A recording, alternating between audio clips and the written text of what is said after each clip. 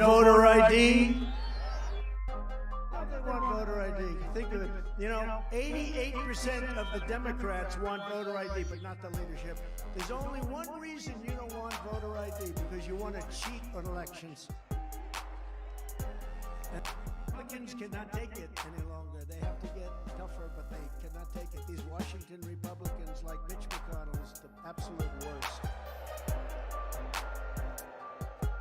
They've got to get tougher. They got to get like Marjorie Taylor Greene. You happen to be here.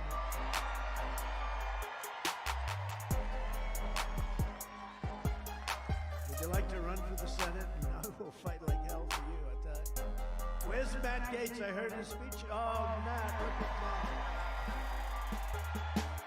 Boy, he laid it out there, didn't he?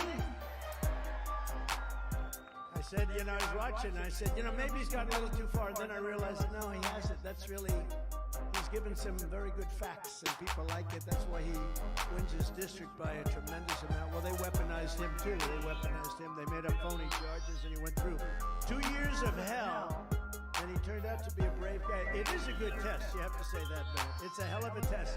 We learn about people. It's almost like going to school, taking a test. He got an A+ on that test.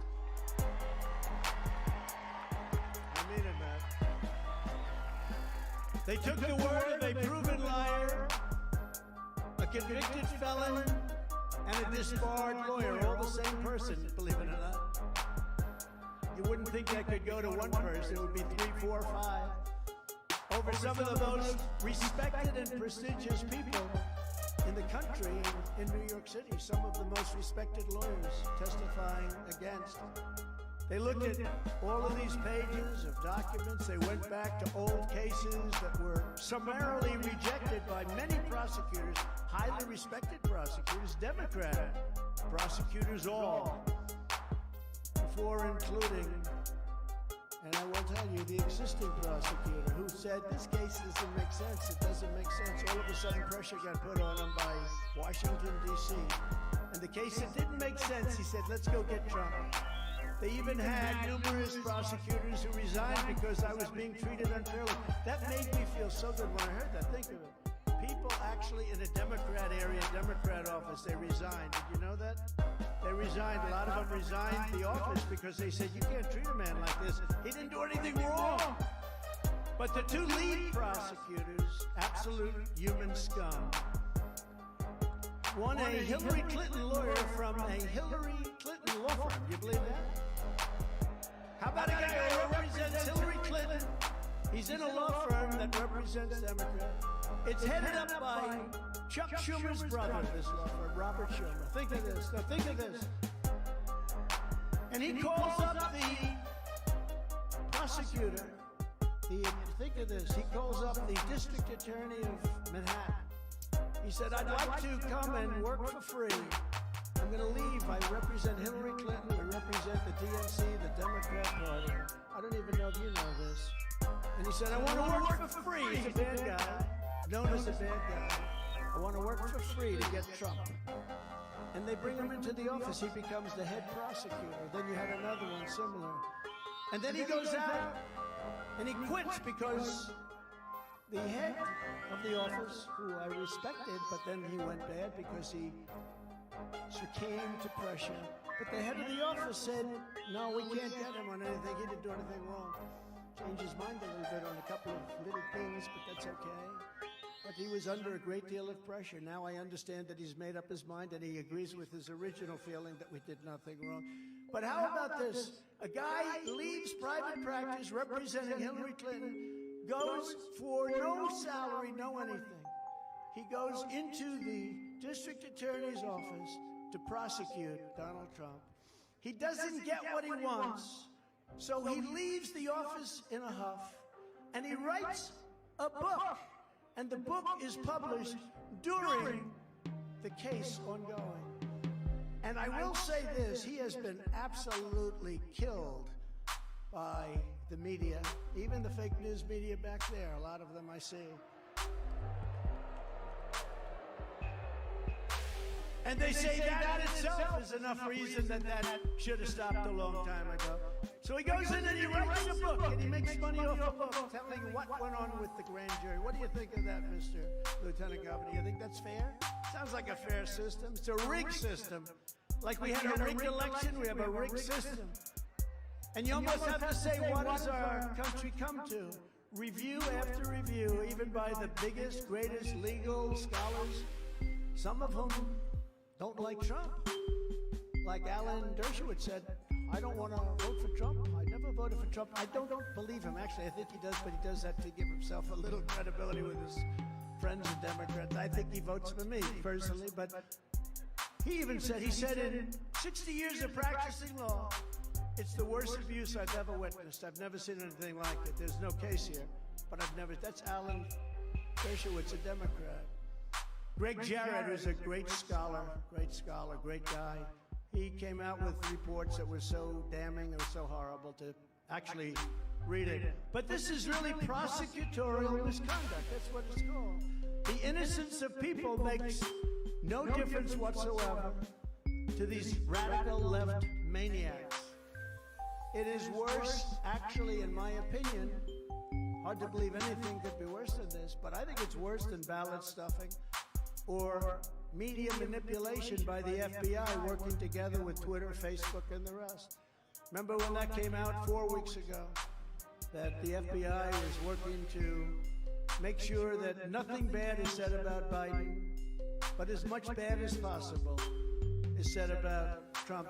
And you know, that had more of an impact even than Truth to Vote with the ballot stuffing, where they caught ballots being stuffed on tape, all live on tape. So we have to stop them from cheating in elections. Because if we don't win this next election, 2024, I truly believe our country is doomed. I think it's doomed.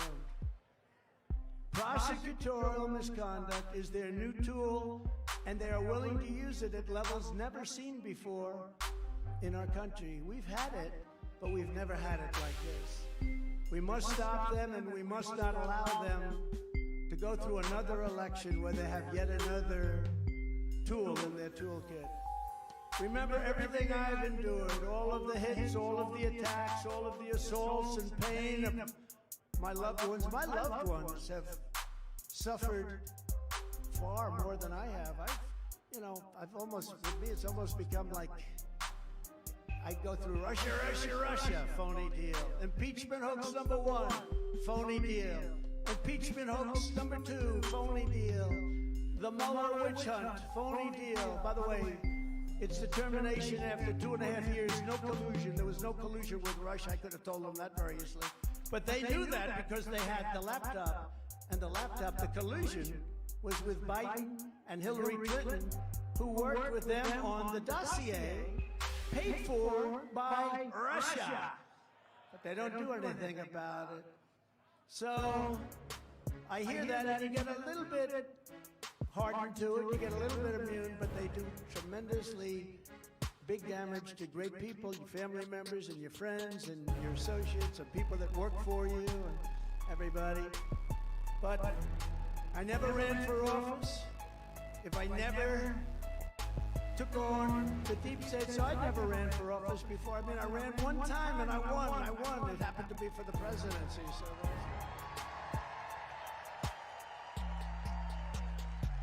I had a senator come in to see me once a few years ago. He said, "Sir, you've only done this for 1 year." I've been running for office, sir, for 28 years.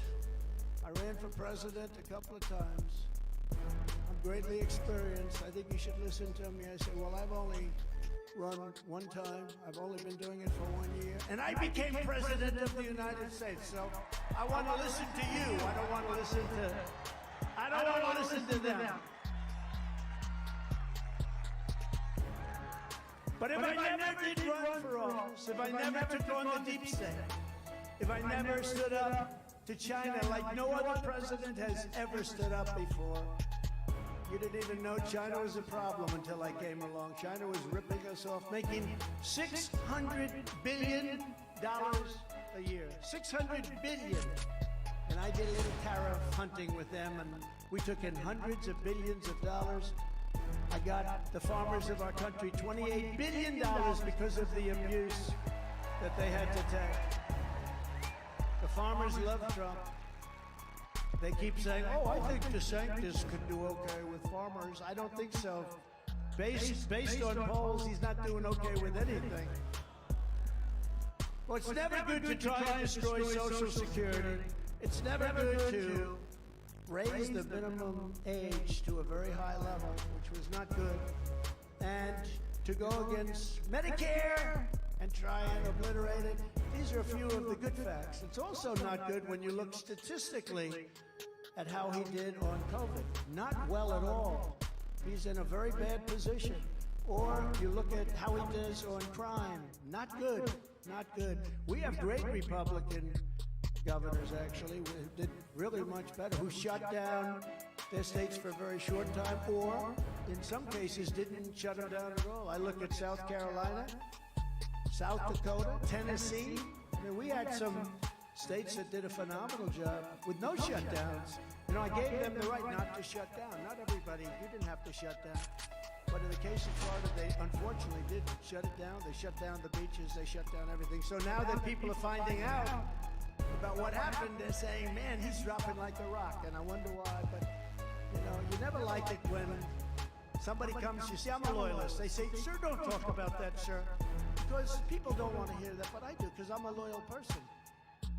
These people over here have been very loyal to me. Marjorie, Matt, your Lieutenant Governor Dan, with many of them sitting right here. Congressman Wesley, that was a good speech you gave. But they've been very loyal, but I'm a loyalist. And when a man comes to me, tears in his eyes, he's at almost nothing in the polls. And he's fighting somebody that's at 42 and he's got almost $30 million in the bank. He's at almost nothing, he's got no cash. And I say, I can't give you an endorsement, there's no way you can win. You're dead. But he fought a little bit, like 150, he was certainly no Jim Jordan, that I can tell you. He fought a little bit, just a little bit, on impeachment hoax number 1, impeachment hoax number 2, meaning on television, because I didn't know him very well. But I saw him, so he came and he really wanted. I said, you can't win, can you? How you can win? Sir, if you endorse me, I'll win. Please. Please, sir, endorse me. And I said, all right, let's give it a shot, because honestly, the Secretary of Agriculture, Adam Putnam, good man, but I never met him. I didn't know him. So I don't feel guilty about it. You know, if you don't know somebody. I wish I knew him, actually. You want to know the truth, I wouldn't have done this. So what happened is, I said, let's give it a shot, Ron. And I endorsed him, and he became like a rocket ship. Within one day, the race was over, he got the nomination. Then he had to run against. How's everybody doing tonight? In all of politics. Hola, Flor. Hola, Lady C-South. Him and Stacey Abrams, the two hottest people. What up, Dean? So we laugh at him now, but at the time, he was one of the hottest people in politics, Matt, right? Check, check. Volume check. Mic check 1, 2. Red leather, red leather, red leather. A crackhead? That's a crackhead. And they were very successful. We're listening to Trump at Waco over Lord H. Sizzle music. Or Bass H. Bass Sizzle, I think he goes by now. President of the United States. But that didn't work out too well. They caught him in a crack den. Of course, anything goes in politics today. He can maybe make it. Maybe he's a crack den. Who knows? But think how bad Florida would be. Remember one thing. Florida has been tremendously successful for many years, long before this guy became Trump's dogging on DeSantis. I think it's funny. Successful under Rick Scott. A lot of people get mad about it. I think it's funny. Whether you like him or not, Charlie Crist, it was very successful. He was a Republican. I don't know if a lot of that stuff was true. I think DeSantis did a great job on crime and COVID. In fact, probably as or more successful than it is now. But Trump's right about the loyalist stuff. DeSantis ain't loyal. Elected, and there's no quid pro quo. Get rid of that word. Remember those words? Quid pro Muy bien, gracias. Hasta tú, Stig Frío, y lo vendo acá en Washington. Yo quiero que haga cola Keller. 2 years later, the fake news is up. Very good, thank you. And you? president. something in Washington. And he says, I want no comment. I say, that's not supposed to happen. I want I have no comment. to No. So I'm not. Cowler, I'm guessing, is hot. It's hot outside. That's right. He's a disciple of Paul Wright. He is actually. I don't know what that That's why means. he wanted to cut Social Security and Medicare. But I think we're doing really well. I mean, we're up at levels. I don't know the screen, but they might put them up on the screen. The polls, the last 4 or 5, actually the last month. All right, guys, let's roll this music out. And put the other ones up. You'll see some numbers that are incredible. You'll see some numbers that are. We just had. All right, enough from Trump. Let's roll this show. Let's get this show on the road. How's everybody doing tonight? Hola, hola, hola. We got the Hispanic ladies in the chat. Oh, wait, that's Chinese. Hide your wallet. You almost got it. We got to work on that pronunciation. Pronunciation. Though. Okay, okay. Aquí nos estamos que something calor estoy mujeres de la costa. All right, we got Hispanic ladies in the chat tonight. That's what's good. That's what's up. How's everybody doing tonight? We got a fun show, fun Monday night show, Dreaded Conservative show here at JS Urban Adventures, kicking the week off right on Monday night. The world's a crazy place. I'm just reporting on it. We've got our last update of Women's History Month. We've got some great stuff for the ladies tonight. We're going to talk about one last woman for Women's History Month, Betsy Ross. Betsy Ross, she made the American flag. And now, revisionist historians over at their Wikipedia are trying to poo-poo on her name and take back some of the legacy. We're not going to have it. We're going to go with the legacy. We're going to look into this story, but I think it's the truth from her own family. We'll read about Betsy Ross. Then, Trump update. Trump's not in jail. Big surprise. Whoa. It would have been awesome. Maybe it still might happen, but it hasn't happened yet. We'll do a quick Trump update, and then we'll get into the main beef of the show tonight, which is going to be the dumbing down of America. I talk about it a lot on this show. We talk about it a lot, but we're really going to hone in on it tonight. We're going to hone in on the dumbing down of America, according to studies. For the first decade, since 1932, which is, I believe, is when they started keeping track of this sort of thing, we're seeing a reverse Flynn effect. IQs are going down in America for the first time. Why is this happening?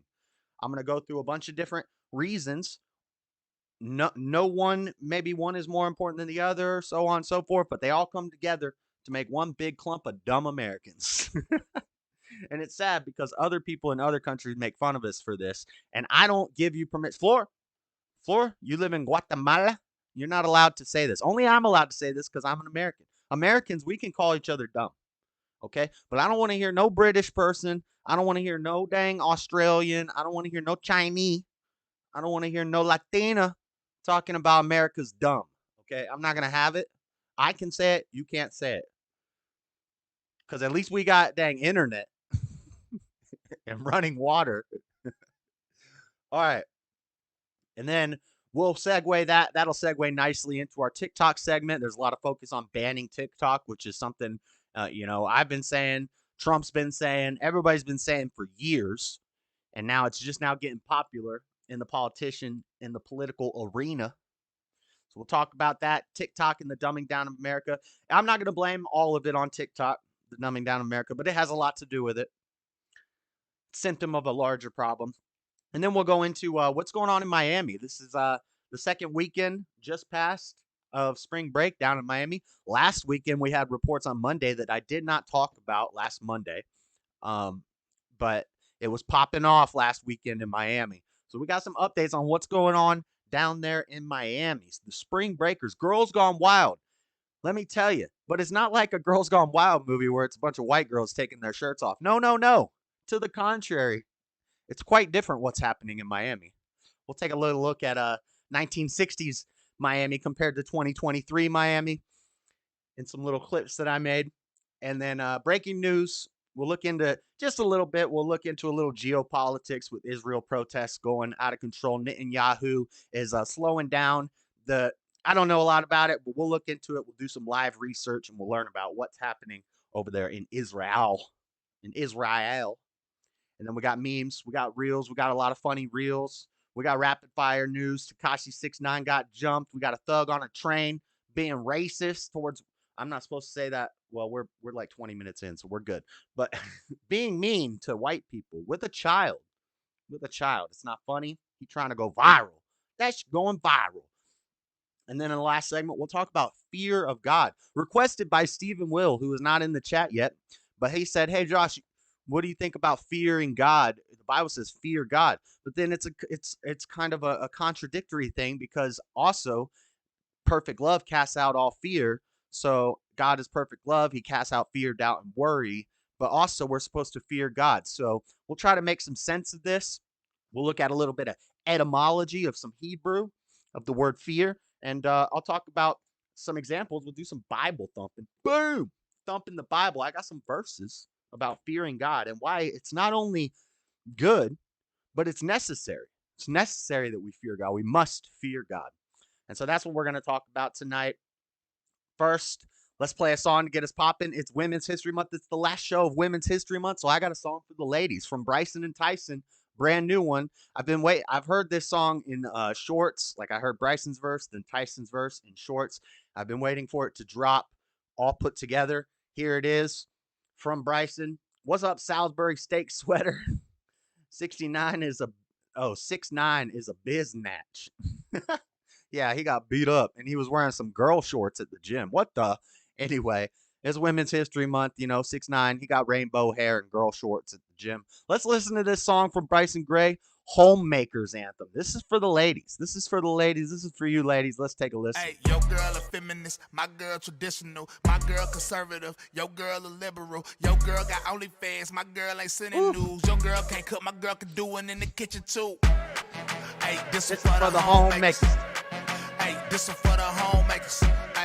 Hey, dance a few on What's up, Salisbury steak sweater? Hey, this is for the homemakers. Hey, this gonna be your wifey favorite song. You providing that work, and she take care of the home, and she homeschooling, teaching your children. Everybody hit the like button as you come in. Letting the government turn them into clones. Hey, 2 parents working and who raising the children. Indoctrination programs is where you choosing to send them. And I know it's not on purpose, but let's look at it different. And please think about it first before you get in your feelings. Where they at? Where they at? Where they at? Where they at? They the culture changers. They the culture makers. She the queen, she the teacher, she the chef and baker. When you do it, Women's History Month, he gon' show you favor. Hey, Proverbs 31:30 type of woman. 1 Timothy 2:9 type of woman. She not a Jezebel. You see those that start running. God way, yeah, the highway. That's just how we coming. Hey, your girl a feminist, my girl traditional, my girl conservative, I like your girl it. a liberal, your girl got OnlyFans, my girl ain't sending news, your girl can't cook, my girl can do it in the kitchen too. Hey, this is for the home. Whip it like a slave. Hey, let me see Sal got the emojis. Hey, dance a few on homemaker. All right, here's Tyson. This is for the homemakers. My girl is chill, your girl is drama. My girl is sober, your girl on marijuana. My girl submit and you married to your mama. My girl is so content, bro, your girl a prima donna. Hey. I need that put me on the throne type of woman. That never withhold talking that grown type of woman. That taking care of business when I'm gone type of woman. That greet you at the door when I come home type of woman.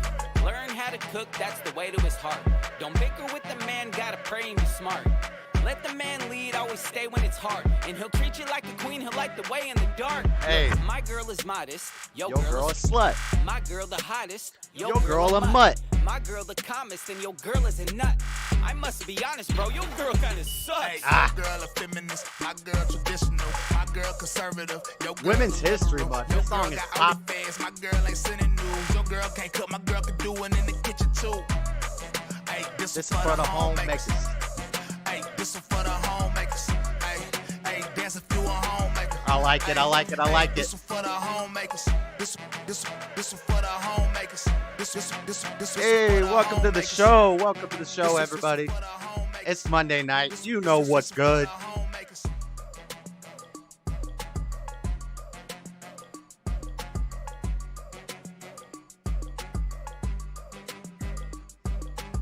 Hey, nice. All right, that's it. That's the song for the night. Homemaker's Anthem, Bryson and Tyson. This year at Ashley, what?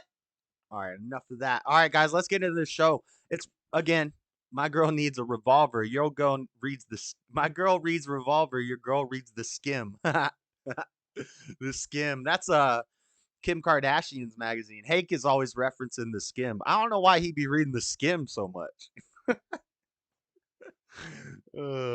Feminist. What's he always say? Feminist reporter at the skim or something like that. Yeah. All right. What do we got? What do we got? Let me open up these articles. So we got some Wikipedia, just a little quick look last week of Women's History Month. We did Pocahontas. We did Helen of Troy. You know, she caused a great war by being trifling. We talked about Joan of Arc and how she was a 19-year-old cross-dresser who, you know, caused wars and got burned at the stake. Both of them not really based. We kind of did that as a joke to like, you know. But we did get Pocahontas, also known as Rebecca. Rebecca was based. Rebecca was based. Becky. The first Becky. Give me that Becky. Yeah, the first Becky was Pocahontas, and she was based. And last but not least, we're going to talk about Betsy Ross, also based. Elizabeth Griscom Ross, January 1st, 1752 to January 30th of 1836, also known by her second and third married names, Ashburn and Claypool. She got married a lot. Was an American upholsterer who was credited by her relatives in 1870 with making the first official U.S. flag, accordingly known as the Betsy Ross flag. Though most historians dismiss the story, bull crap. Get out of here, historians. We ain't got no time for that. Ross family tradition holds that General George Washington and George Ross visited Miss Ross in 1776. Miss Ross convinced George Washington to change the shape of the stars in a sketch of a flag she showed her from six-pointed Horklump juice stars. Originally, the flag was supposed to have the Star of David. Interestingly, Betsy switched us over to the 5-point star. We went from Crips to Bloods, basically. We went from the Horklump juice to the American 5-point star. Female run outlet, the skim. Yeah, that's what he always says. So she changed it to a 5-pointed star by demonstrating that it was easier and speedier to cut the ladder. Well, duh. I mean, it's got less points on a star. I would think so. However, there is no archival evidence or other recorded verbal tradition, except for her family's verbal tradition, to substantiate the story of the first U.S. flag. It appears that the story first surfaced in the writings of her grandson in the 1870s, a century after the fact. So there was probably verbal tradition in their family, and then he wrote it. I mean, is there like a bunch of people claiming they made the first flag? I don't think so. So I think it's believable. With no mention or documentation in earlier decades, Ross made flags for the Pennsylvania Navy during the American Revolution. Let's look at some pictures over here. Let's look at some of these pictures. We got a painting of Betsy right here. We got Becky and Betsy, Rebecca and Betsy. The Ross family tradition, research conducted by the National Museum of American History of the Smithsonian Institute of Washington, D.C., notes that the story of Betsy Ross making the first U.S. flag entered in the U.S. consciousness about the time of 1876 centennial celebrations, with the centennial expedition then scheduled to be held in Philadelphia. So basically what they say is that people were craving patriotic stories, and her grandson wrote a very patriotic story about the first flag, and that people kind of clung to this story, and that it's not necessarily actually provable, but it is a good story, and I'm going to believe it. I'm going to say, whether it's true or false, it's a good story. It's a good story about America, a strong American woman. She was sewing. She was knitting and sewing as a woman should, and I approve. I approve of this message, Betsy Ross. Thank you for the flag. Thank you for that beautiful red, white, and blue flag. The blue field with the stars. The stripes. The stripes representing something and other. I don't remember. I really don't know. But that's Betsy Ross. She made our flag. She was cool. I believe the stories, you know. So we're gonna go with those stories. And that's our last woman. Just real quick on there, Betsy Ross there. Last woman of Women's History Month, guys. Let's give it up for the ladies. Let's give it up for the ladies for Women's History Month. Nice. I don't have a round of applause sound effect. Why don't I have a round of applause sound effect? Oh.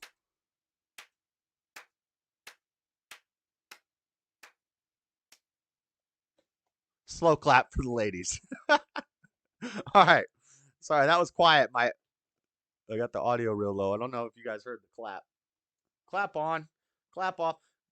Kim Kardashian also has a magazine. Could you imagine how shallow and the dumb the content? Yeah, it's feminist. It's feminist magazine. Get this show going. When I see 28 viewers, I'll drop some rain. Okay. Female run outlet. Oh yeah, I already read that. Okay. Let's keep it going. So, little updates from last week. Trump is not in jail. He has not gone to jail yet. It didn't happen. Big surprise. Got a little lemon tea here in my Dragon Ball cup. A little lemon tea in my Dragon Ball cup. Dean, you ain't gonna make it rain. You beg people for money in my chat. And that's a true story. Donald Trump still hasn't been indicted. And this is from ABC News Australia. Trump still hasn't been indicted, but the events of this week reinforce the power he still wields. Almost a week ago, when many Americans were probably enjoying a leisurely start to their weekend, Donald Trump fired off a social media post that quickly sparked a frenzy. We don't need updates. Protest. Take our nation back. A grand jury has spent weeks investigating Mr. Trump, with prosecutors believed to be pursuing charges over the way hush money was paid to adult film actor Stormy Daniels. We already looked into all this last week. The protests were more of a fizzle than a bang. Yeah, I mean, nobody was protesting out here. We got a little picture of one of the protests. We got a guy dressed up like the QAnon shaman on a big tall bicycle. The few Trump supporters who did make their way to the Manhattan court complex this week were far outnumbered by the hundreds of reporters and camera crews camped outside. One man dressed in a similar getup to the so-called QAnon shaman, known for his role in the January 6th Capitol attack. He did laps for cameras on a furry pink and gray bike. Okay. That's not one on our team. He ain't on our team. He ain't on my team. Another man held a sign accusing District Attorney Alvin Bragg of prosecuting political enemies. It was hardly the demonstration Mr. Trump had called for. Well, yeah, because nothing happened. If Trump had got locked up, I'm sure a lot of more people would have shown up. What's up, Jerry Judd? You met the QAnon shaman? He is CIA based. I agree. I don't know. I always said like probably FBI. He's a Fed. He's a op. He's definitely a op. I'm never gonna believe. I don't care what nobody says. That dude is a op. Asking for a dang vegan diet in jail or whatever weird diet he was on. That ain't conservative. What the? From Ben Collins on Twitter. I'm at the pro-Trump protest put on by the New York Young Republicans Club. Not a joke. There are more reporters here than Trump supporters. This is supposed to be a big one. I mean, granted, they could be lying.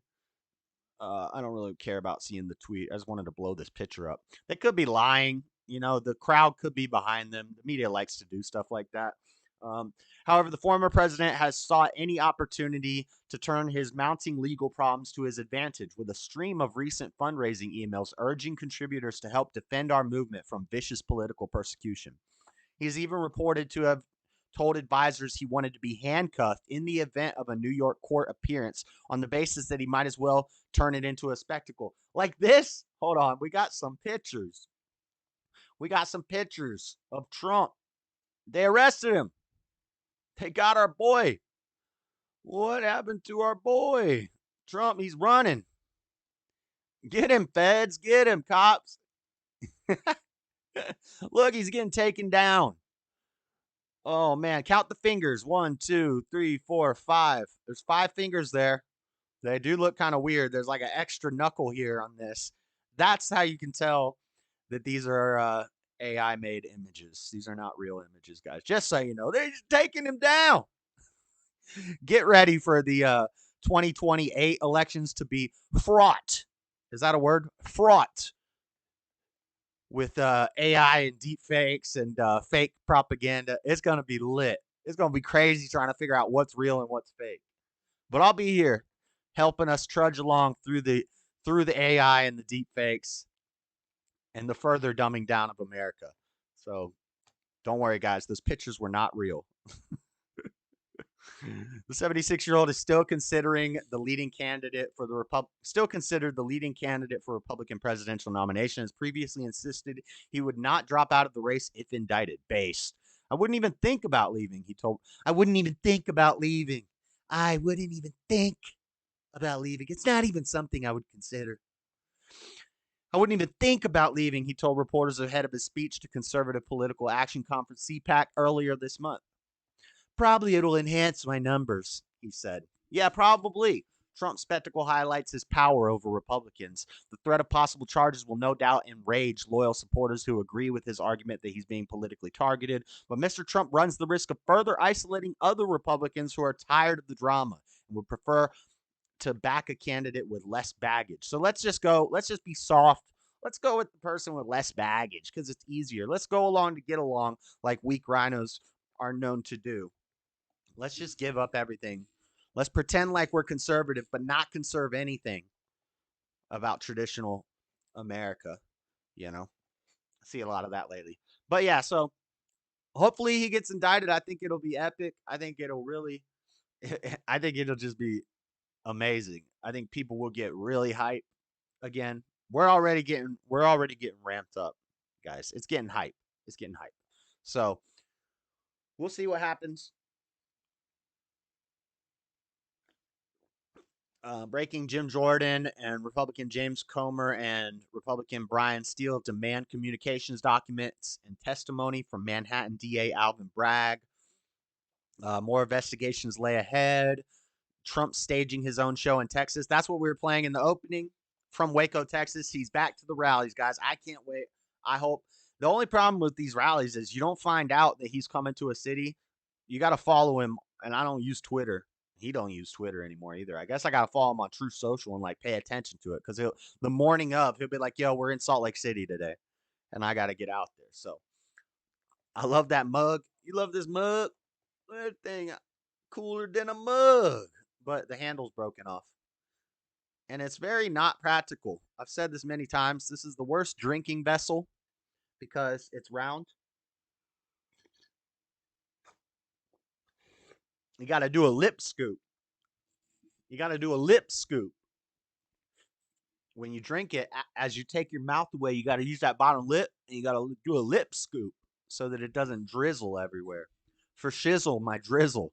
My mug be drizzling. It's got that drip.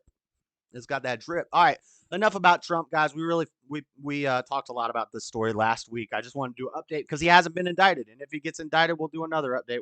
We'll as we get closer to elections, we're going to be talking more and more about Trump, about DeSantis, about the competition, about what's going on. I'm worried if he does get in, who's he going to pick as the VP? Is it going to be a Kristi Noem? Is it going to be a Carrie, what's her name? Carrie Lake or whatever that lady is from Arizona? Is it going to be the lady who's running against him, the highway lady? What's her name? Is it going to be that lady because right now we only got 2 Republicans verified that they're running. We got Trump and we got that lady whose name I can't remember right now. And Nikki Haley. And, this Nikki Haley lady ain't too cool from what I've heard. What is he going to pick one of these women as his VP? I hope so. I hope not. Race cars and reptiles. That's what she said. Oh, you got to flip the lip to get the drip. That's what she said. Nikki Haley. Yes, Jeff Hewitt. You got it. You answered quickly, but there's a 20-second delay. So I figured it out before I saw your answer. So enough about Trump. Let's move on. America, the dumbing down of America.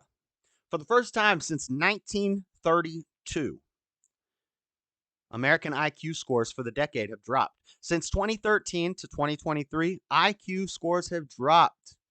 What we've seen in the past is called a Flynn effect. Flynn is the guy who studied IQ and figured all this stuff out.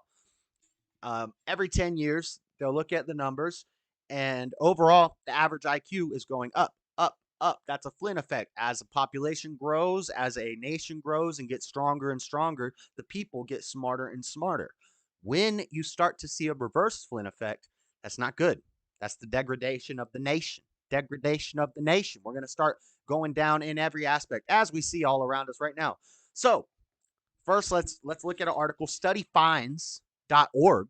Studyfinds.org. Let's take a look at this article. We'll look into it, and then we'll start to do some conjecture. What's your opinion on gas vehicles being potentially banned? I think it's a bunch of nonsense. I think it's a bunch of nonsense by climate alarmists. They basically they want to control the power grid, switch us over to electric cars, all in the name of carbon taxing, which is basically taxing your life, taxing your existence, restrict how far you can travel, make it harder for you to move about freely. And maybe they'll give us, I don't want to go too far deep into this stuff, but we've talked about that stuff before. But no, I'm not for it. I'm not for it. They're going to make us dependent on China for batteries and rare earth minerals that uh, put out a lot more carbon into the environment and hurt the earth a lot more than natural gas and potentially nuclear energy could do. So I'm against that. I'm against that. I'm not a proponent of anthropogenic climate change. I think the climate changes. It's called weather. It's just what happens. And I think it's going to get real hot around here because God's going to rain down a pillar of fire on this planet and wipe us all off eventually. So there's really nothing you can do. Restricting carbon emissions and taxing people for carbon emissions, all in the name of globalists, fake climate alarmist agendas. It's not going to stop God's destruction of this planet when it's time. You can rest assured of that. But let's look into this. Let's look at this article. Are we growing more dumber? Is that even the proper way to say that? Or are they making a joke? More dumber. See, I'm dumb. I'm just a dumb guy, guys. I don't know. But my IQ is definitely above average. I know that. We took the test live on air. So, if it doesn't apply, let it fly. If anything offends you in this episode when I start talking about how dumb people are getting, just know if it doesn't apply, let it fly. You can exercise your brain. You can get smarter. IQ scores drop in 4 of 5 measurements. Evanston, Illinois. IQ scores significantly increased from 1932 through the 20th century all over the world, with differences ranging from roughly 3 to 5 IQ points per decade. This phenomenon is known as the Flynn effect.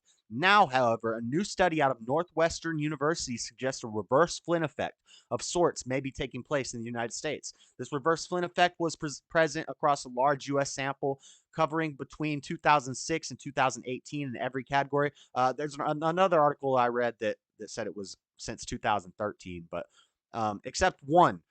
Still, there were consistent negative slopes among 3 out of 4 cognitive domains. Ability scores pertaining to verbal reasoning, which is logic and vocabulary, matrix reasoning, which is visual problem solving and analogies, and letter and number series, computation and mathematical IQs, all dropped over the course of the study period. However, scores of 3D rotation, spatial reasoning, generally increased between 2011 to 2018. So why is that? Why is spatial reasoning getting better? This is probably easily argued with video games. I'm not a proponent of saying that video games make people dumber. To the contrary, if you guys watched my streams of Harry Potter, there's a lot of puzzle solving, there's algebra, there's spatial reasoning, there's memorization, there's all sorts of, and then in games like Final Fantasy that I play, there's a lot of reading.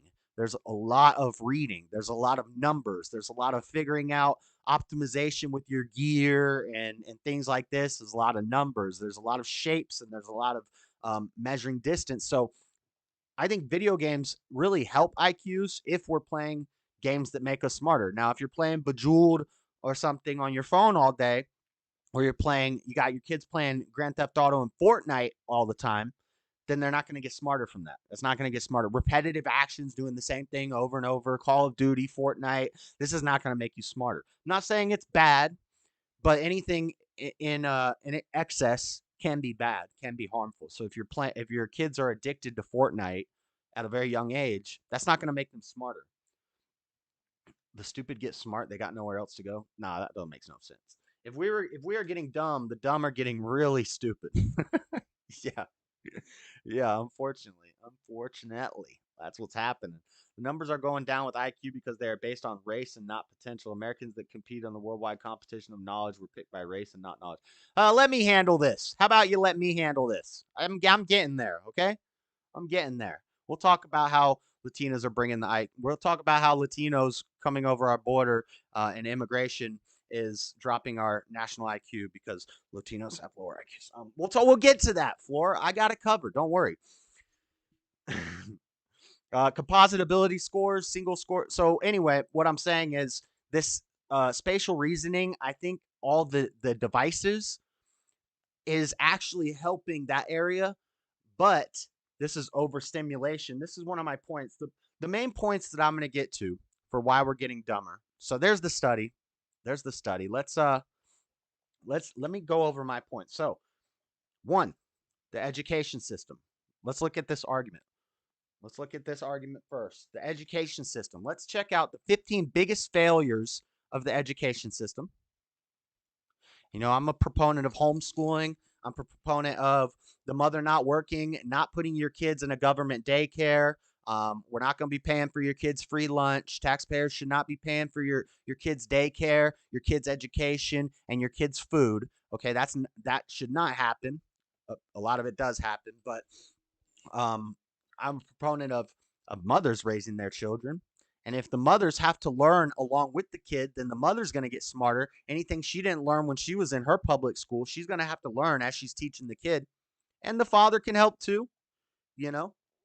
Maybe dad can help out with history and whatever he's good at. She can help with what she's good at, and they'll all learn together, and they'll all get smarter together. And then that kid will do the same thing with their kid, and they'll get smarter. And then we get smarter and smarter and smarter. This is how the Flynn effect is supposed to work.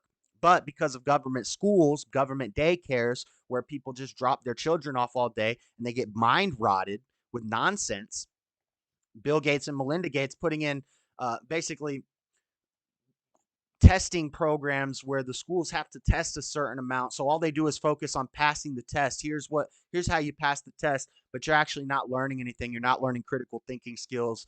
All these things add into it. Let's check out this article from publicschoolreview.com, the 15 biggest failures of the American public education system.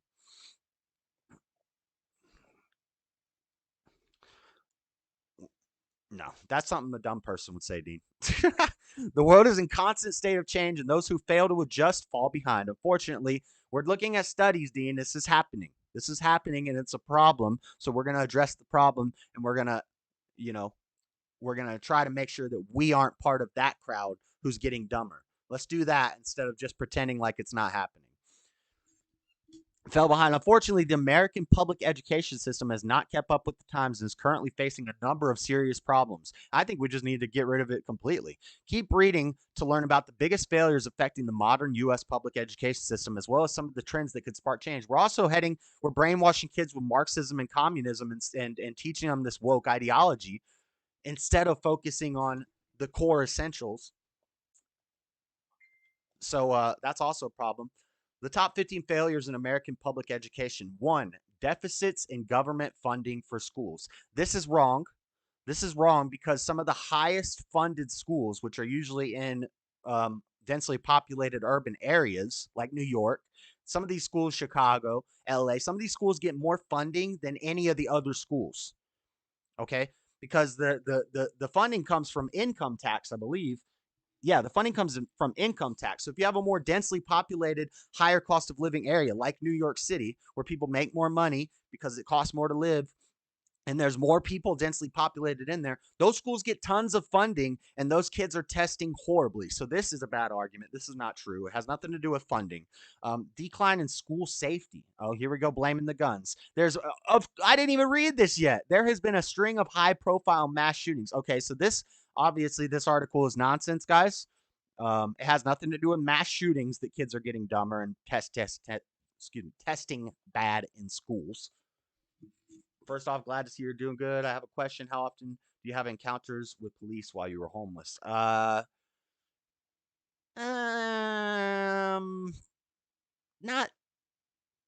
super frequently. Occasionally, I'd get woke up. I got videos on my YouTube of cops coming up and telling me to move my tent and stuff. But maybe if the way I did it, I was always on the go. I had a backpack. I was always moving around. Sorry, guys, I'm interrupting the story to answer this question. But I was always on the move, so I wouldn't stay in one place for too long. But if I did find a place that I was comfortable and I stayed there for too long, maybe maybe like once I don't know, man. Not even once a month. Like rarely. Um, let's see. In the 3 years I was homeless, I think I had interactions with cops maybe 10 times. But a lot of those was because I was doing illegal stuff. Like just being homeless and the cops come up and hassle you and tell you to leave maybe 5 times in 3 years, maybe 5 times. And they never like took me to jail because of it or anything.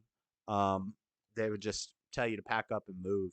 They'd give you a little time and tell you to pack up and move. That maybe happened 3 to 5 times in 3 years.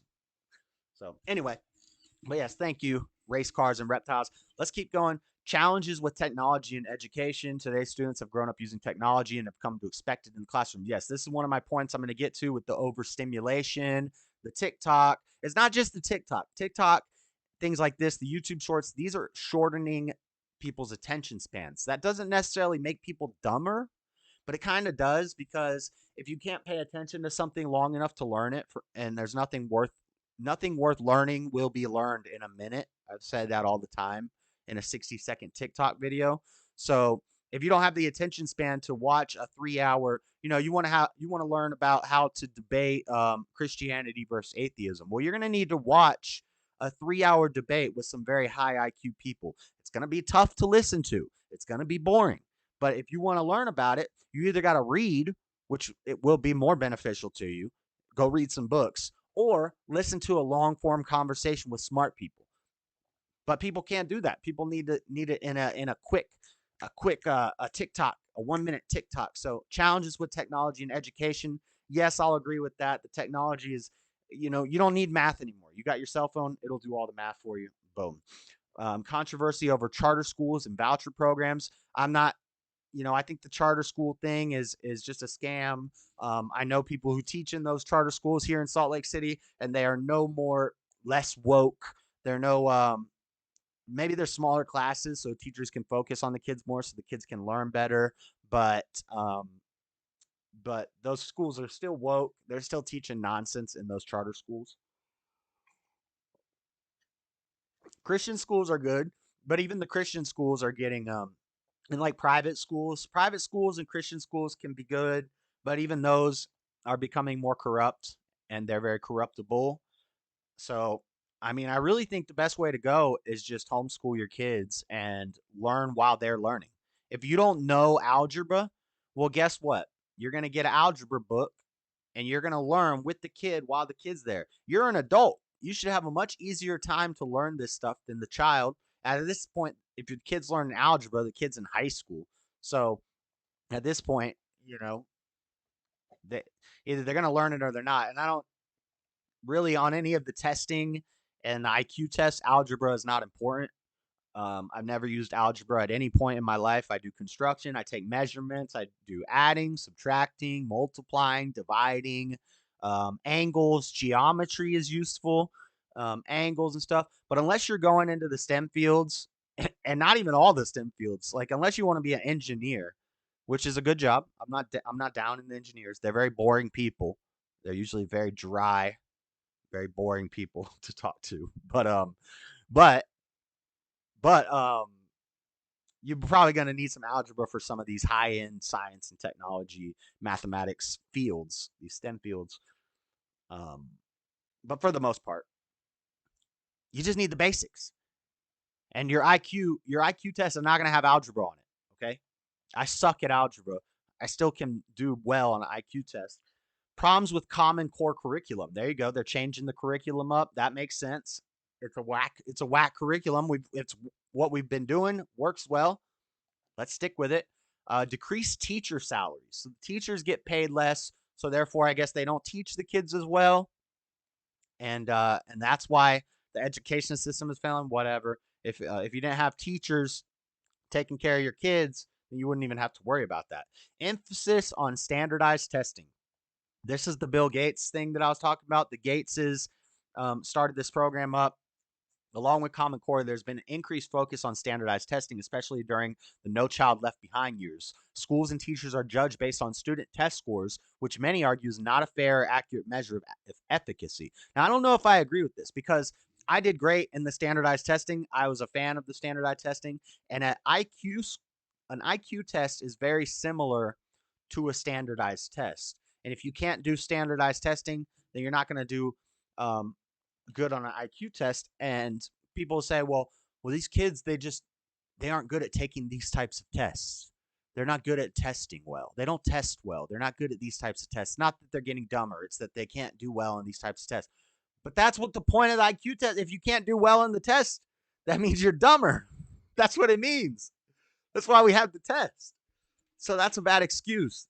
The kids don't take these tests well. They get nervous. Blah, blah, blah. Well, I guess you can blame nerves and say that, but nah. Bullying in schools. Oh, that's why the public education system is failing, because of bullying in schools. Okay. Growing problems with student poverty. Listen, Biden keeps talking about children poverty, and now this thing is talking about student poverty. Kids are supposed to be poor. What are you talking about?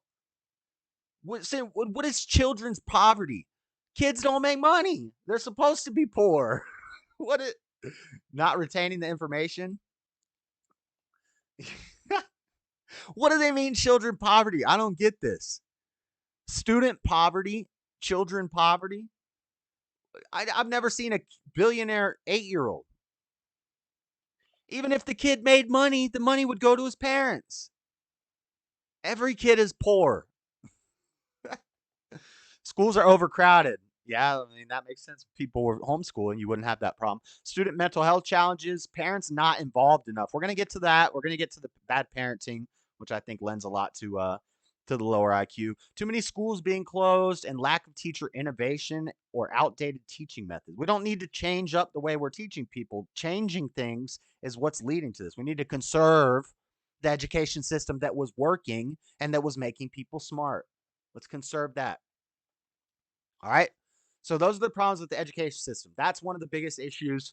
You're putting your people in these government funded, taxpayer funded daycare centers for a third of their waking life, and then you wonder why they're coming out dumber. Stop it. Take care of your kids. Okay? Let's move on. What's next? We got food. The food. I don't have any articles on this, but the crap they're feeding us. We got gender bender chemicals like atrazine making all the frogs gay. We got I heard Sam Cedar on Patrick Bet David podcast talking about how he blamed violence in New York back in the 80s. He said crime rates are down compared to the 80s in New York. The reason, or maybe he said the 60s, I can't remember, but he said the reason that the crime rates were so high back then is because of the gasoline that we were using in our cars was leaded. This is before they had unleaded gasoline, and the leaded gasoline that we pumped into our cars is what made people in New York more violent in the 80s. Now, if Sam Cedar, a leftist, atheist guy, says something like that, nobody bats an eye at it. But then if Alex Jones says that they're putting atrazine in our water, which is a gender bender chemical, which is making all the frogs gay, and it's dumbing people down so they can't even tell if they're a male or a female, then he gets burnt at the stake.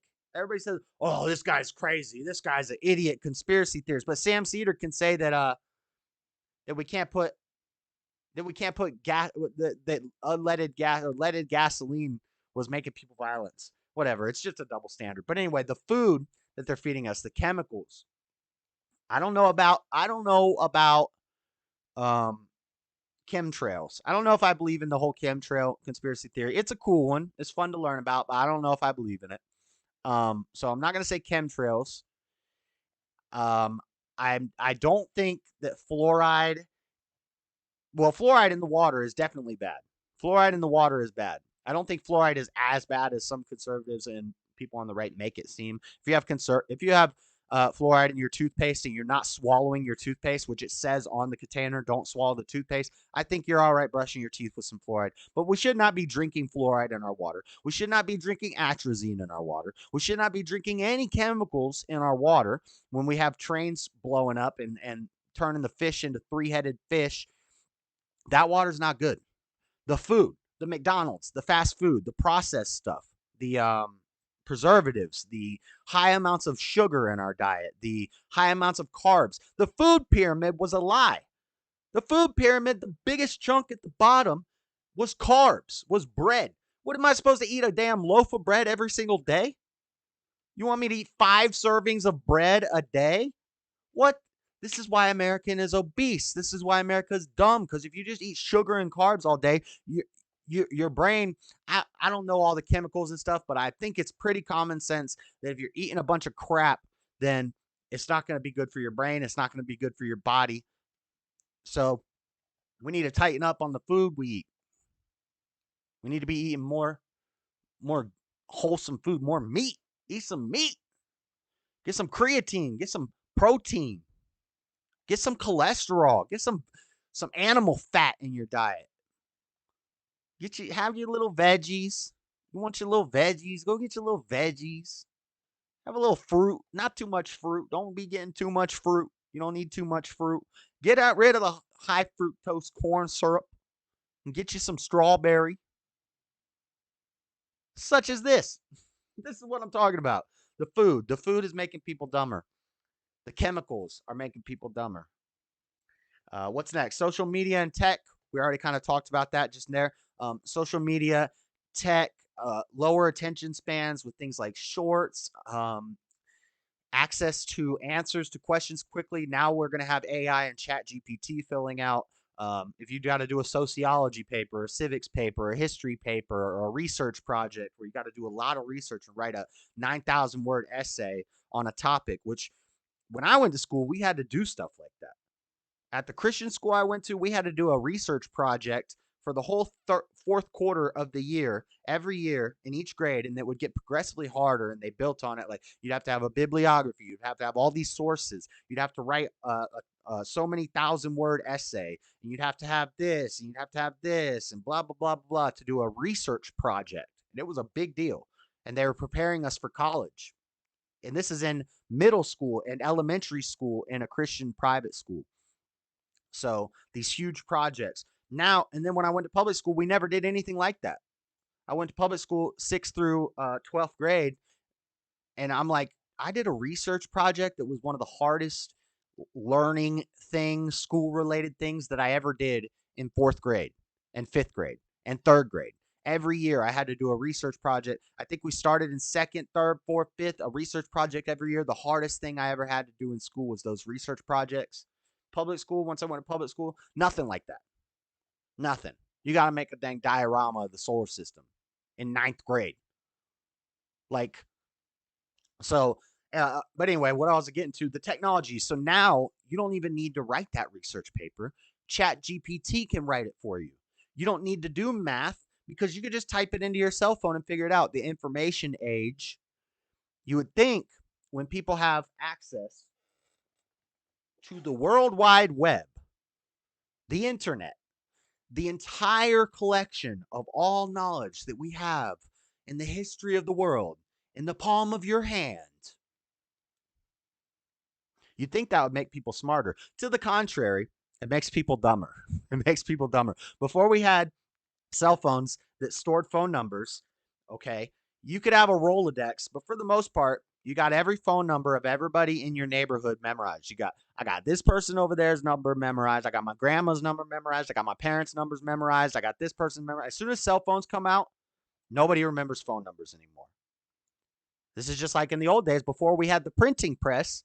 People had to memorize large stories, large swaths of things because, like the Old Testament and all these ancient scripts and texts, a lot of this stuff was passed down by word of mouth through scribes or criers, and these people, these criers, could memorize a whole swath of what would have been a book today. They would have to memorize it and go from village to village telling these stories, and they would be long stories, epic sagas, right?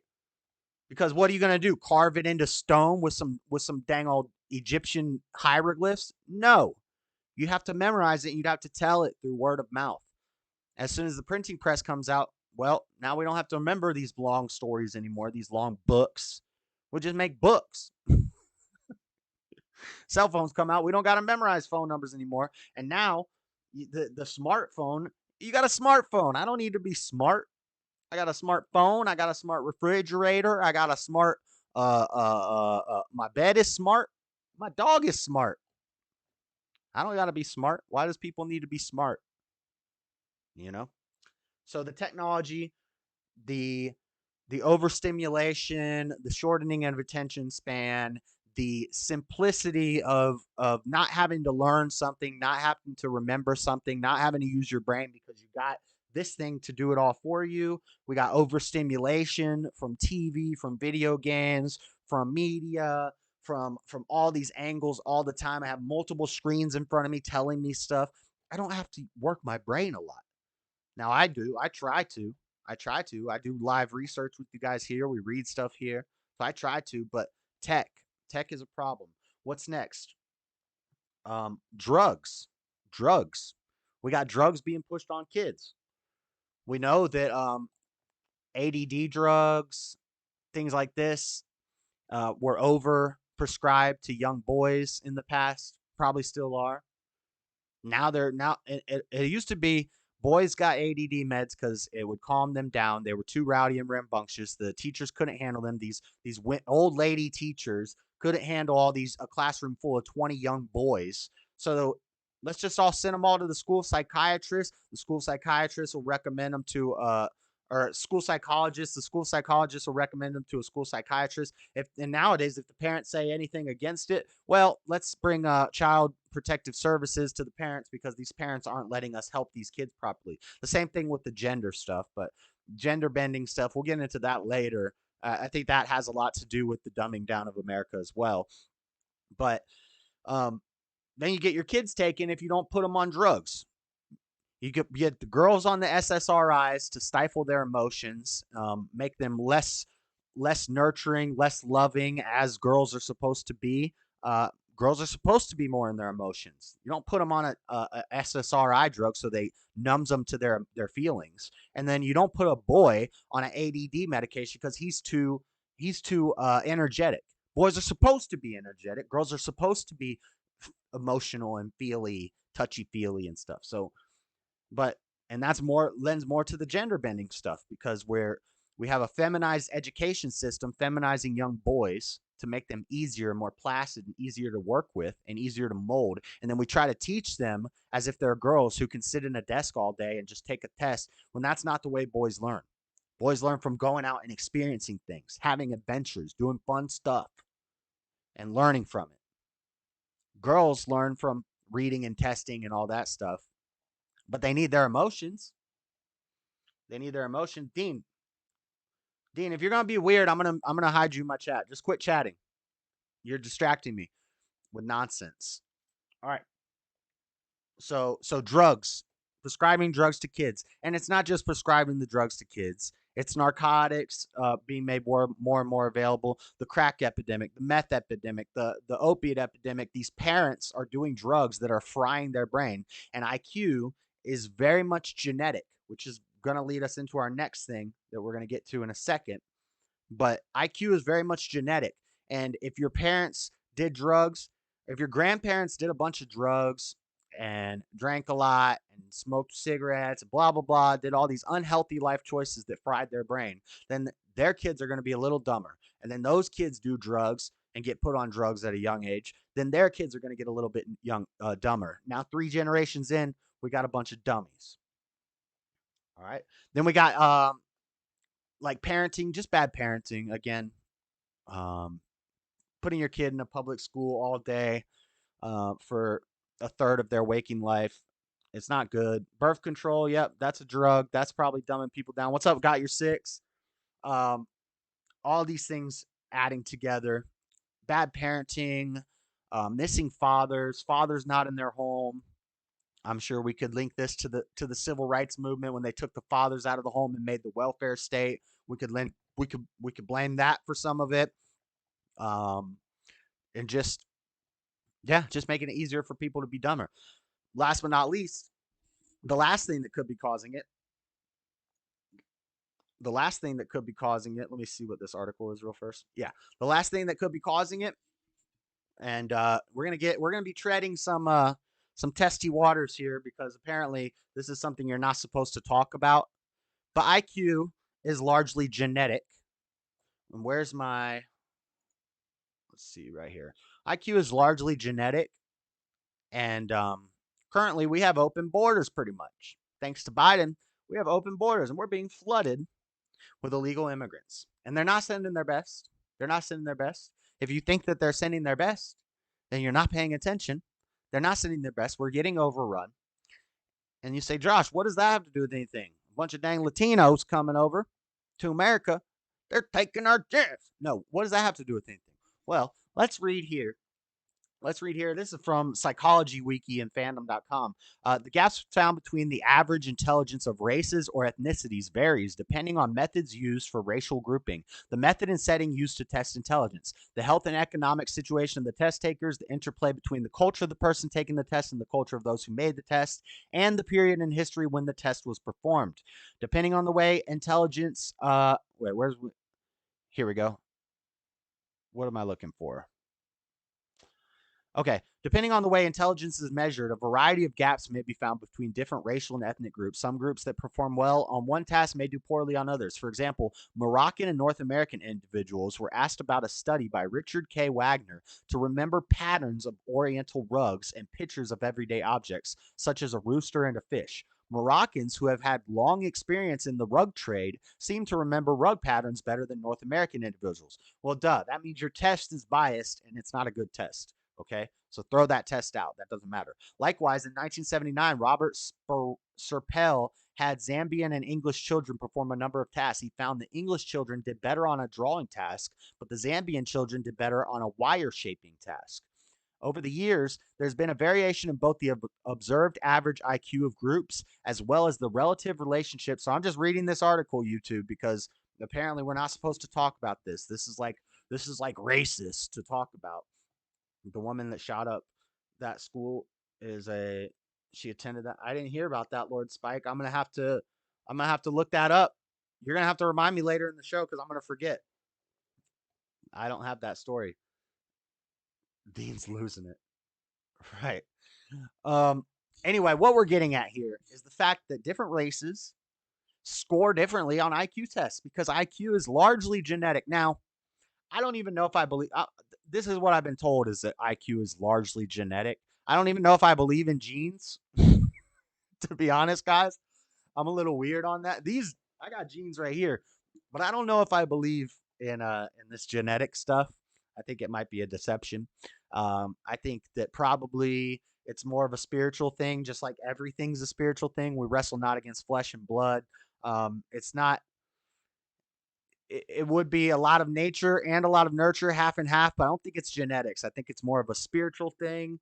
And then also how you're raised. If you're raised in an area where if you're raised in a bad area, you're not going to get as much education. You don't have a good, strong father and mother in the house. But if we stick to these family roots, father, mother has children. Those children have children with a father and a mother in the home. Mothers raising the kids. People are going to get smarter over time because this is a good base. This is a good start. And this is a spiritual thing more than a genetic thing. But based off the studies, IQ is largely genetic. So Flynn says, and we got a graph here, over the years, there's been a variation in both observed average IQ of groups as well as the relative relationship between the average IQ of groups. Early 20th century measures typically found blacks on the low end and whites on the high end. Based on studies from the 60s and 70s, Flynn found a slightly lower average IQ of Japanese and Chinese American children compared to white counterparts, albeit with a significantly higher standard deviation. Recent contemporary measures place blacks on the low end and Asians on the high end. In the United States, based on a national assessment of adult literacy, African Americans improved their scores more than any other racial/ethnic group in the years between 1992 and 2003. So they're improving in those areas while we're going down. The survey measured 3 elements of literacy: prose, document, and quantitative literacy, which are reading, synthesizing information from documents, and graphs, and basic math. In the past 20 years, the use of IQ tests as the sole measure of intelligence and the ability of intelligence tests to predict intelligence between people of different cultural backgrounds has fallen under increasing criticism. Of course, it's falling under increasing criticism. They're saying it's racist They're saying that IQ doesn't matter because that's what dumb people say. It's the same way a broke person will say, I say all the time, money doesn't matter. Money and materialism, big houses, fancy cars, that stuff doesn't matter. You know why I say that? Because I'm broke. It's the same way a dumb person is going to say IQ doesn't matter. A poor person is going to say money doesn't matter. So that's what's happening. That's why they're attacking the IQ, because they say it's racist and blah, blah, blah, blah, blah. Let's look at this graph. Now, of course, we got to say we can't blame the black people, because abortion is doing its job. It's doing its eugenicist Margaret Sanger job of keeping the African American black population from rising and taking over. That's never going to happen because they abort more babies than they have, which is part of the plan. I'm not blaming. Well, I do have to blame the mothers who are doing it first and foremost, but it's also the system. It's also part of a plan that was designed for this to happen, and they're just pawns who are playing into the game. So we don't have to worry about our IQ dropping because of the black population, right? That's not why it's dropping. But we can blame the Latinos. So sorry to my Latin ladies here, but here's the graph. Asians are high. We get some Asians here. White is pretty high. It's not at the top, but it's up there. Black is the lowest, but they're staying right around 13% of the population. It's always going to be that way as long as we keep letting people kill their babies. They're never going to break 13% of the population. So that's not what's causing this. It's not the African American folk. It's not the black folk. But I think these Latino folk might have something to do with it, because they're flooding across the border in record numbers due to our communist government, who's just letting everybody in to the land of the free and the home of the brave, is now come in for free and don't be brave. And so this is the graph we're seeing. I think this might have something to do with it. Not only are they taking our jobs, but they're dropping our IQ. They're dropping our IQ level. So that's what I think. Those are all the reasons that I think that America is being dumbed down in a nutshell. In a nutshell, guys. That's what I think. What do you guys think of my thoughts on the thoughts that I'm thinking? You ain't got the answers, man. I've been doing this more than you. You ain't been doing the education. Bro. All right. What about the yeller ones? They're Asians. I can't donate. Yeah. Why is every message you write a dang book, Dean? We love making fun of Dean in the chat. But all right, so as we were talking about earlier with the tech stuff, with the TikTok, let's segue this in to our next little segment and our main chunk of news here. We do have some news on TikTok. Congress had the. Oh wait, did I skip a clip? Oh no, we got the first clip coming up right now. Congress had the CEO of TikTok, Zhang Wang Chang Chang Hein. No, I'm kidding. That's not his name. But he had a we had the CEO of TikTok from ABC News. Congress closer to TikTok ban or forced sale after CEO's concerning testimony, Gallagher says. Last week's testimony from TikTok CEO Xiaozi Chu increased the likelihood that Congress will take some action on the hugely popular and controversial social media app. We've been talking about this for months. I've been saying this since TikTok came out, before even Trump said it. I've been saying TikTok ain't right. Hey, something ain't right about that TikTok. That TikTok, as Trump says. Privacy issues and Chinese government intrusion. So not only are they spying on us, not only are they selling our data, not only are they dumbing down and demoralizing our society and our culture. Well, yeah, those are the three things. I said not only, but yes, only that, and that. Those are the three things they're doing. Not good. They've actually united Republicans and Democrats out of concern of allowing the Chinese Communist Party to control the most dominated media platform in America. He told ABC this week. When Trump wanted to do this, it was outlandish. It was horrible. And now everybody's jumping on board with it because they see what he told us about. They are who we thought they were. AOC is TikTok. And so as Congress is talking about this, AOC decides she's going to make a TikTok. That's right. AOC started up a TikTok today. A TikTok. So we got government officials like AOC being defiant. They know that China's using this to spy on us. They know they're data farming us with this.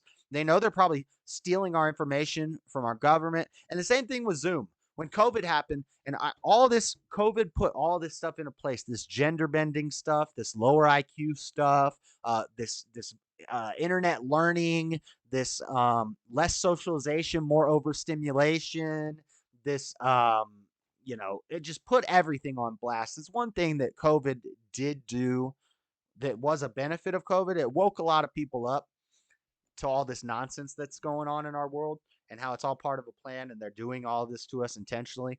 But now people are starting to see TikTok is bad. What was I going to say? What was I getting into the COVID stuff for? Oh, Zoom. Zoom was the same thing. Zoom was a Chinese app that our government was using to hold political meetings. So remember when Alex Stein was going to the Zoom meetings, the government Zoom meetings? They were holding like congressional hearings and state government stuff. All this stuff was being done on Zoom, and China owns Zoom. So Zoom is just as bad.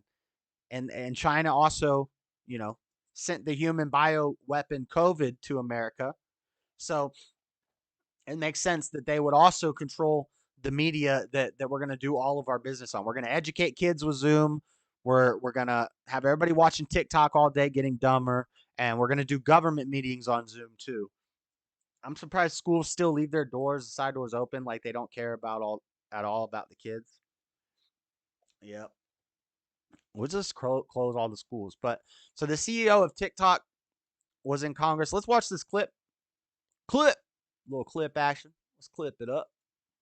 You say with 100% certainty that TikTok does not use the Hold on. phone's camera to determine whether the Audio's low. Uno momento, guys. All right, let's roll this clip. Little clip action. All right, here we go. Let's play this.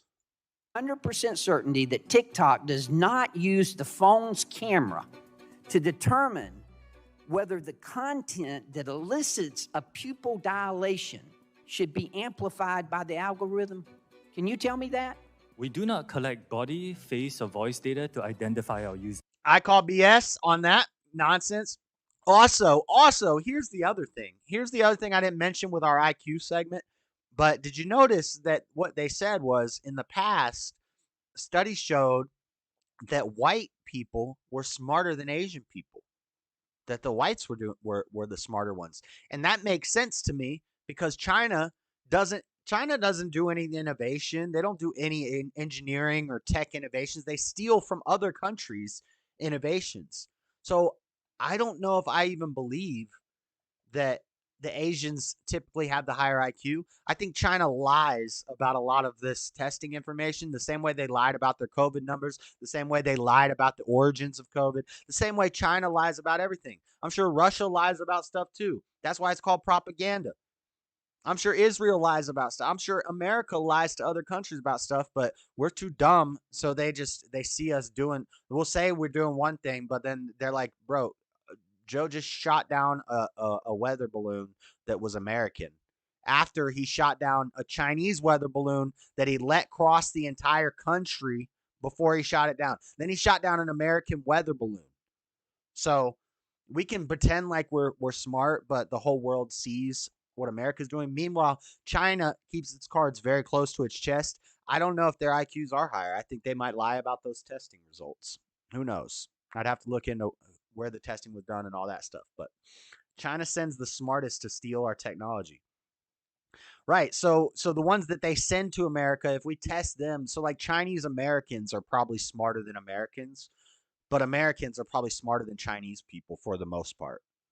So they have such a large population that I think on average, a smart American is going to be smarter than a smart Chinese person. But a Chinese American who came from China to America is probably very smart. That's why they sent him. That makes sense. I'm going to go with that. Let's get back to this clip. We do not. The only you don't?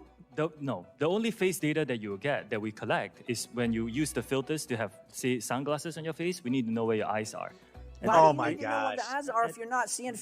They're talking about such such deep things. They're talking about, are you using body recognition? And he's like, no, we use it for the sunglass filter. We use the filter, the filter with the sunglass. That's why we look at the eye. We look at the eye, we do the filter of the sunglass. Nobody cares about your stupid TikTok filters. Quit doing a public ad read for TikTok. You'll know you want the filter. It don't take your body information. It use the filter for the sunglass. Dang, that makes me want to go get on TikTok right now. They're dilated? And that data is stored on your local device and deleted after use if you use it for facial. Again, we do not collect body, face, or voice data to identify our users. I find that hard to believe. It's our I understanding find that hard to they're believe, looking at too. the eyes. How do you I really find that hard to believe as well, Congressman. determine what age they are then? We rely on age gating as our key age assurance. Age gating, which is when you ask the user what age they are.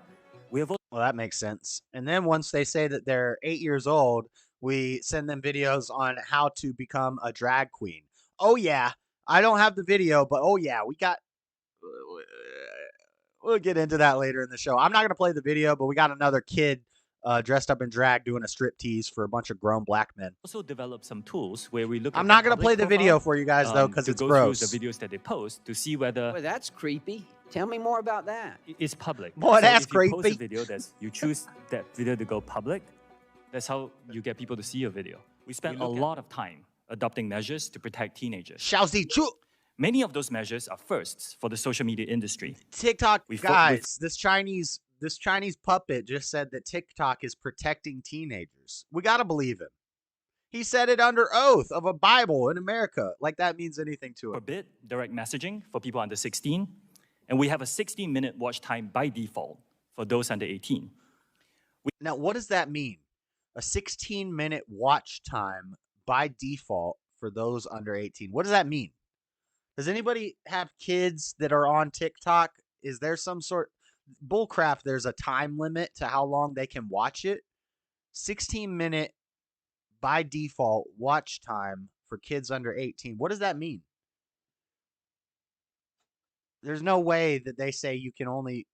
No, I don't believe that. What are they saying, that a kid can only watch it for 16 minutes before they? What does that mean? I don't get it. It's bullcrap is what it is. We have a suite of family pairing tools so that parents can participate in their teens' experience and make the choices that are right for their family. Participate in a blackout challenge, also known as the choking challenge. TikTok actively pushes video on her feed. Unfortunately, this is one of the many devastating examples of children losing their lives because of content Why this guy ain't got no bottom lip? Where's your bottom lip, bro? promoted by TikTok. Congressman, as a father myself, when I hear about the tragic deaths of Oh, people, come on. it's You heartbreaking. find that good faith? Don't be doing the, oh, Senator, I am very sad. I'm very sad about what happened to the children. Don't they throw kids in dumpsters in China? Moderation. We are very focused on safety, and all Okay, these dangerous I'm gonna have to challenges assume are. that Girls, don't they throw the girls in the dumpster because they have one child thing? He ain't sad about children dying. Move when we find them. There are more than 150 million Americans who love our platform. Oh, he's getting And we hypey. know we have a Just because there's a bunch of retards in America does not mean that your platform is good. There's probably 150 million people who think that killing babies is okay. responsibility to protect them. Which is yes, why- Congressman. We do not condone the effort by certain former employees to access U.S. TikTok user data in an attempt to identify the source of leaked confidential information. We condemn these actions. After learning about them, we found a highly reputable law firm to thoroughly investigate the incident. We took swift disciplinary J is action going against up. employees What's up, who were found Starboy? to be involved and What's are up, implementing Freddie? measures to make sure this doesn't happen again. TikTok employees that live in China, they must cooperate with Chinese intelligence whenever they are called upon. And if they are There's old Dan. Trump was giving Dan a shout out. I'm not a fan of Dan. I'm not a fan of Dan. Dan be sending all our money to Ukraine if he could have it his way. He's a warmonger.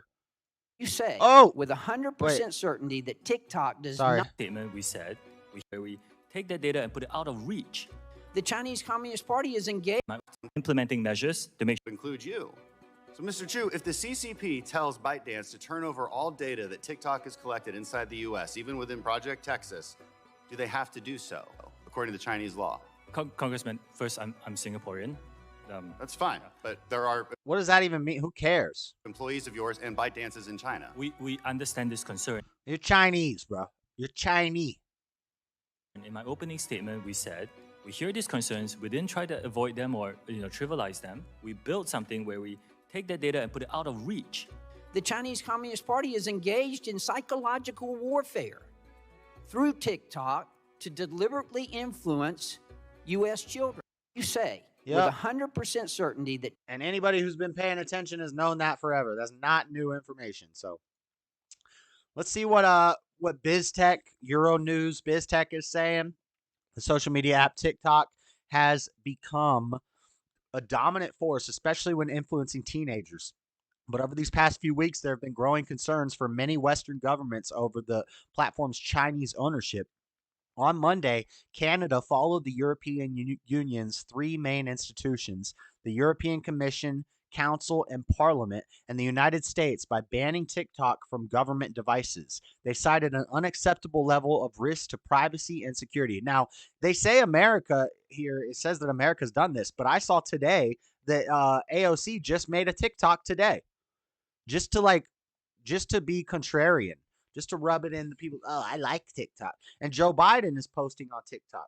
I saw I think it was Ducey at a press conference ask Corinne Jean-Pierre, if we're talking about banning TikTok in Congress because China is spying on us, why is President Biden still posting on TikTok? Yeah, she didn't answer the question, of course, because she's a moron. She's an affirmative action press secretary who does not belong in that job at all. But she didn't answer the question. It's a good question. Why is AOC and Biden still posting on TikTok? How many other politicians are still posting on TikTok, even though they're not supposed to be? Why is TikTok under fire? TikTok is owned by the Chinese company ByteDance, which has faced accusations that it collects users' data and hands it over to the Chinese government. No duh. Some experts are worried that sensitive information could be exposed when the app is downloaded, especially on government devices. Now, let me be honest, guys. I have a TikTok account that I made to do the Tyson James video challenge thing. I had to post it on TikTok for him to see it.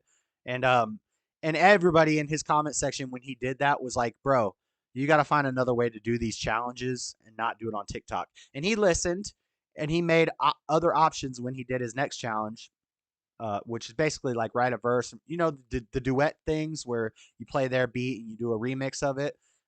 So anyway, the second one he did wasn't on TikTok. But anyway, I made an account. And you say, well, Josh, I thought you were against TikTok. Why would you make an account? Now they have all your information. Listen, I'm against TikTok. I don't use it. But trust me, guys, if you know anybody, if you have Facebook and anybody on your friends list has TikTok, if you have a phone address book, if you have phone numbers saved in your phone, and any of those phone numbers of any of the people that you know that you have saved in your phone, if you've ever texted somebody, if you've ever received a text from somebody, if you have them on your Facebook, if you have them on your Instagram, if you have them on anything, if any of the people that you know on any device has TikTok downloaded on their phone, then TikTok already has your information, okay? That's the way that it works. It doesn't matter. They've already got all our data. They've already got it all. They've got your contact list. They've got everybody on your contact list, all their information. They've got all your information. They know everything you've ever posted on any social media app, message you send. And if you think you're in a Facebook chat group or something and you're going to say stuff and it's going to be secretive, no, all that stuff's known. None of it's secret. If you're doing something on the internet, it is forever. And data collection, data mining companies, targeted advertising companies. We just talked about last week how YouTube's new CEO is also a CEO at 23andMe, which is a genealogical record center where people send their DNA, okay? If you have a YouTube account and you have a friend who has a TikTok account and you two are both Facebook friends together, guess what? TikTok has your DNA. TikTok can clone you because they got your friends on TikTok. They go to his contacts, they find you, then they get your contact information. Oh, and you're on YouTube. Well, the guy at YouTube just gave all the genealogical data over to YouTube. So now China has that too. So what I'm saying is, if you're using it or not using it, The data mining thing has already happened. It doesn't matter. But the spying on the government, that's not good. The dumbing down of the children, that's not good. So the reason I don't use TikTok is just personal, I just want to say I don't like TikTok. I don't use TikTok. But I'm not scared of, they're going to get my data. They already got my data. They already got everybody in my chat's data. So don't even worry about that. Let's worry more about the children. Let's worry more about our government basically being owned by China without China ever firing a shot. Let's worry about that. I've known this for almost 3 years. Yeah, it's not new stuff, or it's like, we got to go over it again because maybe some people don't know, and it's in the news right now. So yeah, ByteDance, they got all our information. Don't worry about it. But the world is taking notice. We're seeing a lot of TikTok bans. Let's take a look at what happened in Utah. I got some local news from Utah, my home state. I love Utah, guys. Utah's based. We may have a super Marxist, one of the most Marxist mayors in the country here in Salt Lake City. Marxist Mayor Erin Mendenhall. She has a gender studies degree. That's how you know she's Marxist. It's not even a joke. That's normally something I would use as a joke against Democrats. Like, oh, what do you have, a gender studies degree? No, our mayor actually has a gender studies degree. But anyway, the rest of Utah is really based. Spencer Cox, based guy. Let's check it out. Utah is the first state to pass social media regulations aimed at protecting minors. Governor Spencer Cox, who signed the bills on Thursday, said the state is prepared for a legal fight over the tech company regulations. Utah is the first state in the nation to begin restricting how minors can use social media apps. Governor Spencer Cox signed a pair of bills on Thursday that will regulate when and how minors in Utah can use of social media and aims to stop those companies from designing addicting features. Those new laws will likely lead to a protracted legal fight with the tech industry over privacy and First Amendment issues. Mike McKelly, out of Spanish Fork, Republican out of Spanish Fork, will slap several regulations on social media companies on March 1st, 2024. Those rules include age verification for all users before they can open or maintain an account. Now, here's something I wonder about. Is the age verification like on a porn site? Because what is age verification? Are you over 18? Yes or no? You click no, you don't get in. You click yes, you're in. Is that what it is? Because I think porn should be banned. I think porn should just be banned in general. If you want to get porn, the same way with abortions. If you want it, and people say, well, it'll still happen. It'll still happen. Yeah, it'll happen in back alleys, which is where degenerate actions are supposed to take place. If you want to kill your baby, get a coat hanger, go to the alley. If you want to do porn, go to the alleyway. If you want to go get some heroin, go to the alleyway, and you might die in a pile of trash. Okay? And that's fine. I'm fine with that. They can do that. If we can't banish them to the wilderness, we just ban it and we make them go do it in a dangerous situation. And if they die, then that's natural selection, right? That's natural eugenics. Right? We don't even have to do eugenics. We just let them take care of themselves. But I'm glad I got through the IQ part without making an idiocracy reference about how rich people don't have kids because they're too busy working and getting college education, so they don't have a bunch of kids, and then they're too busy focused on making money and not raising families. Meanwhile, the dumb people have 38 children by 18 different wives. Yeah, it's true. Idiocracy is a real thing. And but anyway, I got sidetracked just now. Age verification, it needs to be stringent age verification. If we can't ban porn, if we can't, completely ban these things, the age verification needs to be, that's one busy alleyway. They're cloning you for your IQ? I've never heard about this. What have you never heard about? The TikTok stuff? Permission from parents before a minor can open a social media account. Okay, I like that. Restricts minors' use of social media from 10:30 p.m. to 6:30 a.m. unless a parent changes those settings. The platforms must also ensure that children are unable to bypass those restrictions. This is based Utah. Straight up, based Utah. Give parents the ability to access. And this is what happens when you have a closest thing to a theocracy in America is Utah.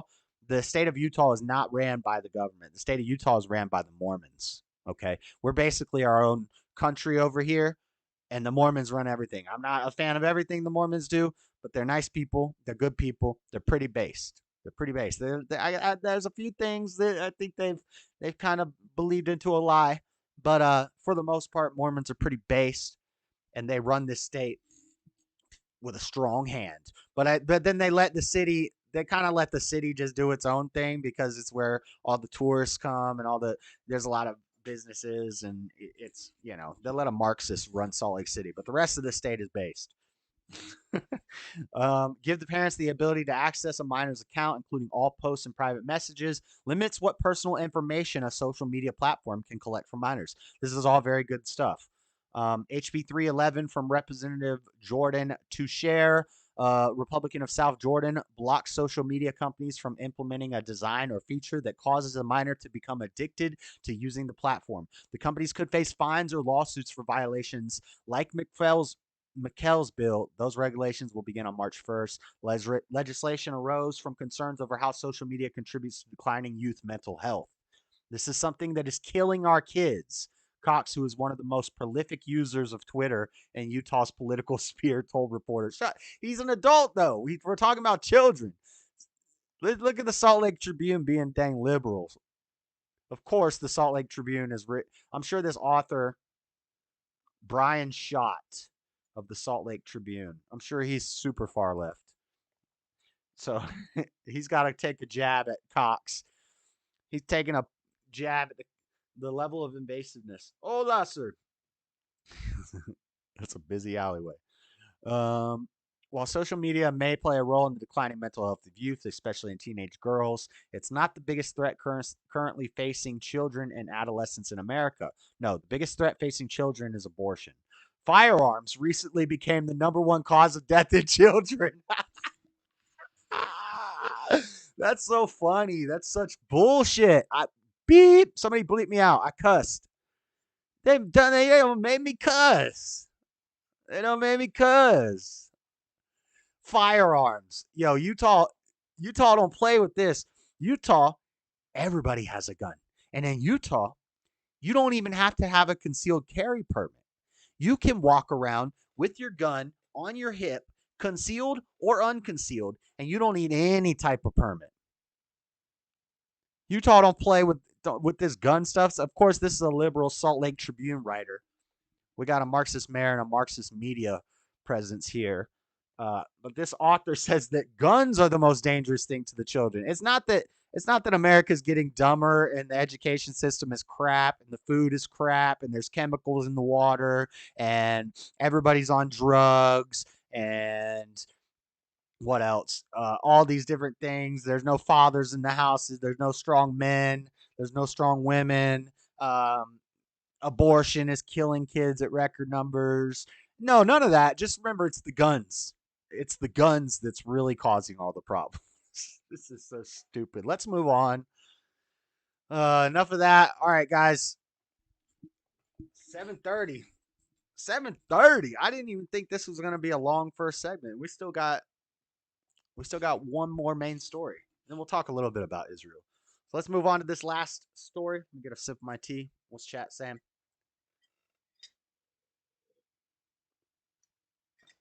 Have you ever seen those underground chambers of the Vatican? Same thing at the Mormon Temple in Santa Monica, California. Same thing at the Mormon Temple here in Utah. They got underground tunnels, secret underground tunnels. And also, we have a vault. I say we, I'm not a Mormon, but I'm from Utah, I guess. Well, I'm from Florida, but I live in Utah. Anyway, the Mormons have a vault in the mountains where they keep genealogical data. They're like the founders of 23andMe and Ancestry. Now 23andMe, the head of the board is the guy who owns YouTube, which is odd. But I think that stuff is kind of nefarious. I'm not a big fan of it, and that's something the Mormons do with the genealogical data so they can do the posthumous baptisms. We've talked about it. You can watch the old episodes and learn about that stuff. We're not going to get into that today. But yeah, we got vaults with genealogical records in the vaults. The Vatican has a vault with a bunch of penises from statues. Close your ears, kids. I said that too late. One of the popes went around and collected the penises off all the statues because the Renaissance art back then, the art at that time, all the statues of the men were naked. And so this Pope went around and put fig leaves. So when you see like the statue of David, he's got the fig leaf. That fig leaf was added later because this guy went off and cut off all the wieners and put leaves on the statues. And he collected wieners. He collected statue wieners. That's a true story. It's funny. It's weird. It's gross. I'm sorry, kids, but it's a true story. He collected, Anyway, let's move on. Last but not least, guys, this is a story that's been, it was bigger story last week, but there's been developments in it, and I didn't talk about it last week at all. Awkward. I'm sorry, ladies and children. Miami. My home state of Florida. Miami's having some problems with spring breakers. Hold on. Actually, before I move on. Nope, we're doing good on the clips. So Miami's having problems with spring breakers. From Time Magazine, Miami Beach never really wanted to host spring breakers. They shied away from advertising that would attract them, says Mayor Dan Gelbert. But crowds of revelers have come anyway, and this year the parties turned violent. 2 people were shot and killed near Ocean Drive this past weekend. This is last weekend. Now the city has imposed an emergency curfew to try to bring order back to Miami Beach and tamp down on the excessive partying, which Gelbert says has become ungovernable at times and obviously even deadly. 3 factors are fueling the unrest in Miami Beach, the mayor says. Large crowds of people, including many from outside the city, copious amounts of alcohol, and possibly drugs. What do you mean possibly drugs? Of course there's drugs. And the presence of guns. Following the shootings, Gelbert says he hopes the city will finally be able to take measures to get the parties under control. I don't think we need to be an all-night party town. We offer so much more, Gelbert says. So they tried to do a curfew. The curfew was shut down. So first they did the curfew. The curfew got shut down. They're like, we're not going to do the curfew, but we are going to do is we're going to restrict alcohol sales. So NBC News, City Commission held a divided debate over how to handle next weekend after 2 fatal shootings. Now this is referring to this past weekend. This article is from earlier in the week.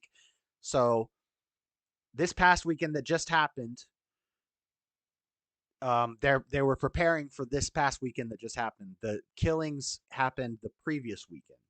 So the weekend before last Monday's show.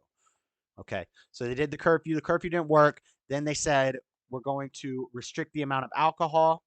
Officials rejected a proposal to impose a curfew for next weekend in favor of alcohol sales restrictions in a better-than-nothing attempt to curb spring break chaos after 2 fatal shootings. The city commission held a heated debate Monday on how to handle the last weekend of the month, with some arguing a curfew was an important measure to keep violence off the streets, while others noted it would punish businesses. A midnight curfew for the upcoming weekend would likely impact the Ultra Music Festival, an electronic dance music event that brings thousands to the area. The last sets begin at 11 p.m. each night of the 3-day event. Commissioner Kristen Rosen Gonzalez said the emergency measures are being applied too late in the month after the majority of crowds has departed. She voted against a curfew, noting that it was unfairly impacting a weekend when few, if any, issues arise. I also know we're taking a shot by not placing the curfew because God forbid something does happen. This is a very difficult situation, Gonzalez said. But Ultra Weekend is not a problem. The problem is weekend 3, which was the previous weekend. So, and from what I've seen, there hasn't been anything too crazy this past weekend. It was last weekend that we should have been talking about this, but I missed it. So they restricted alcohol sales. A compromise amendment was approved in a 6-1 vote, giving city managers state of emergency powers, but only to impose a restriction on alcohol sales at local liquor stores starting at 6 p.m. Some commissioners voted in favor of measures, but said it was a better than nothing approach to the issues at hand. So they did restrict the alcohol, and liquor stores are fighting back against that. Before I read that article, let me play you the clip of this violence, of this madness that's going on in Miami. And I heard this story from Slightly Offensive. I'm kind of biting here. I'm about to do a little biting. Dang white Miamians. Oh no, got your 6. It's not white Miamians. We're about to see here. I kind of stole this idea. I made my clips, and my clips are different than what they did on Slightly Offensive, but I took an idea from them here. I'm going to show you Miami now Miami now, after the violence of the weekend, I'm going to show you what Miami looked like in 1950s and 1960s. So let's take a look at this clip real quick. It's public. We're in public. Now they don't want me to record. Hold on 1 second.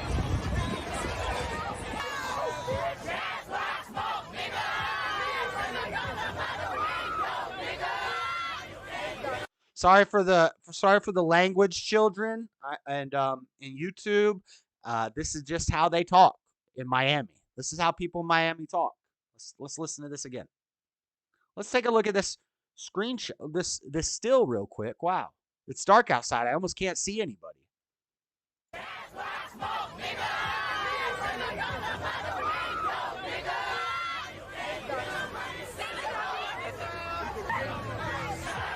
Eye on everything. I'm noticing that the watchtower is a little lower now.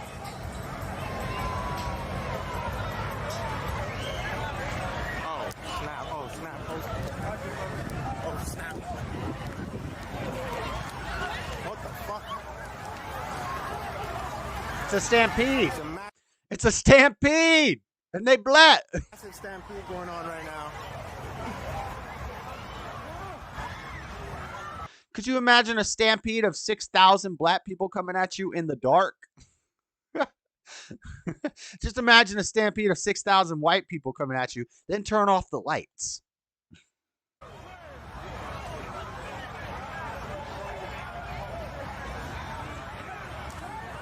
We're getting real about some violence we've been seeing in I Miami can't see anything Beach over weird. the weekend. Things have gotten so bad this spring break, Miami Beach is now under a state of emergency, imposing a curfew last night to control rowdy spring breakers. This comes after 2 days. Rowdy spring breakers. It's the rowdy spring breakers, guys. Watch out for them rowdy spring breakers. Deadly shootings in one of the most popular spring break locations in the country. 24-year-old Dontavius Polk had been arrested or has been arrested in connection with one of the murders. He's accused of shooting the victim with a stolen gun 12 times. Many people called it an execution. We're asking a hard question tonight. What should be done about the elephant in the room when you look at this video? We have seen the crowds, and most of them are black. Young black people What? shooting I didn't others, say it. even destroying I a didn't say car. it. He said it. I didn't say it. He said it. And he black, so he can say it. I didn't say it. He said it. Wow. Wow. And then here's the clip I made from Slightly Offensive, and this got age restricted. This is a short that I made, and it got age restricted. Let's take a look at it. You do notice one thing. All of the party goers are young. I was going to say they're all young, and young people are out of control. And I've been lambasted by individuals who have said, you know, you're pointing out that they're always young. We know what you mean. These are just a group of girls who love Just the eyes party. and When you teeth say everywhere. youths, we know what you mean. And I go, no, I'm just parroting the media, because in 2020, they were unmasked partygoers. All the mayhem that was happening were from unmasked partygoers. That's what they were calling them. Yeah. Dad, she just hit him with her weave. She just smacked that guy in his face with her weave. What the? 2021, they were teenagers. Teenagers were not following laws, so they had to set curfews for teenagers during spring break. Damn, In Shaniqua. 2022, which is where I got the phrase youths, it was that Lizzo? Youths, Baba Booey. unvaccinated youths, Right. terrorizing Miami.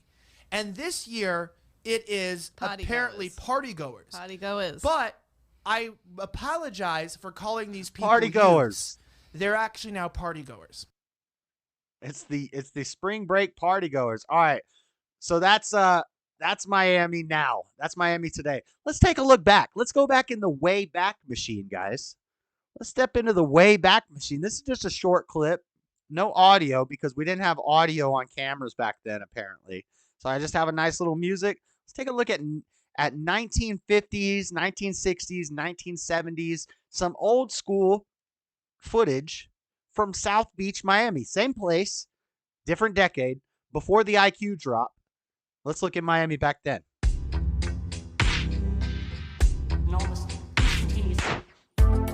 It looks different. with some really white music playing. Look at that. That's nice. Oh, look, we're going shopping, honey. Come on, let's go shopping. Window shopping. Oh, look, we could just walk up to the window in South Beach and there's this expensive purse right in the window. Look at that. That's nice. Oh, wow. Hey, honey, what do you think of that bracelet and that watch in the window? Oh, wow. Look at this. Wait a second. Well, look at that. Look how different it looks. You can see everybody. Wow. I don't see any fires.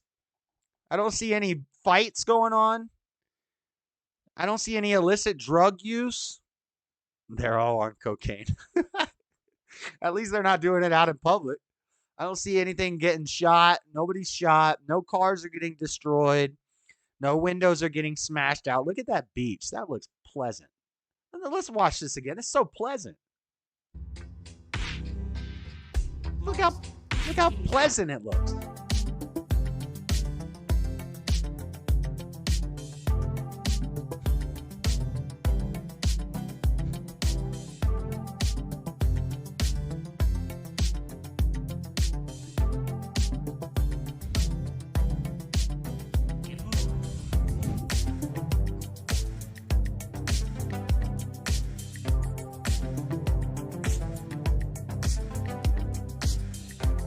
If you guys didn't notice, I'm doing my white man dance.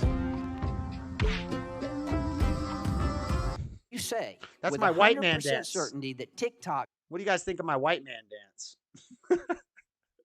All right, that's that. So yeah, Miami back then, even the water was nicer. I know there's no trash on the beach.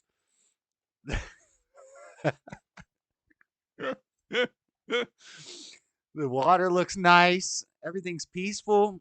I'm sure Scarface was running around somewhere, but it was much more rare. I didn't hear a chainsaw in the background chopping up Scarface's homeboys, but he white. You guys like my white dance? Oh, man. So that's the difference. Apparently, the liquor store owner from One Park, therealdeal.com, Miami liquor store owner sues Miami Beach over spring break restrictions. City declared state of emergency, prohibits retailers from selling booze after 6 p.m. beginning today through Sunday. George Zubagari is fighting to stop the officials from being buzzkills.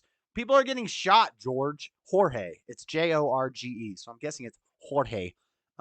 During another deadly mayhem-filled spring break.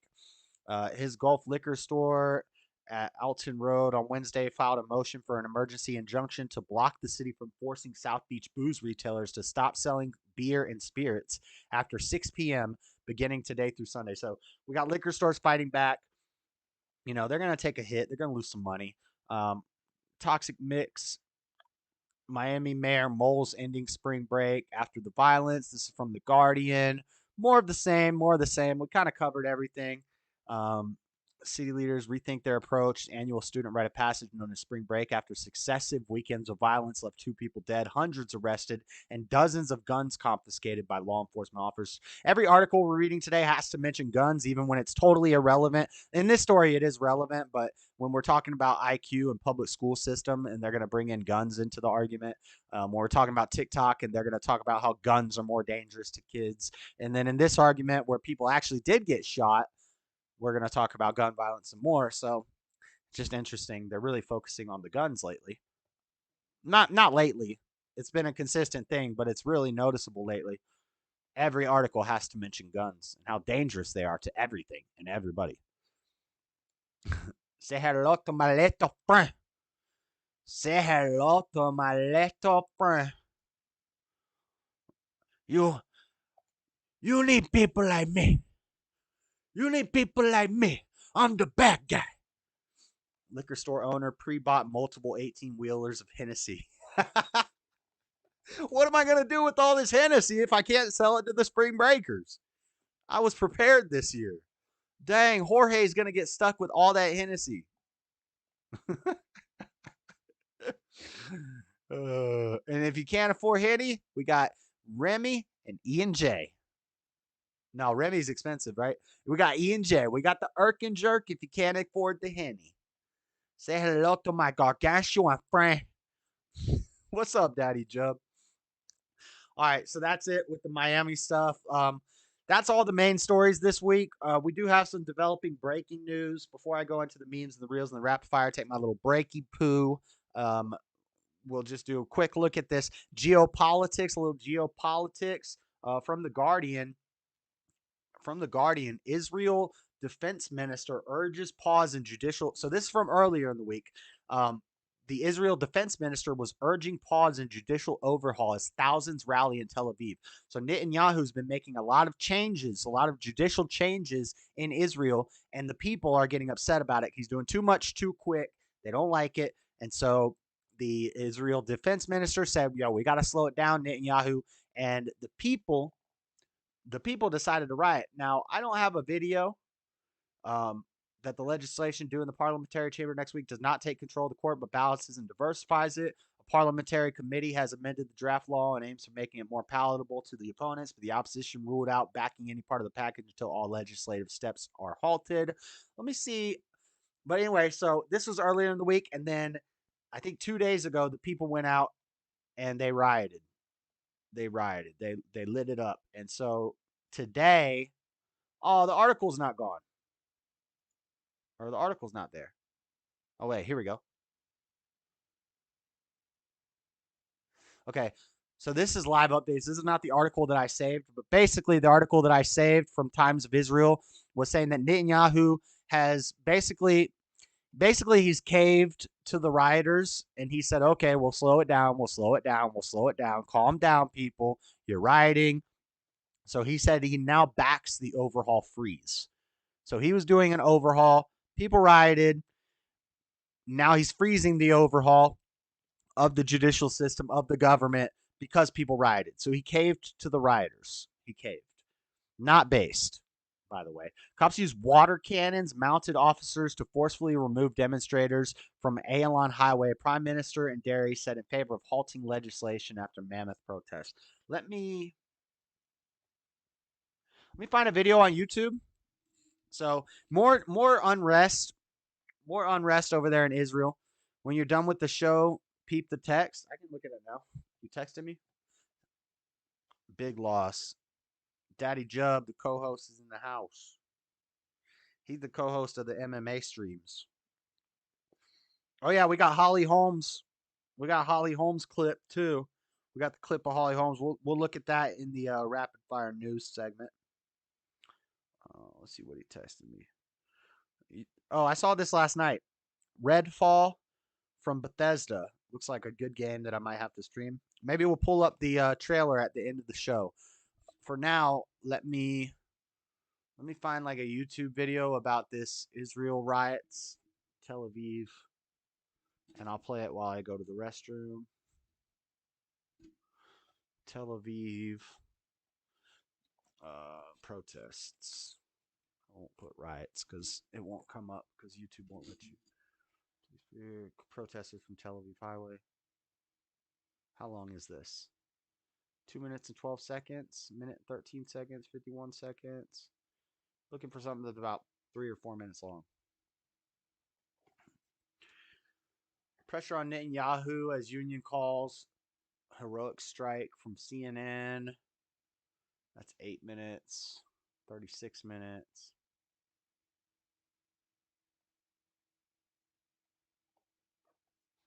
Let's see this. This is live. Israeli embassies shut down across the world following strike against Netanyahu's judicial overhaul plan. Meanwhile, in India, we got stuff going on in India too. Let's play this from CNN. It's 8 minutes. In the city. We got a Marvel commercial.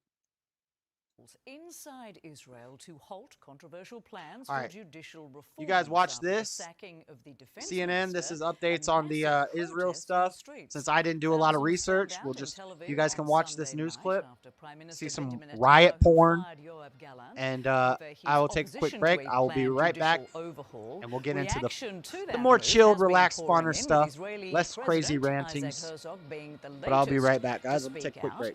In a post on Facebook, he had this message for Netanyahu saying, and I'm quoting, "The eyes of all the people of Israel are on you. The eyes of all the Jewish people are on you. The eyes of the whole world are on you. For the sake of the unity of Israelis, for the sake of committed responsibility, I call on you to halt the legislative procedure immediately."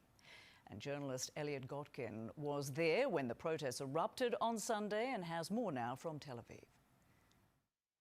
As the saying goes, if you're going to shoot at the king, you'd better not miss. And it seems that Israel's now ex-defense minister missed when he gave a press conference on Saturday evening and became the first minister to call for a halt to this government's judicial overhaul. Because when Prime Minister Benjamin Netanyahu returned from his weekend in London, he sacked Gallant. And the result of that is what you see behind me. Thousands and thousands of people on the streets of central Tel Aviv showing their support for Gallant in his opposition to this judicial overhaul and reiterating their opposition to an overhaul that would remove pretty much all checks and balances on the government, allowing it to put its allies in the Supreme Court and preventing the Supreme Court from striking down laws passed by Parliament, except in very narrow circumstances. Now, since this announcement by Netanyahu, since it came out that he had sacked Gallant, these people have come out onto the streets. They're usually out on the streets for the past 3 months on Saturday evenings and on Thursdays. This is a Sunday evening. They are incredibly angry that this has happened. We've heard from opposition leaders like Yair Lapid, former Prime Minister, and Benny Gantz, former Defense Minister, coming out and saying that Netanyahu has crossed a red line. Former Prime Minister Ehud Barak has called for Netanyahu to step down. The Histadrut, Israel's main labor union, has called for a general strike on Monday. So if Netanyahu thought that sacking Gallant was going to quash dissent in his ranks and put an end to opposition to this judicial overhaul, he was very much mistaken. For CNN, this is Elliot Gotkin in Tel Aviv. Earlier, CNN spoke with Yaakov Katz, editor-in-chief at the Jerusalem Post, about the developments in Israel, and he weighed in on why he thinks Netanyahu decided to sack his defense minister. I think what we saw last night when he fired Yoav Gallant, the defense minister, was basically a decision by Prime Minister Netanyahu. He is moving ahead with the legislation. They plan to bring it this morning to finalize the piece of legislation in the Knesset, the Parliament's committee, and finalize it and prepare it for a vote on Wednesday when it will be brought for a second and third reading. That's the final voting process in the Israeli Knesset. And the reason to fire Gallant, I think, is basically to send a shot across the bow and to create a deterrent, to tell any other member of the coalition, if you dare cross me, if you dare violate your commitment to my judicial reform, I will fire you. And that is meant to get other people who might be considering doing this in the parliament to back off. Aaron David Miller is a former Middle East negotiator for the State Department and the senior fellow at Carnegie Endowment. He spent decades working on American efforts to broker agreements between Israel and its neighbors. Good morning to you, Aaron. We appreciate you joining us. Much of Israel is at a standstill right now. The options for Netanyahu at this hour. First of all, Don and Caitlin, thanks for having me. Look, we're on terra incognita, unprecedented. You now have a general strike, which hasn't occurred. I think Sorry to leave you guys with CNN. Period of this size. Make sure the stream is still going. For 3 hours for this might be a Mr. good story for Netanyahu, next Prime week's Minister, show. to make an appearance. His justice minister was out earlier, basically saying that he would accept any decision that the prime minister made, and 3 children, 3 adults killed in Nashville school shooting. We might talk about that tonight, actually, if I have time, since it's breaking news. Now is usually when we would do the breaking news stuff, but we will save it. Historic strike, so that's going on. Netanyahu's in some hot water. They're not liking all the changes, but that's enough of that. Let's get into some fun stuff. We actually have more rapid fire news than regular news, so I'm kind of just going to breeze through some of these stories. But there is a lot of examples of people being dumb and weird stuff that's going on. So it's kind of relevant to the show plan. Let's see what chat's talking about. What's chat talking about? When you're done, show Pete text. Oh, I already read that. Okay. All right. So what else we got? Let me open up these memes. Let's do memes. Let's check out some memes. Meme time. The memes are here. All right. Open all in new window. Yep. Pause this as soon as it opens.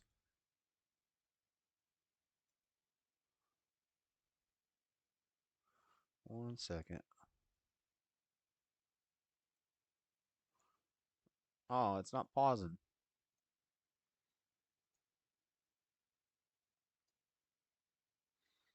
All right. All right, guys. Let me make sure everything's hidden from you. All right. Let's get some memes. Did I have any clips I was supposed to show? No, the clips are for the next segments, for the rapid fire segment. So let's look at these memes. It's meme review time with the Dreaded Conservative. Let's check out some of these memes. All right. If I can open them. All right. Are they white or black? Let's see. Who are we talking about? The memes? Are the memes white or black? First meme. They must be going for a little walk. Daddy Jub. I thought of you when I saw this meme. Because you're always asking me when the last time I saw a little person was. A dwarf.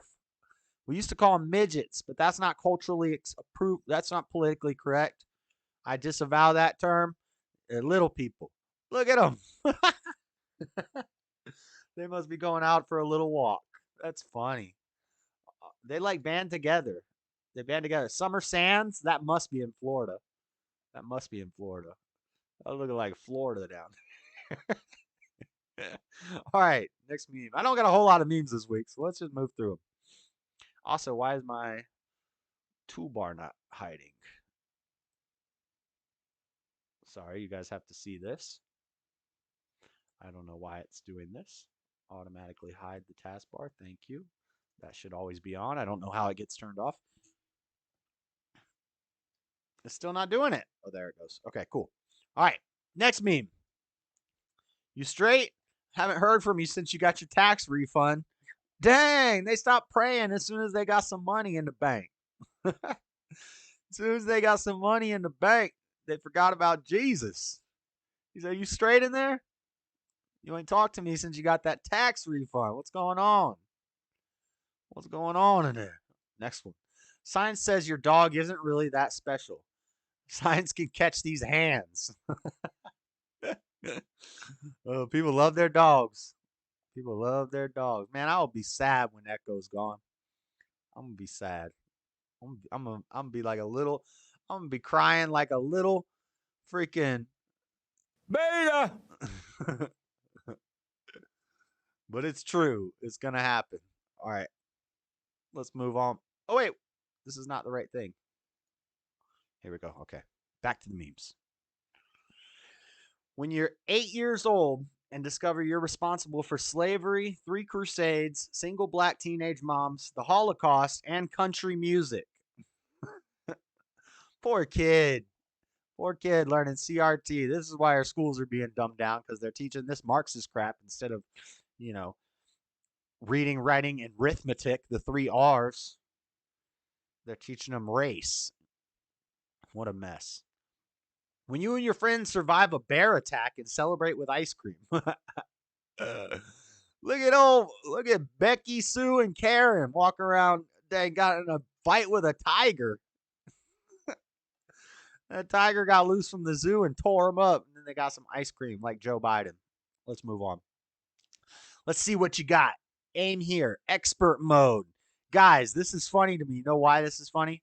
When I used to drink a lot, when I used to drink way too much. I drank way too much. Every time I was super drunk and I went into a bathroom, I would lean against the wall and look down at the toilet, and I would tell myself, and that, like back then I'm in my like mid-20s, right, when I was drinking a whole lot. I'm like, you've been doing this for 25 years. You can do it now. You can do it again. You're a pro at this. You've been training your whole life. And even if I'm like swirling, I'm falling over, everything's spinning, I could always hit the toilet. Okay. I was a professional. If I want this on my toilet, I could hit that spot straight up. I'm an expert at that. Even when I'm smashed. Luckily, we don't have to deal with that problem anymore.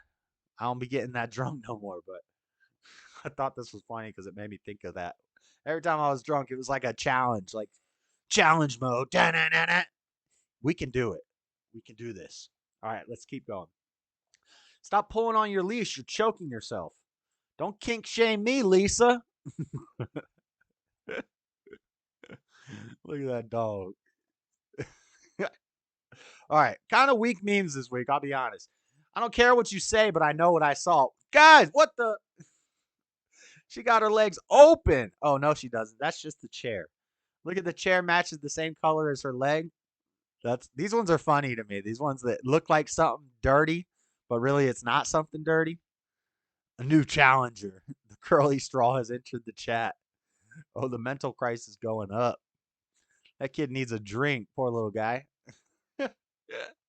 Look at Shaniqua here. She got them thick legs opened up. I'm just kidding, YouTube. There's not a stripper woman opening her legs here. It's just a chair. It's just a chair. All right, let's keep going. If they had phones back then. We outside. Just split the Red Sea for the gang. What up, YouTube? What up, YouTube? It's Moses. We split the Red Sea. Let's go. That's so true. Moses be breaking out the cell phone. What up? Let my people go. You got a dirty mind, boy. It's a meme. I didn't think of it. Want to feel old? Here's 90s pop band Hanson today. Bop, dick da, bop, boo da, do da da, bop, boo da, think da, bop, boo. Yeah. And bop, gone. All right, let's stop singing that song. They're transgender.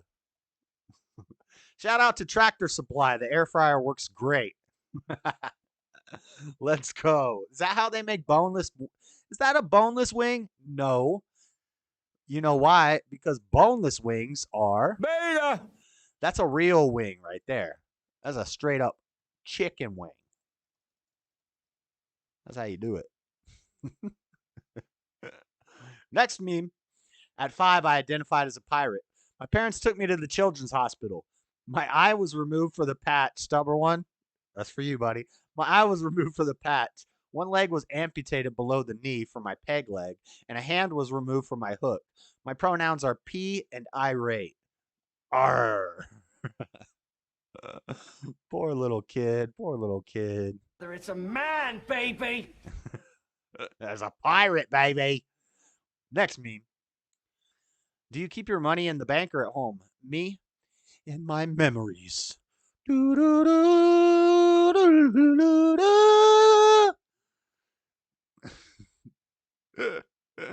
Guess this chicken for dinner. How'd you find my childhood pictures? Those wings made you hungry. Wings are good. Not boneless wings. Boneless wings are beta. Exactly. That's what I've been saying. Let's keep it going. When aliens see us putting up windmills after we've harnessed fission, this is the most ghetto shit I've ever seen in my life. The Greys are laughing at us right now. They're like, why did we send them ships down there to help them make pyramids and advance their technology after the Great Flood? We should have just let them die because they ain't doing too much down there. No, I'm just kidding. I don't believe in aliens. I don't believe in ancient aliens. I don't believe in aliens. Nope. Except for the illegal kind. There ain't no aliens in space, guys. We are unique. We are a miracle. We are one and infinite possibility There's no way that anything here should work, but it does because it's intelligence design. It's intelligent design. We are unique. We are special. You are special. You are a miracle of God. Ain't no aliens out there in space. Let it go. 40 people missing after first flat earth surfing championship. Where's Flat Sabbath? They just fell off the edge. Flat earthers are so edgy. You were a cute kid. Look at them just surfing off the edge. That's what it would look like. And then somebody in the comments of this meme put, dumb globers. Of course there's an ice wall. Like how would ice freeze on an edge to make ice? What is the ice being held up by on the edge? Why wouldn't the ice just fall off the edge? It doesn't make sense. Whatever. Let's move on. There's pictures, so it's real. It's picture, so it's got to be real. I believe it. Dad, so how's college going, my little princess? Oh no, Daddy's little princess. A stuffed turkey. Oh no. A sausage stuffed turkey. Daddy's little princess. Studies show that something like 90% of girls who go into college as virgins lose their virginity in college. And the majority of them have more than 3 partners throughout their time in college. So I would recommend you don't send your little girl to college. Don't do it. Don't do it unless you want a kielbasa stuffed turkey. Never leave your baby in a hot car while you go shopping again with the new Ronco. That's cool. Dude, I would just keep my kid on that all the time. Yo, my kid's just going to be riding down the road in that thing. That would be lit. That's awesome. Look at that happy little kid. Ain't nothing wrong in his life. He's chilling like a villain. Hanging out the window. With some Indo. Sipping on gin and juice. That baby chilling. This is why the dog is happier. New car, money, success, new house. The dog's thinking, I can lick my balls. This is why a dog is happier. Facts. Facts. That dog got perfect peace. He gonna get a perfect peace. You want perfect peace, or are you trying to get a perfect peace? It just needs a shade. Yeah, just put a little thing over the baby. So yeah, definitely. I can lick my balls. You can't fix stupid. This is from Stubborn One. He comes out with the meme. He puts the memes in the chat after I organized the whole episode and I got everything done. He'll do a meme dump on Sunday night. Stubborn One, you got to start doing that on Saturday night or Sunday morning. If you do a meme dump on Sunday night, it's a whole lot of problems for me because I gotta go re-screenshot and re-put it. It's just a mess. So give me those meme dumps on Sunday morning or Saturday night, not Sunday night. Okay. But anyway, we did get them. We can't fix stupid, but the flags make it easy to identify. Facts. Let's keep going. You can fix stupid, though. Stupid is a cultural problem. We can fix it. We can fix this problem. We all have to work together. Just imagine all the what am I ungrateful for? What am I ungrateful for? I'm grateful to God. Noted, bro. Yeah. All right. It's interesting to me that in the Bible, demons refer to themselves as they, them, we, and us. I talked about this a couple weeks ago, I think. We are legion. I say we are legion. We are many. Yep. Facts. They, them. We, us. Multiple people. So when people start saying the same thing, you can tell that they're infested with a demon spirit. Has nothing to do with psychology. Has nothing to do with chemical imbalances in the brain. It could have to do with how their parents raised them, but that's the spiritual trauma that's imposed on them by their parents and by the society and by the culture, is imposing spiritual traumas on people that make them susceptible to demon possession. And then they get possessed by demons, and then they get encouraged to identify with their demons. And the world tells them, no, accept your demons, and we love you any way you are. We're accepting of you. And that's what happens. That's why these things begin to run rampant. Gender bending. Your daily reminder that Dems think you're stupid. Okay, this is a meme I saw from our boy Frozen. He's not in the chat. Real None You Business posted this meme. I stole it. I do have a fact check on this because I know a lot of people hate the fact checkers. I don't like the Silicon Valley fact checkers, guys. I'll tell you that off the rip. I don't like the Silicon Valley fact checkers, but I don't have a problem with fact checking. I think it is the individual who is taking in the piece of media or the piece of information or the piece of content. It's their duty. It's their duty to do the fact checking on their own. And I have fact checked this new theory that's popping up.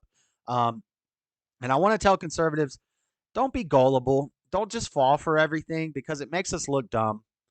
And America's getting dumber and dumber. We're not, the Christians, the conservatives, we're not supposed to be on the dumb team. Okay, we're supposed to be smarter than this. So I will show you the fact check, and I'll tell you why. This is funny. I get it. But if you seriously think that they've got a new Fetterman body double, I have to break some news to you. I'll just do it now. I don't need to read the article. I'll show you the article. But anyway, it's from Newsweek. This picture right here of Fetterman and this picture of Fetterman, they're saying that this is a new picture after he came out of the hospital where he just spent 5 weeks for depression and blah, blah, blah. They're saying now that it's a body double Fetterman. This picture right here that they're saying is the new Fetterman was taken 2 years before this picture. Okay? So either this Fetterman's fake, not this one, which is the new one, or like this picture is from 2 years ago. We actually looked at this picture. I'll show you the full picture when we get to the article. Last week when I said Fetty's wife is fine. Fetty's wife is thick. We were looking at pictures of Fetterman's wife. Well, this is a picture. I'll show you the full picture. He's standing next to his wife. We saw this picture last week. It's an old picture. So this one's kind of been debunked. It is funny meme, but don't be slipping and just falling for anything. If you don't stand for something, you'll fall for anything. And if we fall for everything that social media tells us is a crazy thing, then we just look dumb. If you're just doing it for funs and giggles and laughs and jokes, okay, I get it. But it's kind of like the flat earthers who started it just to troll people, but now 5 years, 6 years later, they're still going hard with it. They've become obsessed with the troll. And it's like, now you just look dumb. Stop it. Okay. But that's it for the memes. Let's get into these reels and rapid fire news while I got the mini camera going. We got some funny reels to go with our funny memes. Let me go right here. All right. Hopefully nobody messages me so that their message pops up. Okay. All right. Here's some funny reels, some funny little videos. Let's watch these. Journey is usually the part that you remember anyways. Can I have an Journey is usually the part that you remember anyways. Can I have an I don't know why that makes me laugh, but that's Miley Cyrus sounding like buckwheat. Was that buckwheat or was that I think that's buckwheat. Don't mess with me, Dean. Good stuff moderating the JS and Frederica debate. Are you saying this guy is a clone?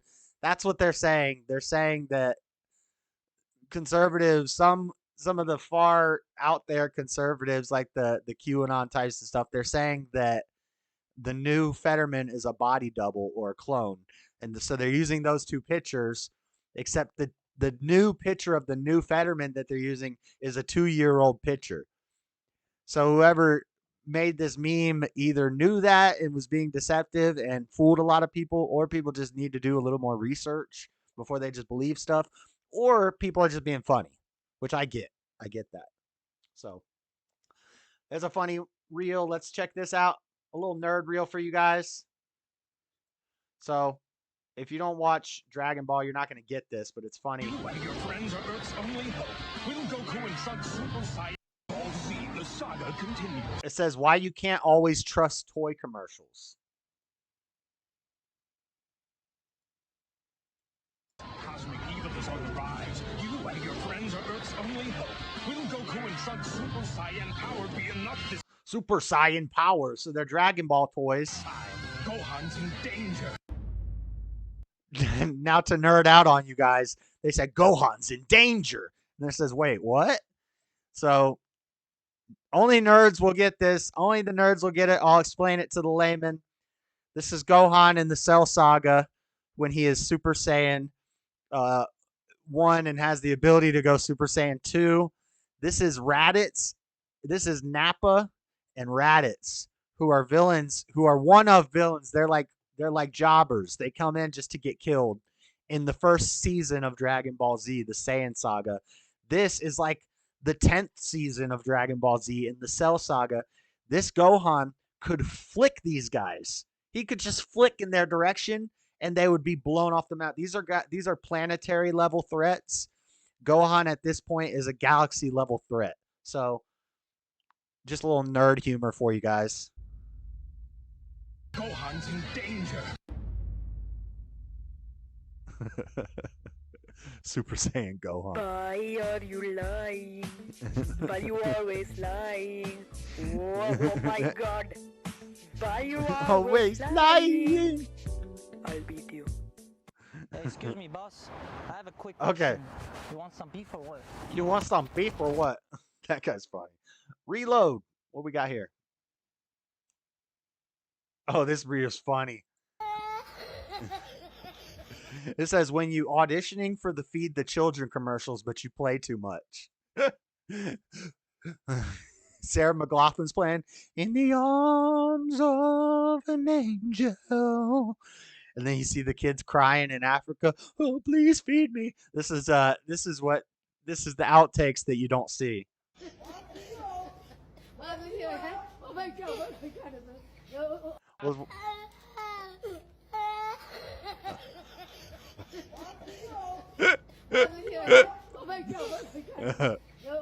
That's a cute little kid. Look at him.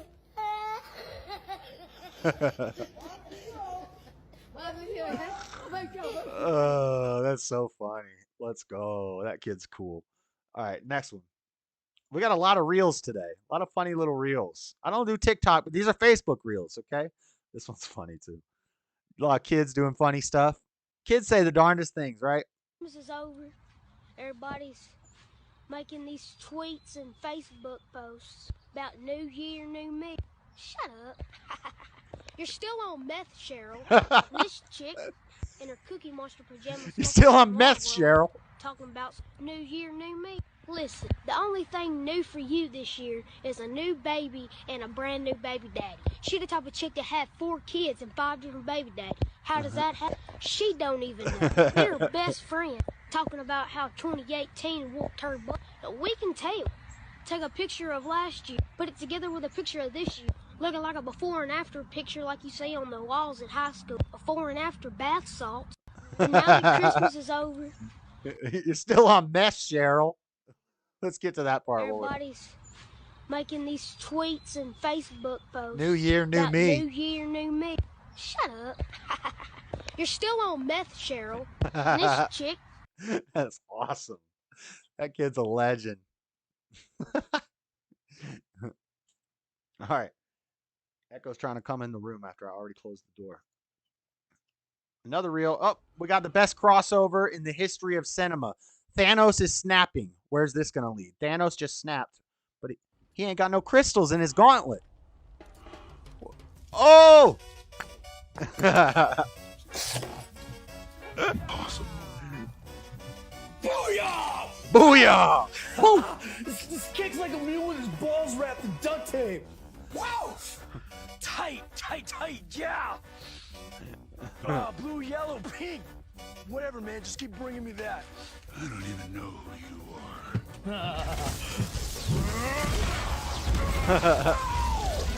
Damn, man, look at that, look! I knew it. Nobody moves crystal in the South Valley but me, That's Tuco. That's Tuco Salamanca. That's Tuco. Oh, but when Tuco went down, you gotta watch out for Hector. Hector Salamanca. And Gus Fring. That's the Breaking Bad universe, if you guys don't know. Yeah, I talk about entertainment and nerd stuff too. Breaking Bad's the greatest show ever made. Let's move on. This is funny. Dad jokes. I hate myself because I look fat. Can you give me a compliment? I said, you have perfect eyesight, honey. He said, my wife said I hate myself because I look fat. He said, well, at least you got perfect eyesight, honey. Your vision's 20/20, baby. I no longer see my wife and kids, and it's all because of gambling. I won the lottery.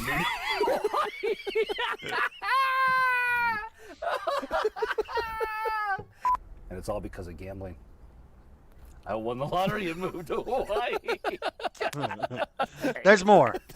My son was chewing on electrical cords, so I had to ground him. He's doing better currently and conducting himself properly. Good one. My kid asked me, do trees poop? I said, where do you think number 2 pencils come from? That's a good one. Today I had the nastiest, slowest, rudest cashier I've ever had. I guess it's my fault for using the self-checkout. Ah! My grief counselor died today. He was so good I don't even care.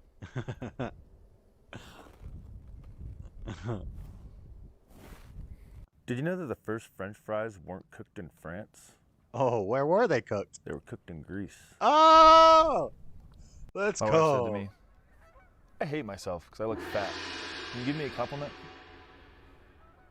I said, you have perfect eyesight, honey. All right. Those are all the funny reels. We got enough funny reels, but we do have one other short we're going to watch. So this past weekend,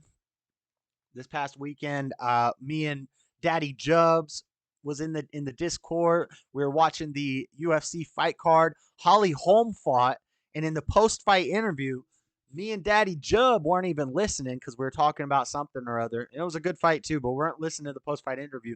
But apparently this is blowing up. This is what Holly Holm had to say at the post-fight interview at this past UFC fight card.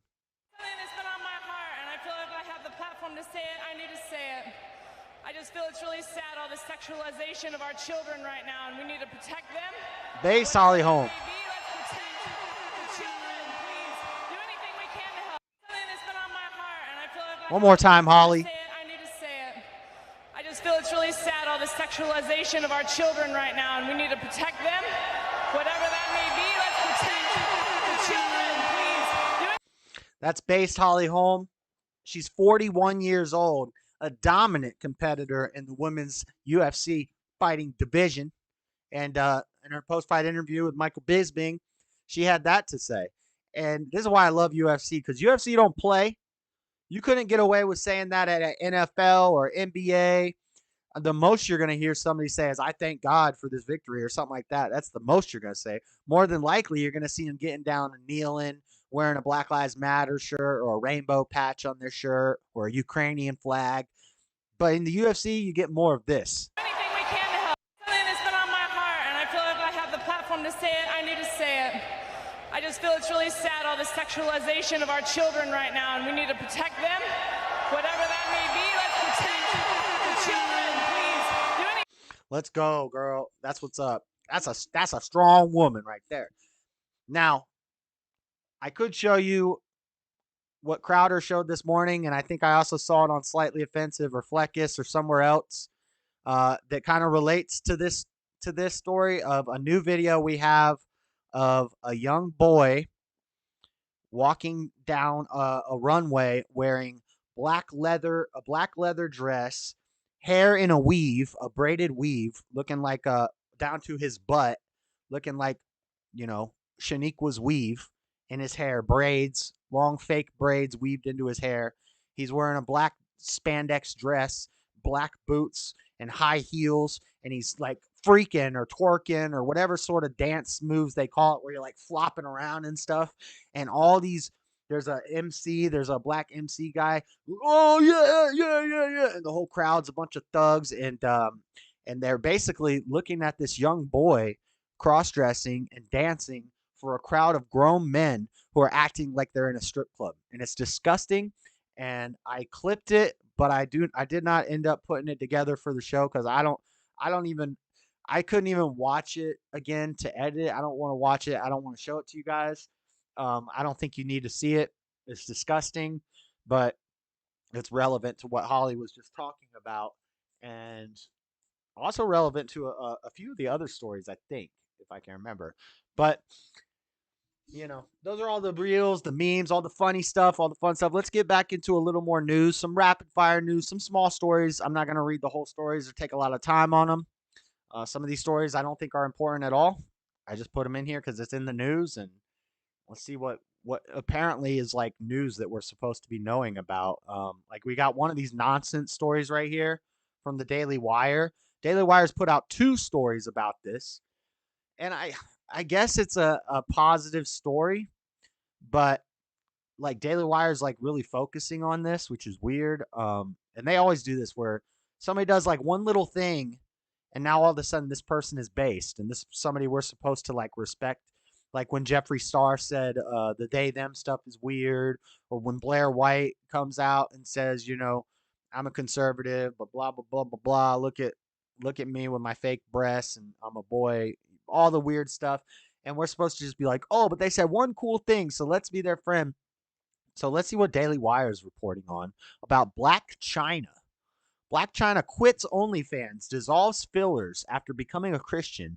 Now I'm just going by faith. Now, if this is sincere, I'll say the same thing I said with Ye.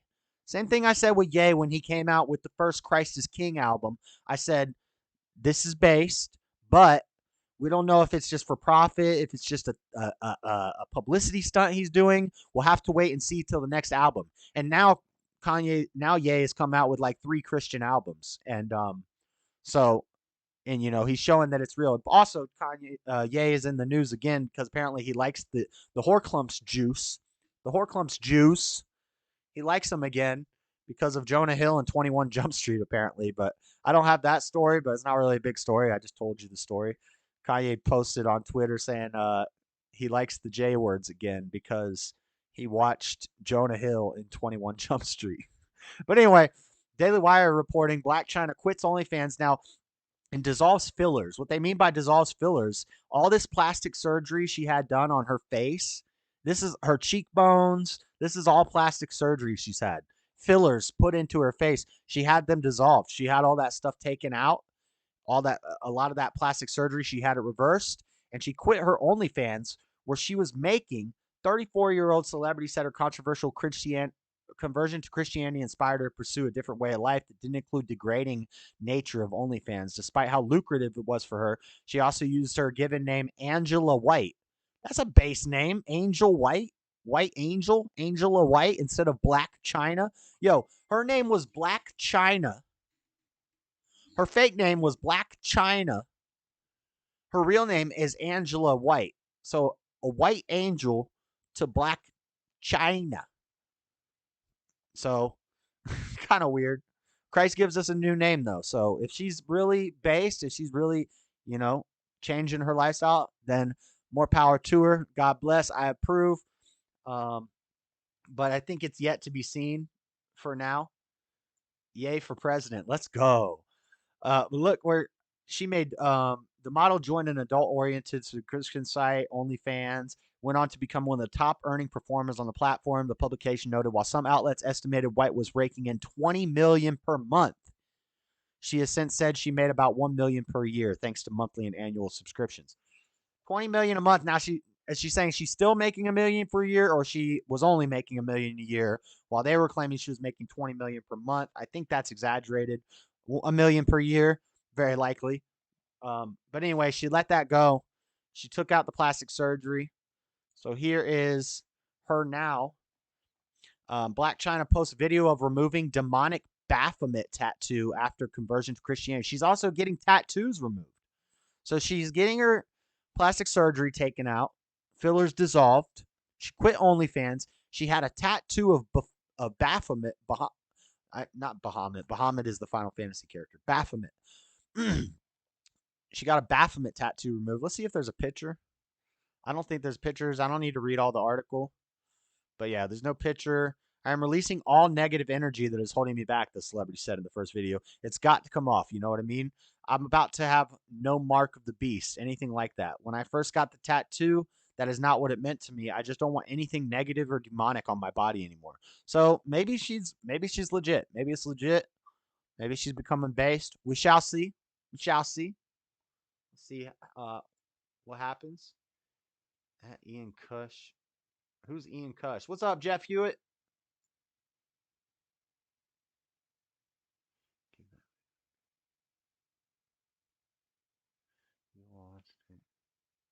I don't know what you're talking about, Dean. Why would she want that tattoo? No, she got it removed. Well, yeah, why else would she want it? I don't know. Maybe she just thought it looked cool when she was a teenager or something, or I don't know, but she got it removed. What did it mean to her? Yeah, like what else would it have meant? I guess maybe if she, I think maybe she's, I don't know. Maybe she thought it just looked cool. I don't know. I don't know. When people are possessed, they don't know what they're doing. So hopefully it's good. You know, God bless her. If it's true, either way, God bless her. But hopefully it's real and it's not just a publicity stunt. Sounds like she's going to pretty extreme measures to change her life. So I approve of that. But I'm not going to look at her as some like conservative Christian hero or anything like that. You know. Now let's move on from this small story to one of our bigger stories. We actually have a clip. We have a clip of Tekashi 6ix9ine. Tekashi Snitch 9 from Daily Mail is reporting, "Not in our hood, you rat snitch." Rapper Tekashi 6ix9ine is beaten to a pulp in men's locker room of LA Fitness gym 5 years after testifying against gang members and Cardi B. The rapper was attacked in an LA Fitness gym on Tuesday night. His attorney says he tried to fight back, was outnumbered by his attackers. He was labeled a snitch in 2018 after testifying against gang members. I have the video. I have the clips. I have the footage. We're going to watch it. I'm taking a chance by playing this, but it's no more violent than an MMA fight. It's not violent at all. So if it's getting taken down, if this video is getting people taken down, then it's because Snitch 9 is behind it. He's making sure this gets scrubbed off the internet. Let's watch this clip.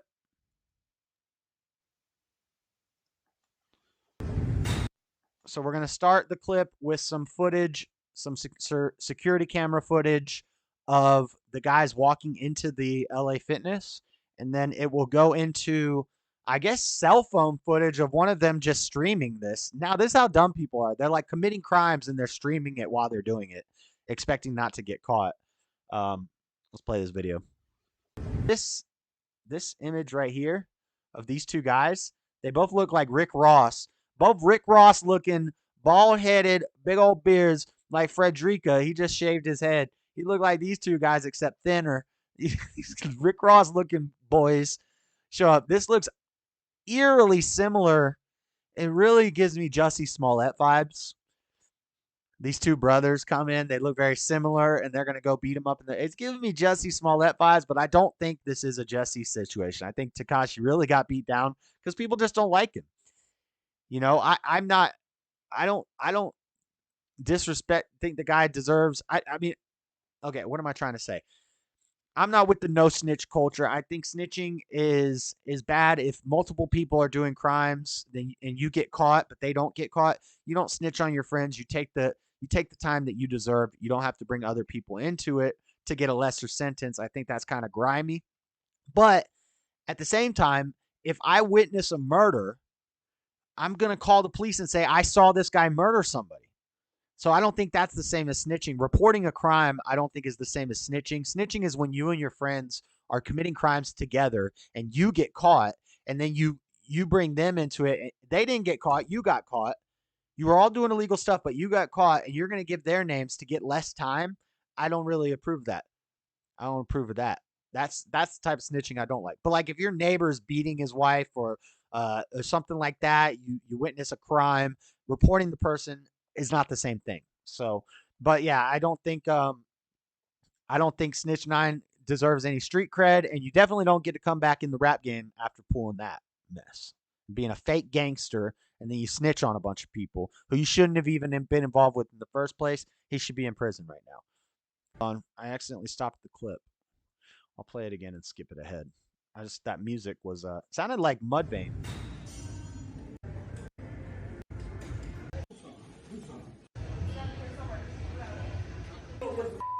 That's how they supposed to treat you. Oh, Mickey Mouse ass, clown ass. Look at him trying to throw some leg kicks. He's trying to be defensive from the ground with some leg kick action. Go ahead. Take a picture. Go ahead. Take a picture. I want to be famous now. I want to be famous. Shut the up. It's a UFC fight, guys. It's a UFC action. They're just training for the UFC. Now they're following him out. 6'9", bro. Yo, homie, I'm not gonna lie, bro. I'm a fan, bro. Yo, I'm a fan. I'm a fan, bro. His whole face is busted open. His nose is bust. I ain't joking, bro. I'm snapping. Go ahead, old man. That's crazy. That's crazy. All right, so Snitch 9 got jumped. I don't think we need to talk much more about the story. It's just a crazy thing that happened. He got beat down in a bathroom in LA Fitness, but then from TMZ, his wife is saying Tekashi 6ix9ine's baby mama says gym beating is an embarrassment for their daughter. So his wife's like, "Yo, how you going? Oh, we detected copyright audio and video in your stream." What do you mean? That wasn't copyright audio or video. See, Tekashi's got his people on this. They're like scrubbing that footage off. They don't want that footage on the internet because there was no copyright audio or video in that. There's no way those sounds from TMZ got through. And yeah, heads up, we detected copyright. So stream might go down. Nope, we're good. But this is news. This is news reporting. This is fair use news reporting. Okay, so I don't know what they're talking about. I'm gonna sue the heck out of YouTube. They take the stream down.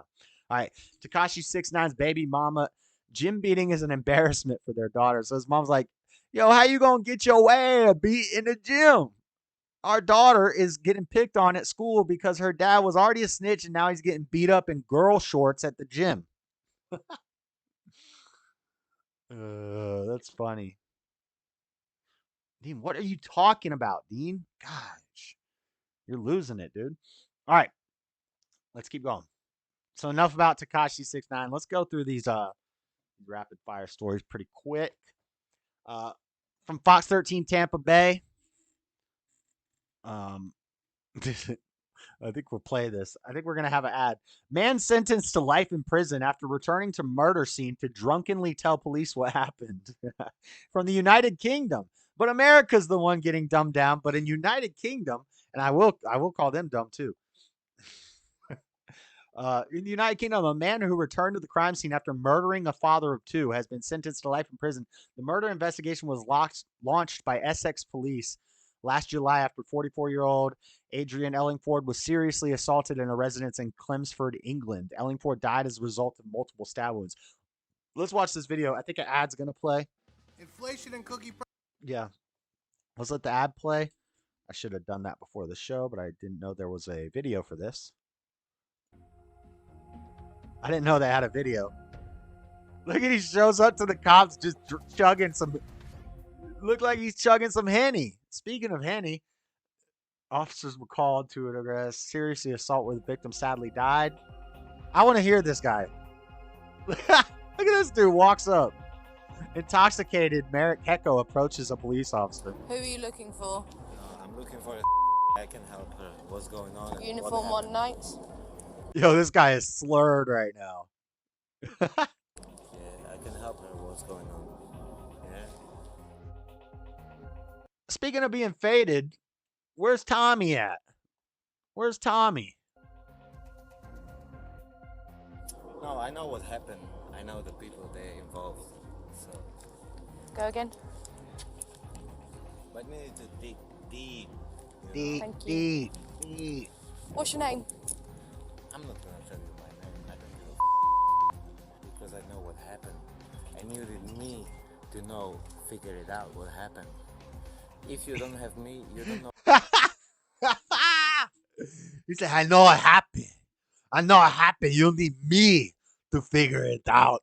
You're gonna need me. He sounds kind of like Arnold, like a little Austrian Arnold, little small Arnold. You need me to figure out what happened. Only me will you know. Know what happened. Give that homeless Grabalo I a just shout out know to help that him some out. guy come here. Yeah. And he up some guy. I don't know what happened. Homeless Scribalo. I've heard of that. That's a channel, right? That's a YouTube channel. I've heard of it. I might be subscribed to it, actually. Homeless Scribalo. Actually, I think I've talked to that. Actually, I think I've talked to that person on YouTube.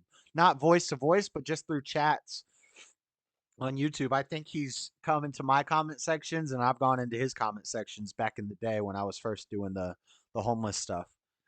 Yeah, I know about homeless Scribalo. But how about we quit shouting people out in my chat, Dean? That's not no, don't do it. Maybe some people can do shout outs. Lord Spike can do shout outs. You can't do shout outs, Dean. I don't know who you'd be watching. But that's a good one. Homeless Scribalo. I've seen. Right. I don't know what happened. He just got. This guy's a legend. He becomes more drunk and aggressive. You're gonna think about me, but it's not gonna be me because there's no proof. You're gonna think about me, but it's not gonna be me because there's no proof. The proof, bro. You just walked up to the cops drunk as shit and told them it was you. What a wonderful Arnold voice. Wow. So you think something's happened to a male in this address? No, I know what happened. What I know happened then? everything. Tell me I know what everything. happened. This city is mine. I'm not gonna This say This city's city is yours. mine. Yeah, this city is That's British Scarface. That's Skullface. Skullface. He's been arrested. Get in the van, please. You've been Beta. arrested. I've been arrested. Yeah, so send me the law. We're trying not. Okay, we're send me. trying not to manhandle you, but we need you to get in the van. We're trying not to manhandle you, but you're a man, and we have to handle you. So we're going to manhandle you without manhandling you.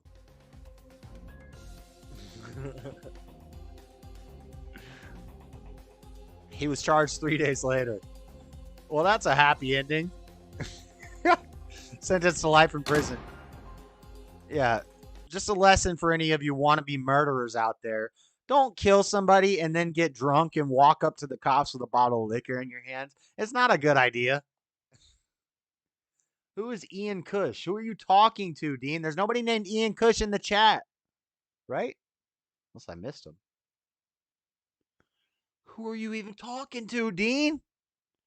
You're losing your mind, bruh. All right, next story. We're going to actually watch a video on this from BBC News. More storms feared after Mississippi tornado. Here, I'll show the pictures. We'll probably watch a little video of this later in the stream for the next break. Sophie Long in Mississippi and James Gregory in London. More severe weather could be on its way in the U.S. state of Mississippi following the tornado, which killed 26 people in Mississippi, the governor warned.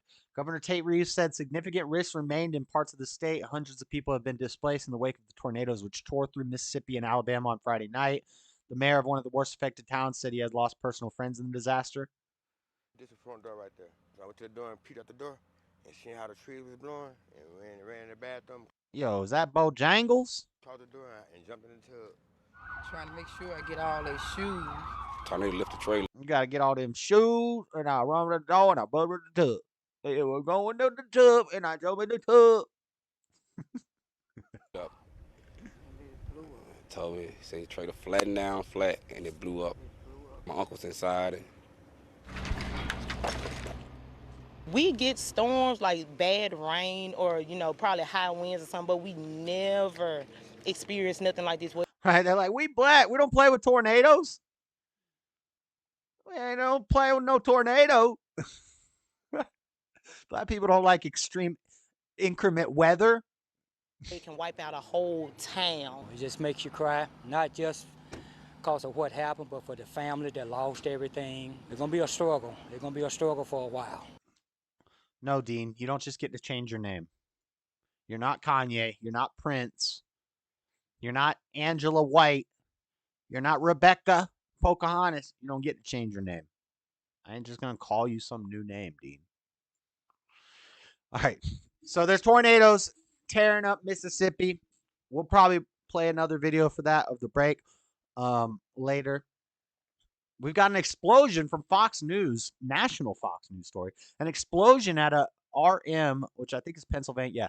RM Palmer Chocolate Factory in Pennsylvania leaves 4 dead, 3 still missing. A chocolate factory explosion. Willy Wonka's gone wild. Willy Wonka blew up his factory and killed 4 workers, and 3 other people are missing. They're buried in the chocolate somewhere. 4 people have been confirmed dead following an explosion Friday at a Pennsylvania chocolate factory, and 3 remain unaccounted for. That's not funny, but it's funny. Firefighters responded to RM Palmer Chocolate County. There's chocolate everywhere. There's chocolate on the walls. There's chocolate on the floor. There's chocolate on the cars. It's just chocolate everywhere. Firefighters responded.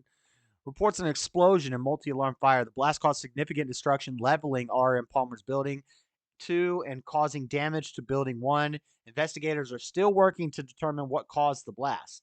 3 people are still missing after officials say a 4th person was found dead at the site of the explosion early Sunday morning. So we got chocolate factories exploding in Pennsylvania. We got tornadoes hitting Mississippi. We got America's being dumbed down. We got people don't know what gender they are. All kinds of crazy stuff going on. What's next? Salt Lake City local news for me. A body was found under a freeway overpass in Salt Lake City. That's not a big shocker. I mean, usually there's more people found dead in the Jordan River. A lot of homeless people getting offed. They be offing the homeless people out here when the problem gets a little too much. They designed the problem to happen. Our Marxist mayor makes the homeless people flock here for the free social programs and things like that. And then they just kill homeless people in the night, I think. Allegedly. That's conjecture. I don't know that for a fact, but I believe it. It does not appear that we're struck by any vehicle. Working to identify the person and notify any next of kin. Reporting a body in the road. Trying to check the person before first responders arrived. It doesn't say the cause of death. They just found a body in the road that doesn't look like it was hit by anybody. It doesn't say that it was a drug overdose. So interesting. 2 lanes of traffic were closed. Let's move on. From CNN, Florida teen sentenced to life in prison after fatally stabbing a 13-year-old classmate. This is Aiden Fucci. The Florida teenager convicted of first-degree murder for stabbing a 13-year-old over 100 times in 2021 was sentenced to life on Friday. He was 16 years old. He entered his plea in February 2023 at a hearing intended to get jury selection for his trial underway. According to CNN's previous reporting, Fucci was 14 years old when he brutally killed classmate Tristan Bailey in the woods in St. Johns County in northeastern Florida. I may have heard the interrogation of this, actually. He was charged as an adult. Charged an adult at 14 for murder. I'm good with that. I'm okay with that. The factory story is tragic. That being said, my favorite comic, Nick Mullen, had a similar bit about 10 years ago. Comic Nick Mullen, stand-up comic named Nick Mullen, had a similar bit about a chocolate factory exploding. Huh. Nick Mullen. I'll have to look into him, see who he is. But yeah, so this kid got sentenced, stabbed her over 100 times. She was 13. He was 14. He got charged as an adult, sentenced to life. Good riddance. Maybe he can find God in prison. Who knows? Before he dies. But our taxpayer money will pay for this kid to live lavishly. He'll be able to get commissary. He'll be able to have a TV, internet access, phone use, a bed, 3 hots and a cot. His laundry will be done for him. He'll have food brought to him. He'll basically be served. We're going to be slaves to this murderer for the rest of his life. So I'm not a fan of that. That's why we need to bring back banishment and just cast him out into the wilderness and let the cocaine bears eat him. Let's move on. Those stories like that don't make me like justice. Was justice served? Yes. He's been sentenced to life in prison for murdering somebody. Justice is served. But is that really the type of justice we want? Are we really going to be funding and taking care of this guy for the rest of his life while he's in jail? Something about there was an explosion at the Fruit Loops factory. Another Fox 13 Tampa Bay story. Teenager dies after defibrillator. That's the thing that goes clear, and they shock you back to life if your heart stops. Well, that's a defibrillator. Defibrillator on American Airlines flight wasn't charged. The defibrillator on the plane was not charged. Probably due to some affirmative action hires, maybe. Lower IQ people working in the airline due to affirmative action hires. They're not smart enough to plug in the defibrillator. Because this thing that restarts people's hearts when they stop, who cares if it's charged? I got to plug in my cell phone. Charge it up. New York mother is alleging her son died after he went into cardiac arrest. And also, why is this young child going into cardiac arrest on a plane? Why is that happening? Dun, dun, dun. So not only are people getting cardiac arrest all over the place all the time now for some reason, young children, this is becoming a very normal occurrence, but people are too stupid to plug in the defibrillator. This is not funny. I'm sorry I'm laughing, guys. God, forgive me. Forgive me. Forgive me, Father, for I have sinned. They didn't plug in the defibrillator. So this people getting cardiac arrest everywhere aren't even getting their hearts restarted. It's all part of an evil plan. Kevin Greenridge was a passenger traveling from San Pedro Sula, Honduras, on Miami on June 4th, 2022, when he suffered medical trauma and became unconscious, according to the lawsuit recently filed by his mother. U.S. District Court for Southern District of New York. The lawsuit says his resulting death was caused wholly and solely by reason of carelessness, recklessness, and negligence of the defendant American Airlines, its respective agents, servants, and or employees in failing to maintain an automatic external defibrillator on board the subject flight and failing to ensure that the AED and its mobile battery pack were fully and properly charged. It also accuses American Airlines of failing to train its employees with basic resuscitation technique. Yeah, they got a bunch of affirmative action hires. That's what I said. And causing and permitting and allowing the mobile battery pack to drain down to no power, thereby causing the AED to stop working. So she's suing. I hope she wins. I hope she's going to get a fat settlement. She's going to have money. Money don't buy you happiness, but at the same time, it can buy you a jet ski, and you've never seen somebody sad on a jet ski. So her son, rest in peace. God bless his soul. I feel sorry for this. Well, I don't feel sorry for her. You know what I mean? You can't be empathetic or sympathetic without being pathetic. But it sucks this happened, but she's going to get some money out of it. It is good that she's suing them. Hopefully this calls attention to the just the lack of proper training. And this is why, thanks Butt Gig, thanks transportation manager, executive, whatever the heck you are, Pete Butt Gig. Thanks, Pete, for the affirmative action hires in the airport. We got to have women pilots. We got to have more women pilots.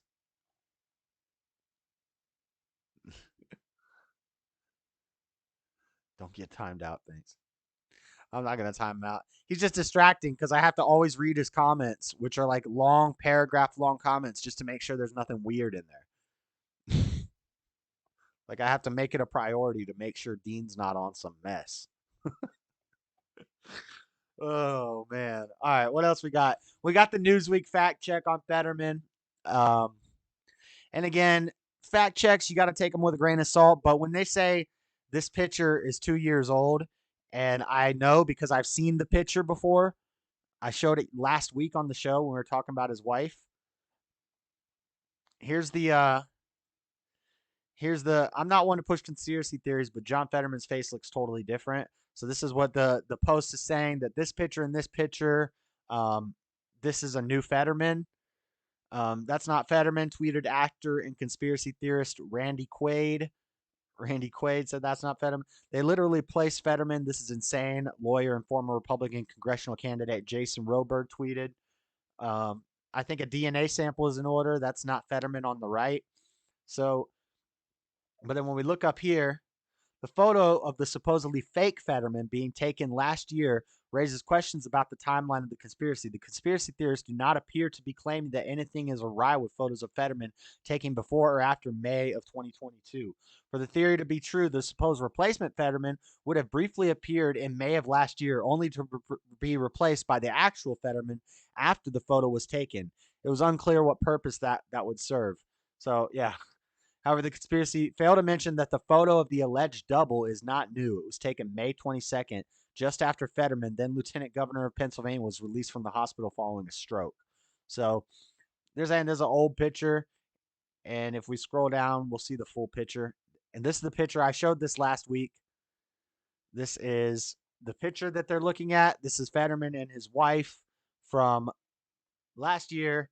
And then they're saying this is the new Fetterman that just came out of the hospital and that he's a body double.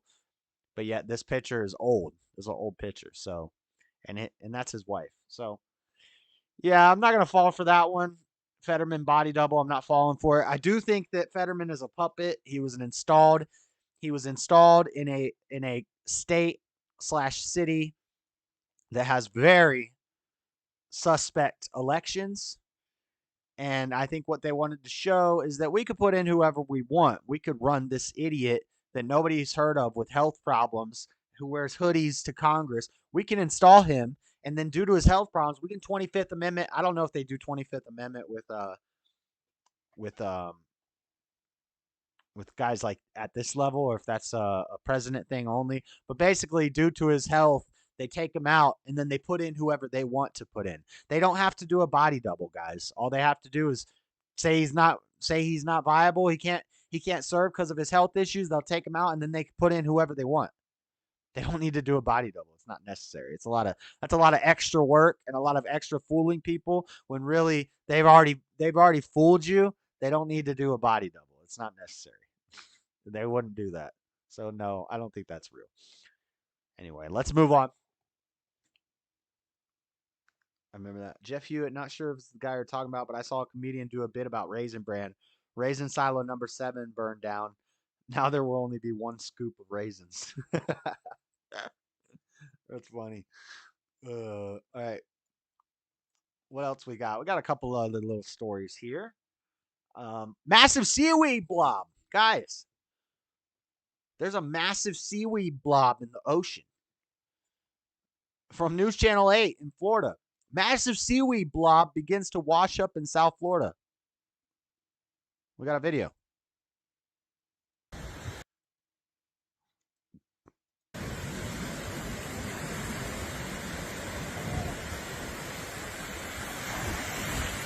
So this is the story. Apparently, satellite images are saying this is twice the size of the country. Massive seaweed blob. Before you start freaking out with the fear-mongering and all that stuff, I'm not trying to fear-monger nobody. As somebody who's from Florida, we know that around this time every year, a lot of seaweed washes up on the shore. This is not a new thing. It's not it's a common occurrence. Every year this happens, big seaweed blob comes in. But this year, it's bigger than ever before. Twice the size of the country, they're saying. So, pretty crazy.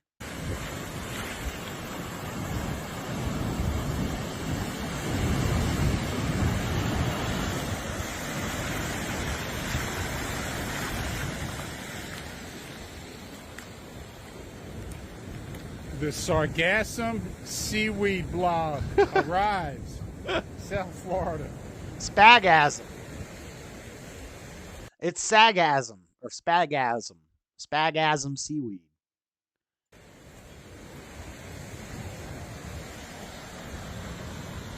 So this is a normal occurrence, but it's a much more than usual is the problem. There's a lot more of it than normal. Look at all that.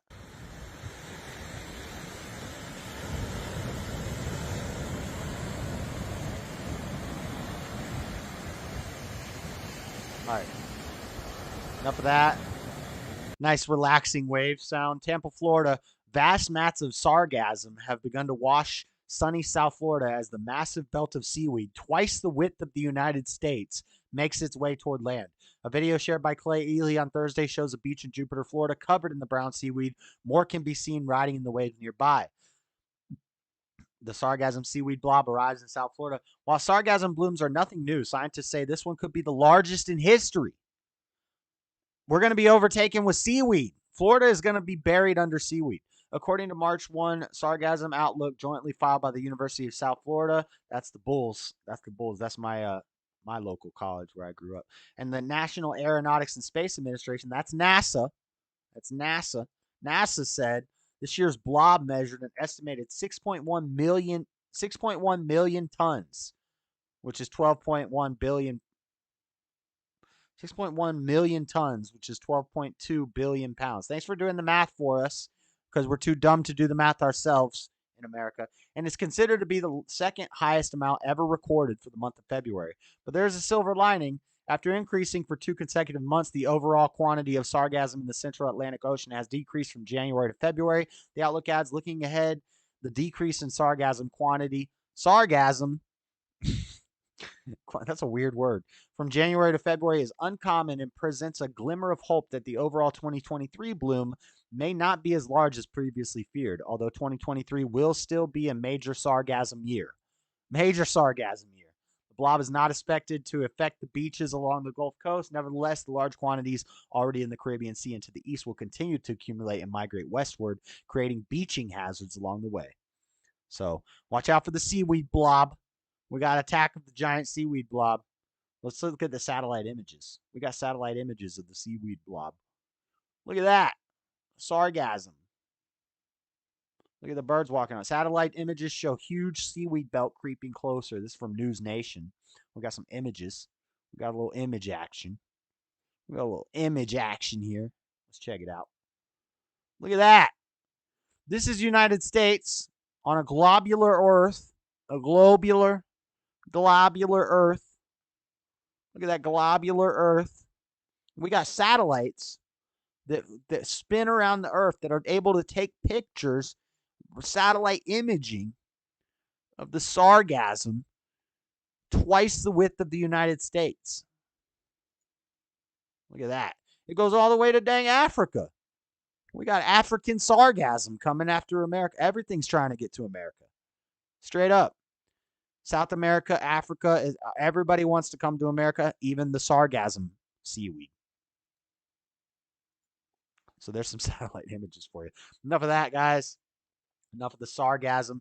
I'm sorry for being so sarcastic I'm sorry for so much sargassum.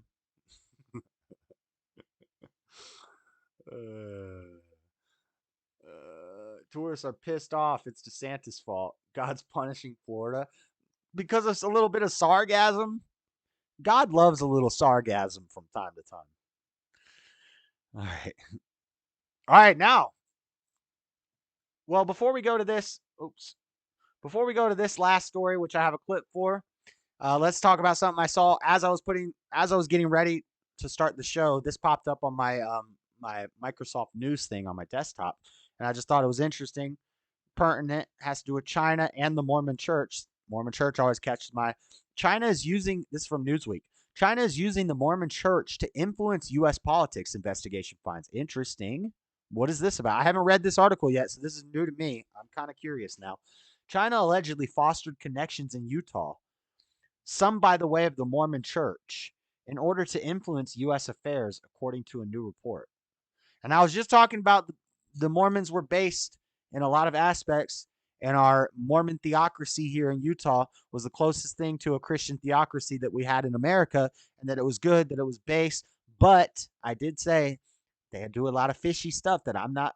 If you're susceptible, if you follow a false prophet, you follow a wolf's in sheep's clothing, it's going to make you more susceptible to things like porn, which is why Mormon porn consumption, Utah's porn subscriptions are higher than anywhere else in the country. Suicide rates are very high. Autism rates are very, very high in Utah. That could be partially due to inbreeding. When the Mormons came, they have a lot of children with and back when what they call now the false LDS or the FLDS, the fundamentalist LDS, who came here and settled this valley when it was Mexican territory, not part of America.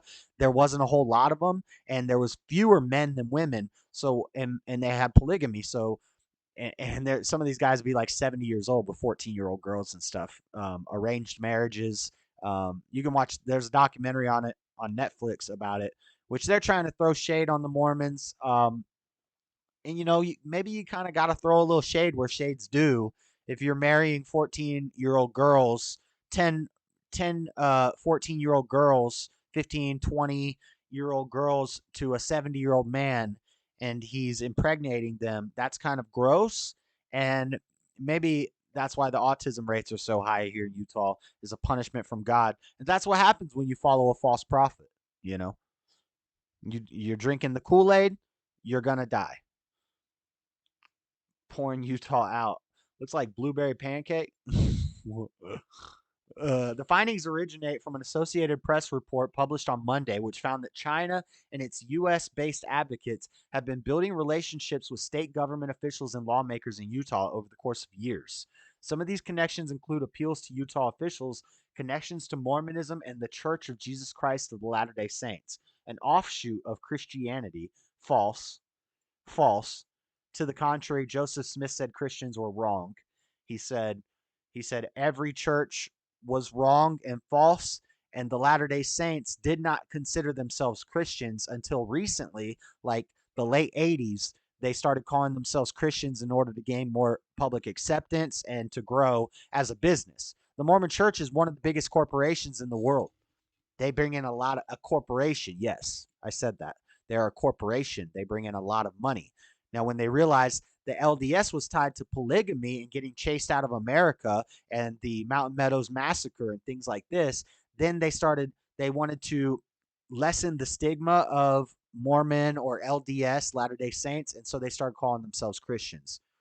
But to the contrary of what this article said, Joseph Smith said that they were not Christians. They said the Christians were wrong, Catholics were wrong, Baptists were wrong, Muslims were wrong, Jews were wrong, and he said he made the new true religion, which is what every wolf in sheep's clothing false prophet says. Same thing Muhammad said. Same thing Muhammad did. Went out alone, wrote his own book, and started his own religion. Same thing Koresh did. Same thing, I was going to say same thing Jim Jones does. Koresh is slightly different because Koresh kind of was just a 7-day Adventist, but he kind of developed on the 7-day Adventist idea. This is why the definition of cult has changed. The definition of cult used to be a small religious sect that takes ideas from a larger established religion and changes them, usually with a harmful effect. That's the old definition of cult. The current definition of cult, any church is considered a cult. Christians are considered a cult. Buddhists are considered a cult. Muslims are considered a cult based on the new religion of cult. They've changed it. Mormon theology is wacko. I mean, yeah, a lot of it is. You're right, Lord Spike, but a lot of it is just Christian. They just plagiarize the Bible. They just copy straight from the Bible. It's funny when the missionaries come over, they're always quoting verses from the Book of Mormon, and I'm like, you know that we have a verse just like that in the Bible. It's slightly different, a few words different, but it's the same meaning. Why don't you just read the Bible? But whatever. They plagiarize the Bible, just like Freddie always says about the Christians. But anyway, what's going on with China and the Mormons? This is a crazy story.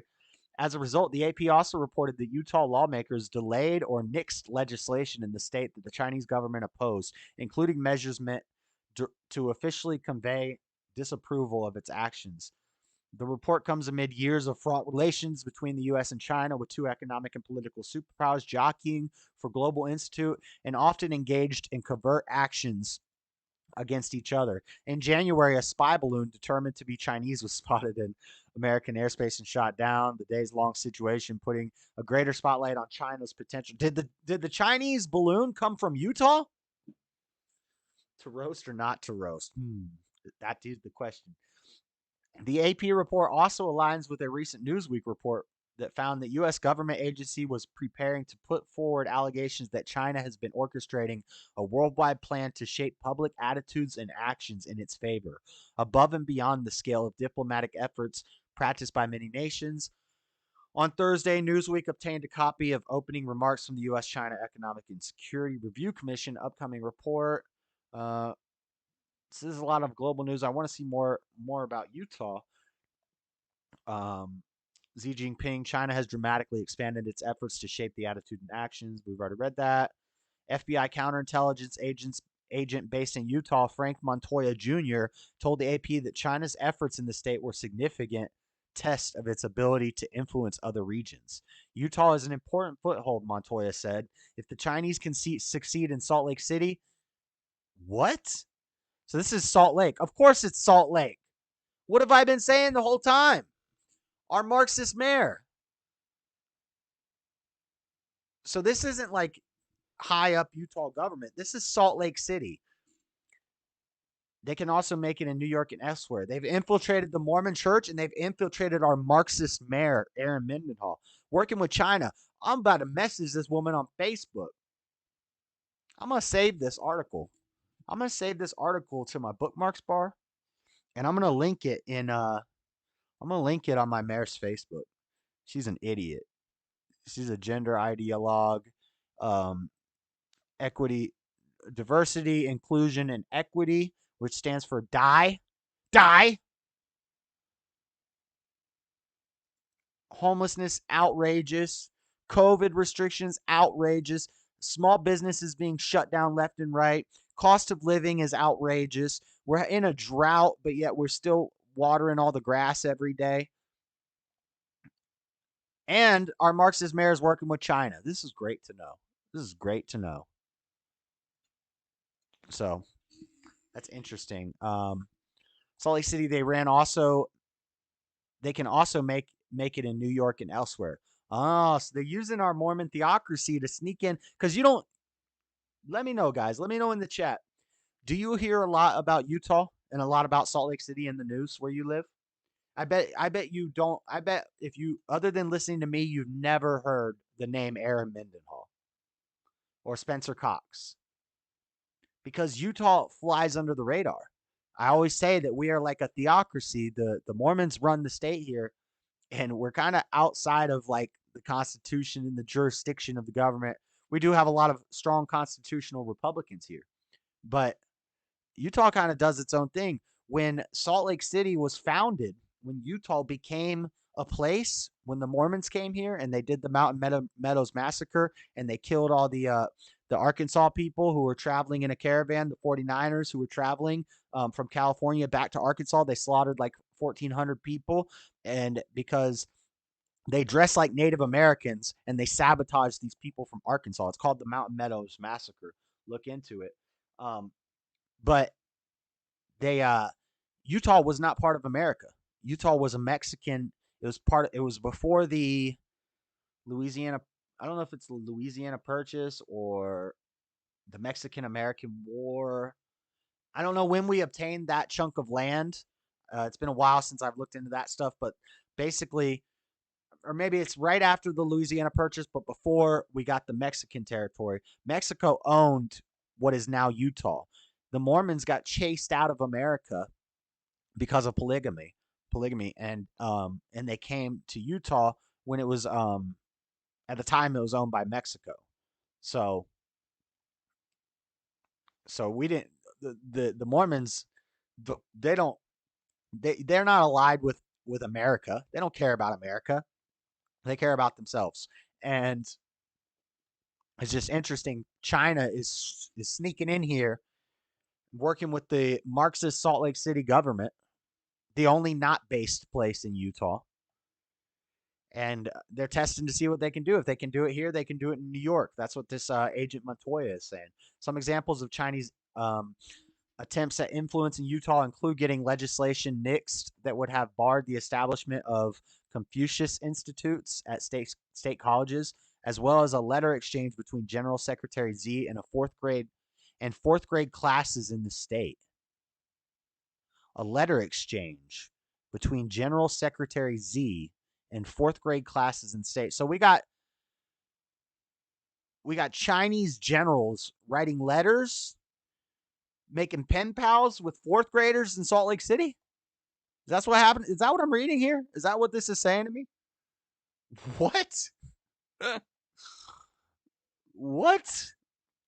Newsweek reached out to the Church of Jesus Christ of Latter-day Saints press office via email for comment. Newsweek also reached out to experts at the Carnegie Endowment for International Peace for insight. Correction. We have a correction as of yesterday. This article was updated to clarify that the Church of Jesus Christ of Latter-day Saints is headquartered in Utah. Well, no duh. Did anybody not know that? So that's crazy. That's crazy. I'm saving this bookmark. I'm going to ask my mayor about this. I'm going to ask my communist mayor why she's such good friends with the Chinese Communist Party. It makes sense. I call her a Marxist all the time on Facebook. And her little trolls, her little bots that are always on her Facebook posts like, "Oh, you're such a great mayor," and sucking on her something inappropriate. They're always like, "What do you hate so much about diversity, equity, and inclusion?" I'm like, "You mean diversity, inclusion, and equity? Die? You mean Marxism? You mean gender ideology?" This woman goes to school and reads to elementary school students books about little boys who want to become little girls. I did a whole thing on the show about it. I showed you the book. We went through the book. This is a book that she put a picture on her Facebook of her reading to a classroom out of a book. So we looked up the book and we looked into the author of the book. And yeah, it's about a little boy who wants to become a mermaid. So, but it's one of the, it's like how Matt Walsh did the so-and-so, the walrus, Johnny the walrus. But instead of the story being that Johnny can't actually become a walrus, no matter how bad he wants to be, in this story, we have to accept and love the little boy who wants to become a feminine mermaid and wear a bikini. And then in another book by the same author, the kid's mom gets married to another woman and he's the flower girl. And our mayor reads this to children and brags about it on social media. Meanwhile, and I've been saying she's a commie, meanwhile, she's talking to Xi Jinping and having him write letters to children? Nope. We're going to do something about that. All right. Last rapid fire news story. Last news story of the night. Well, second to last, because while I take my last break, I will play the Nashville stuff that Spike was talking about.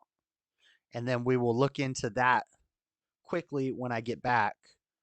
But the last story is this Subway guy. I'm not going to spend too much time on it. Nick covered it the other night. Lots of people have been covering it. But what Nick found was that turns out, so if you guys don't know what I'm talking about, from Daily Mail, it's not his first offense. Black New York City subway passenger who hurled racist abuse at white family traveling with their toddlers caught on camera screaming vile insults at 3 other strangers in the street. So what am I talking about? If you guys haven't heard, here's the clip of this guy. This clip went viral, and this is what this guy's trying to do. He's an internet troll. That shit going viral. He wants to go viral. He's going to do whatever he can to go viral, and this stuff goes viral. And really, I think he should be arrested. I think this father should have whooped his ass. But then, well, we'll talk about it. Let's watch the clip. Take them back to Europe. Language alert. This guy talks like a thug, basically, which he is. So, language alert. Let's listen. Gay ass here, Caribbean, African shit, shit's annoying. Fucking gay ass gorilla looking. Shut up, your ugly body. Nasty ass, mutating, permutating, corrugating, medialating skin. Mutated, permutated, corrugated. Shut up, your body don't even last long enough. I'm gonna look young. Your body don't even last long enough. This is a roast. Okay, but if it's the woman and the man, okay, whatever. He's making a TikTok. He's an idiot making a TikTok, as is everybody who makes TikToks. But when you see they're talking to a little girl here, they're trying to keep the little girl distracted. This is where I get pissed off. This is where I get irked. If I was this dad, and at first I thought the dad was just being soft and scared. But at one point, the dad does almost stand up, and you'll see the mom say, "No, don't, stop." And I kind of get it. You got to be the bigger man in front of your child. Or what do you guys think in the chat? Do you bash this guy in the face in front of your child, or do you just make sure, he's a crazy guy, he's schizophrenic, maybe plug your kid's ears and wait till he goes away and hope that nothing happens? If he tries to touch you, then you do something. Or do you just drop this guy right now? What do you guys think? By the time he's my age, I don't care about them ugly ass kids in your race. Shut up. Fucking plastic ass body.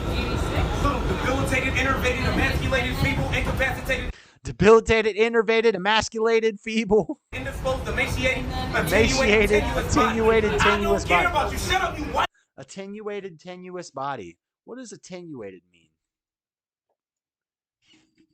Attenuated. Because I'm thinking attenuated and tenuous would be having been reduced in force, effect, or value. Thin or reduced in thickness. Attenuated. And then tenuous. Very weak in sight. So attenuated, tenuous, very slender or fine, insubstantial. Okay, it's kind of redundant. Attenuated, tenuous body. It is accurate for a small child. I would agree, I guess, but it's redundant. Anyway. Monkey, you a dog in this country. You're a fucking dog. You're nothing over here. You are a dog. So as soon as he says effing dog, you hear the wife. I don't know if you guys can hear it. She says stop, stop, stop, because he kind of postures up. So I guess dad's cool. Dad's cool. He postures up. He kind of grabs the suitcase and moves it out of the way. He postures up. Dude gets in his face a little closer. She says stop, stop, stop. Smart mom. I think dad's all right. Shut up, you white monkey. You a dog in this country. You're a fucking dog. You're nothing over here. You are a dog. Shut up. I'm Black American. I'm over you. I mean, yeah, it would have been hard for me to keep my cool if somebody's doing that around my child. I would have busted him in his grill real quick. I would have been a proud racist that day. I would have dropped that clown. But what do you guys think? Is he the bigger man by not doing anything? Maybe. Yeah, probably. Probably shouldn't do anything. There's a child watching. Let's just try to keep the peace. Show her what the bigger man looks like. But I think this guy could have taken him. And I don't know if maybe that's why I'm not a dad, because I don't know if I could have restrained myself. See how close he got to the wife and kid? Right. So what do you think? You think that dude needs to be dropped like a bad habit that dad was lacking? Yeah. I kind of agree with you. My first reactions, and I've watched this a bunch of times in editing it and all this stuff. My first reaction was, Dad, come on, you got to do something about that. You got to do something about that. But as I've been thinking about it in retrospect, maybe it's a better move to, we don't care if you don't care, Dean. Nobody cares if you care. You don't have to say that in chat. He should have placed himself between the threat and his family. I agree. So maybe just block him and kind of stand up to the guy. Just stand up and get in front of him and the kids and say, hey, you need to go. And just tell him, warn him, show that you're not scared. But maybe that, what's it called? Escalates it. Maybe that escalates it. And then there's a fight. I don't think it would have, but they have to take that into consideration because this guy's a punk. This guy's a punk thug who's doing this for clout on the internet. He's a loser. So I think if dude would have really got up in his face, he would have backed down. He would have went away. But yeah, that dude looks skinny and poorly balanced. I think I could have taken him. If he had been bigger, that's what tools are for. Oh yeah.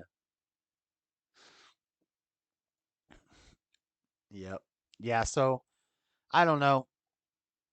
Dad did kind of posture up. Mon said calm down. But yeah, I would have been on my feet. At least I would have been on my feet in between them and the guy. And I would say, hey, you need to get out of here. You shouldn't even be talking like that around women and children. Back in the old days, gentlemen did not cuss around women. Remember the Adam Sandler movie? He did this in multiple movies because this is only like a fairly new thing over like the last decade that men just cuss like sailors around women and children. That used to be not socially acceptable. And even as recent as like Happy Gilmore and Billy Madison, I think, definitely. What's the one where his girlfriend breaks up with him in the beginning? That's Happy Gilmore. Happy Gilmore, and also the one with Jack Nicholson. The one that Adam Sandler, in multiple of Adam Sandler's movies, the point I'm making is a guy will cuss around a woman and Adam Sandler will get up in their face and say, "Don't watch your mouth around the lady. You don't cuss around the lady." And if the dude did it again, Adam Sandler would be fighting him. Like Happy Gilmore's like, or Billy Matt or Waterboy and Beta. Women love it. No, you're a degenerate, Freddie. You're a degenerate. Beta. Yep.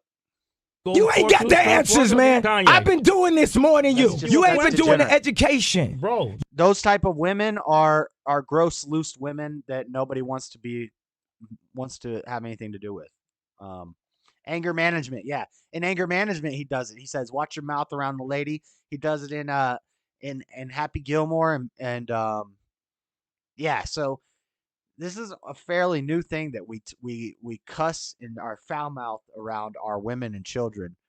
It's a degenerate thing. You see who supports it in the chat, that it's provably degenerate and wicked and evil. So these people need to find God. People like Freddie. Not Pharaoh, not Isis, not Osiris, not Ra, not Mayat. You need to find God, because if you think that that's acceptable, you're a degenerate. But anyway, so Nick didn't discover this. Maybe he did, but other people discovered it as well. Turns out this guy is a serial idiot.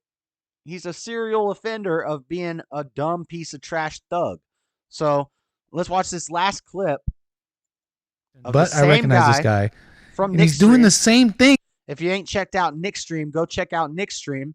Here's Nick's stream's commentary on it. I tried to pull these clips from the Twitter post, but I think they got removed or something because I couldn't.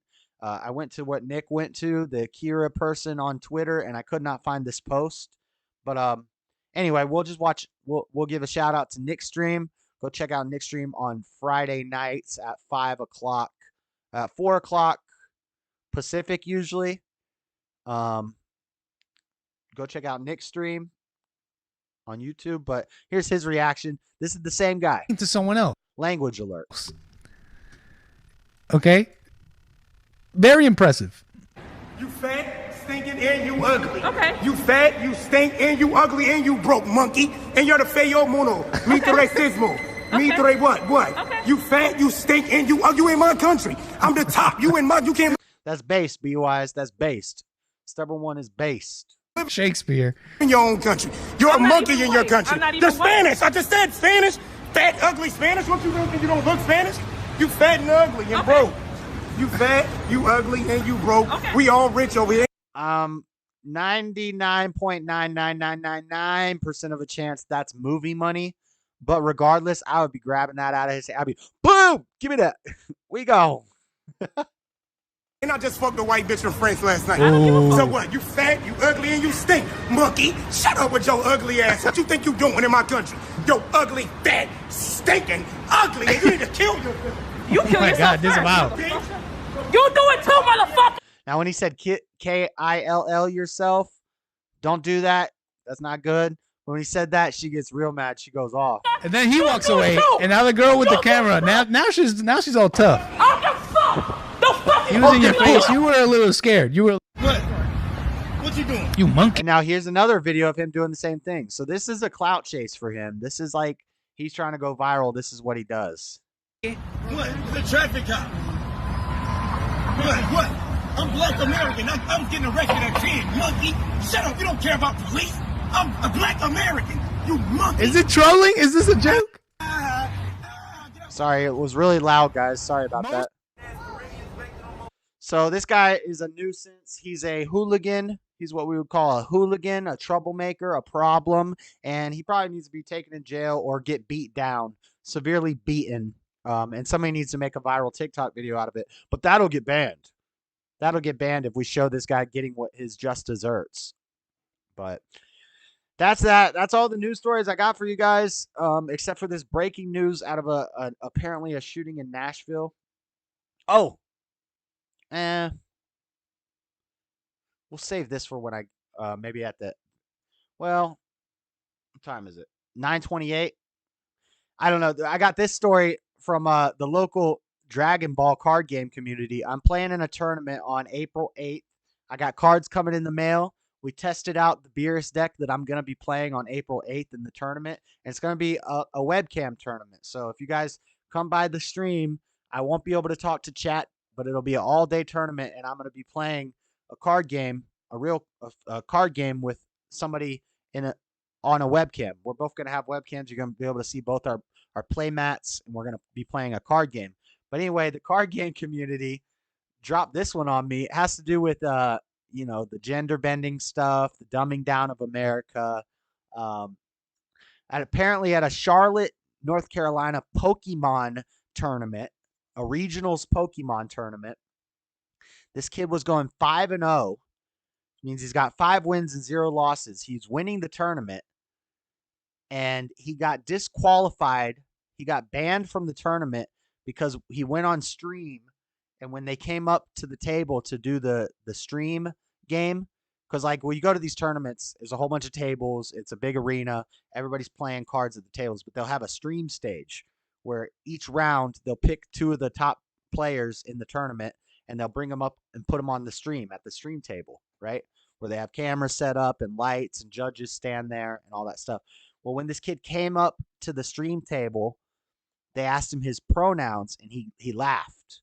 He laughed nervously, out of nerves, and they banned him from the tournament.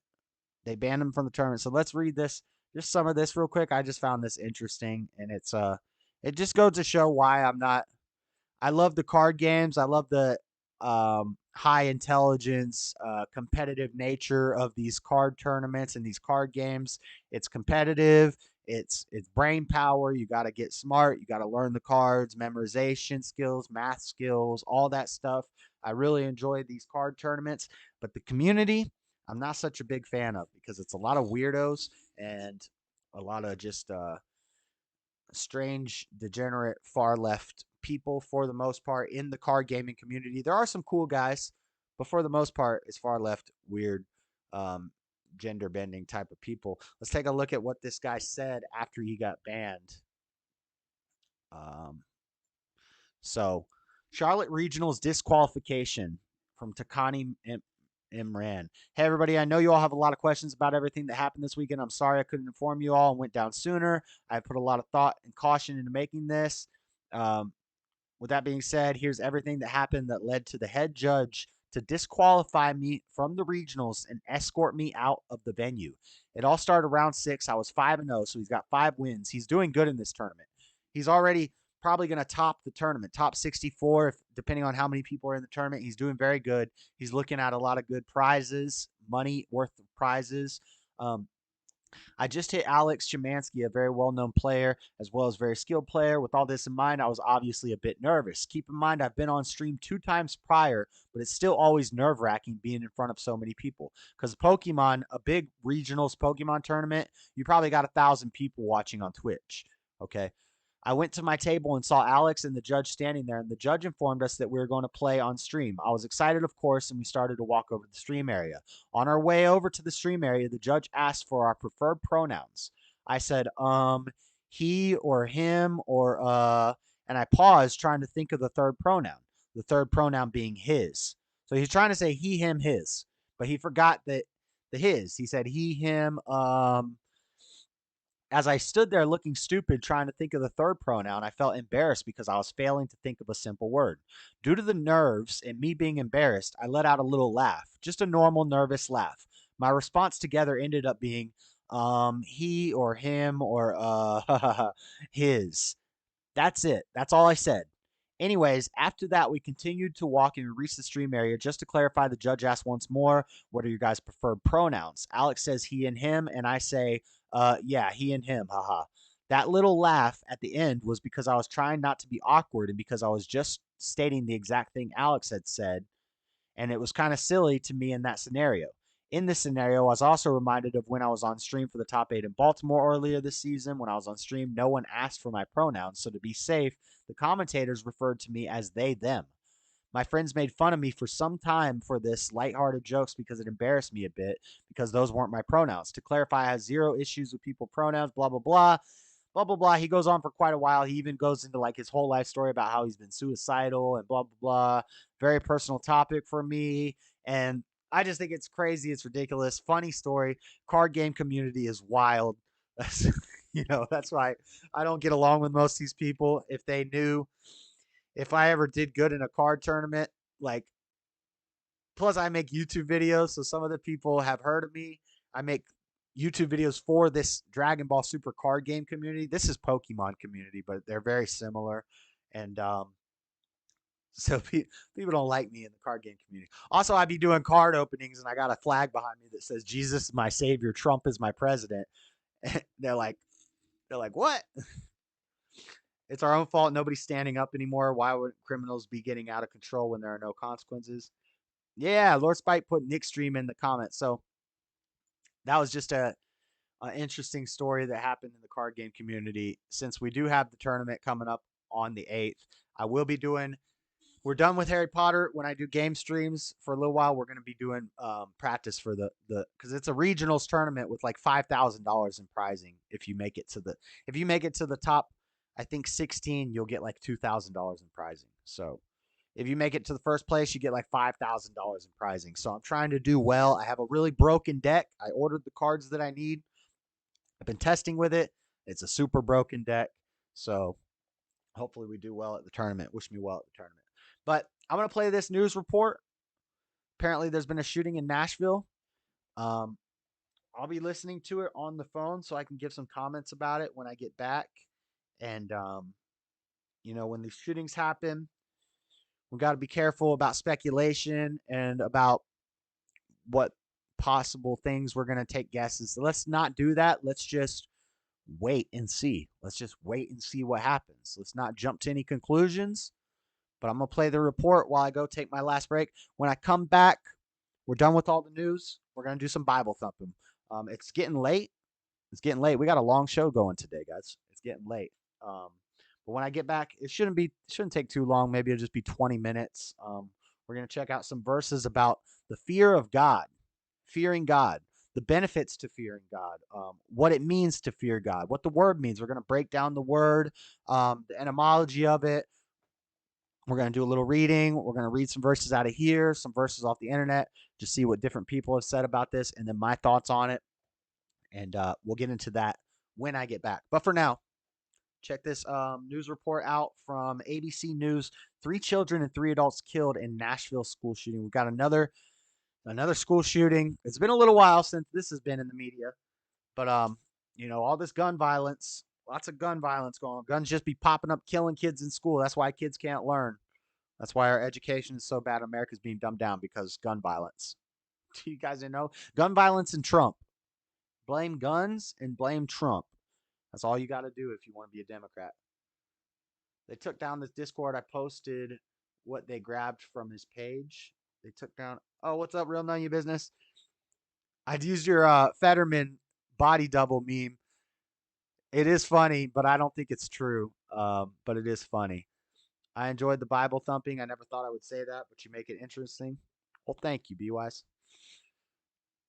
Why did they release their name so soon? Of the shooters? I don't know. I haven't looked into it yet. So I'm going to pull up my phone so I can listen to this.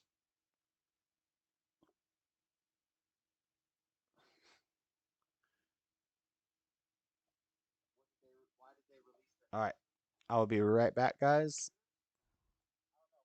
Special report, ABC News, Nashville school shooting. Let's see what that is. This is an ABC News special report. I'm Diane Macedo. We are coming on the air because we are about to hear from officials in Nashville about a school shooting that left at least 3 children dead.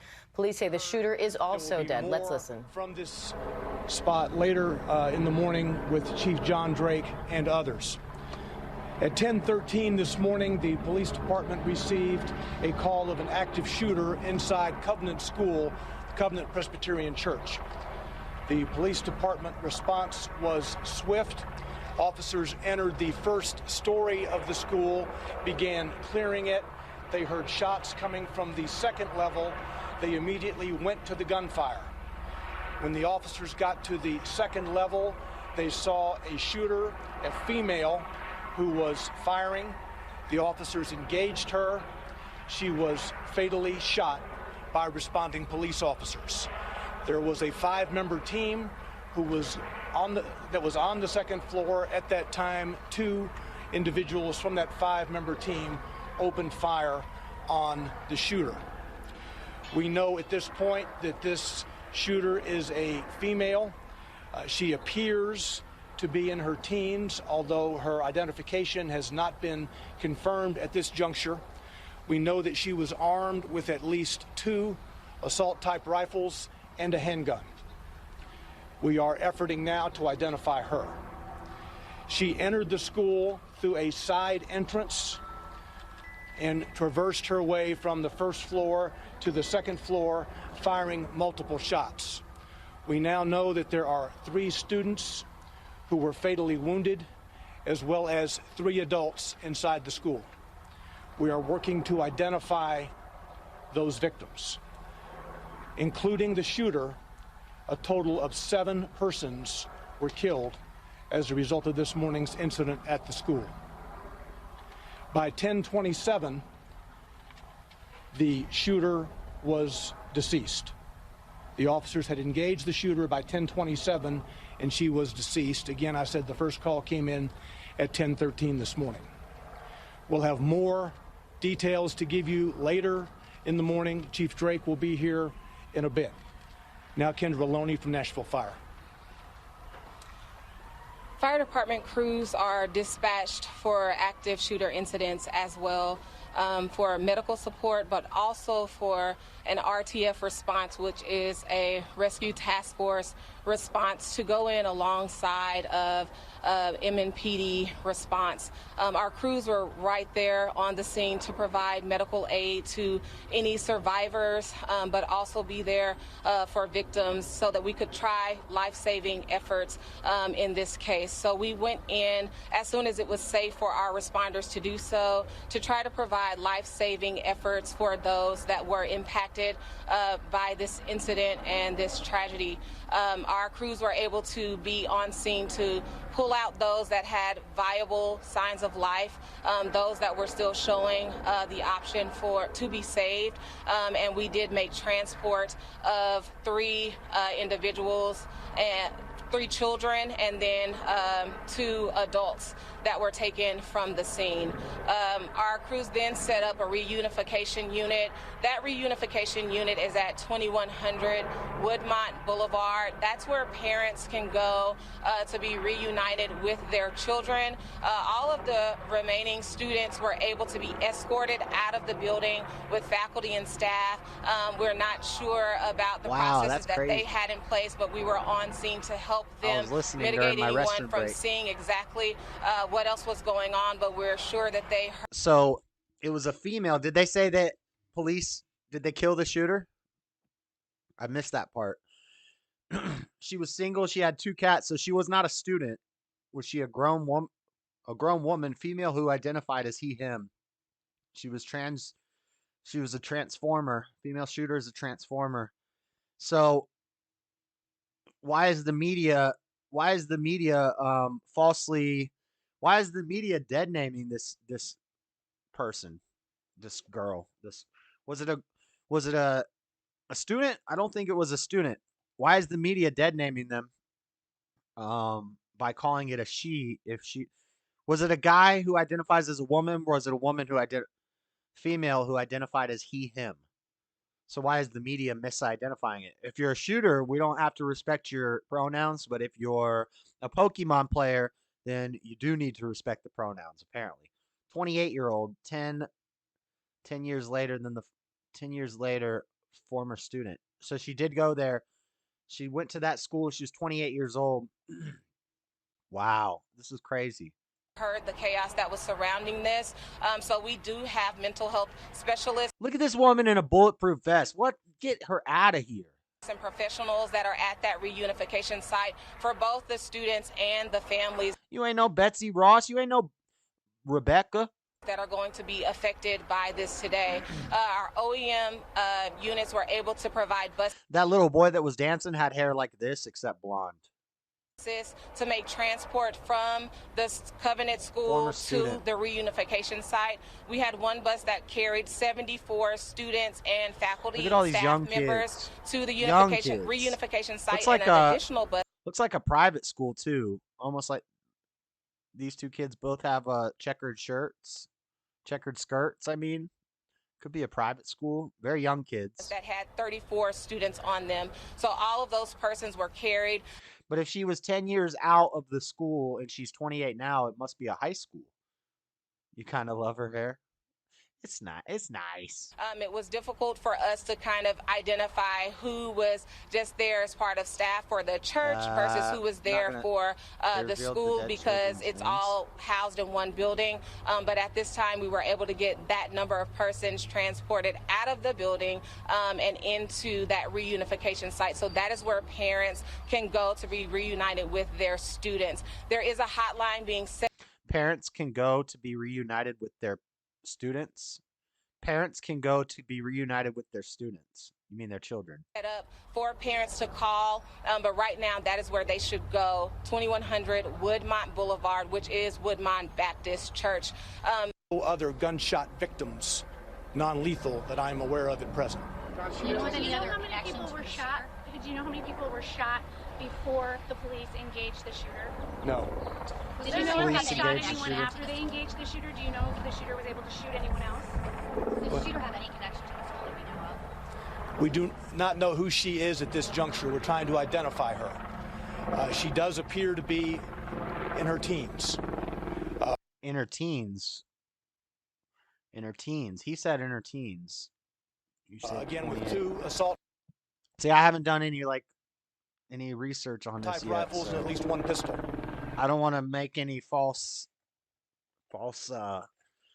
assumptions.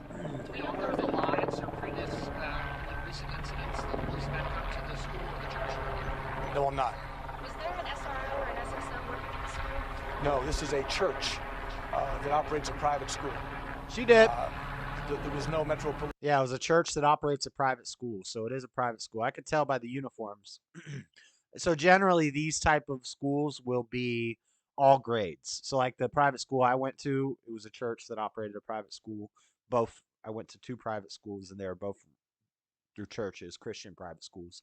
And it was like kindergarten all the way up to the end of high school. It had every grade, but there was only 10 kids and 15 kids in each class, and you'd stay in the same classroom all day. You didn't go to different. Once you got up to like middle school, high school level at the private school, you would have maybe 2 or 3 different teachers, but they would come into the classroom throughout the day at different times. You would stay in the same classroom. There weren't lockers and things like that. Police personnel assigned to that building at any time. John, do you know if either of the 2 adults that were shot maybe confronted the gun? You said 2? Yeah, the adults that were shot. No, there are a total of 3 adults. 3 adults. 3 adults. Wow, crazy story. If there are more developments, we might talk about this next week and look more into it. Or if it is just a flash in the pan, maybe we won't. We'll see what happens. Yeah, that's sad. Presbyterian Church.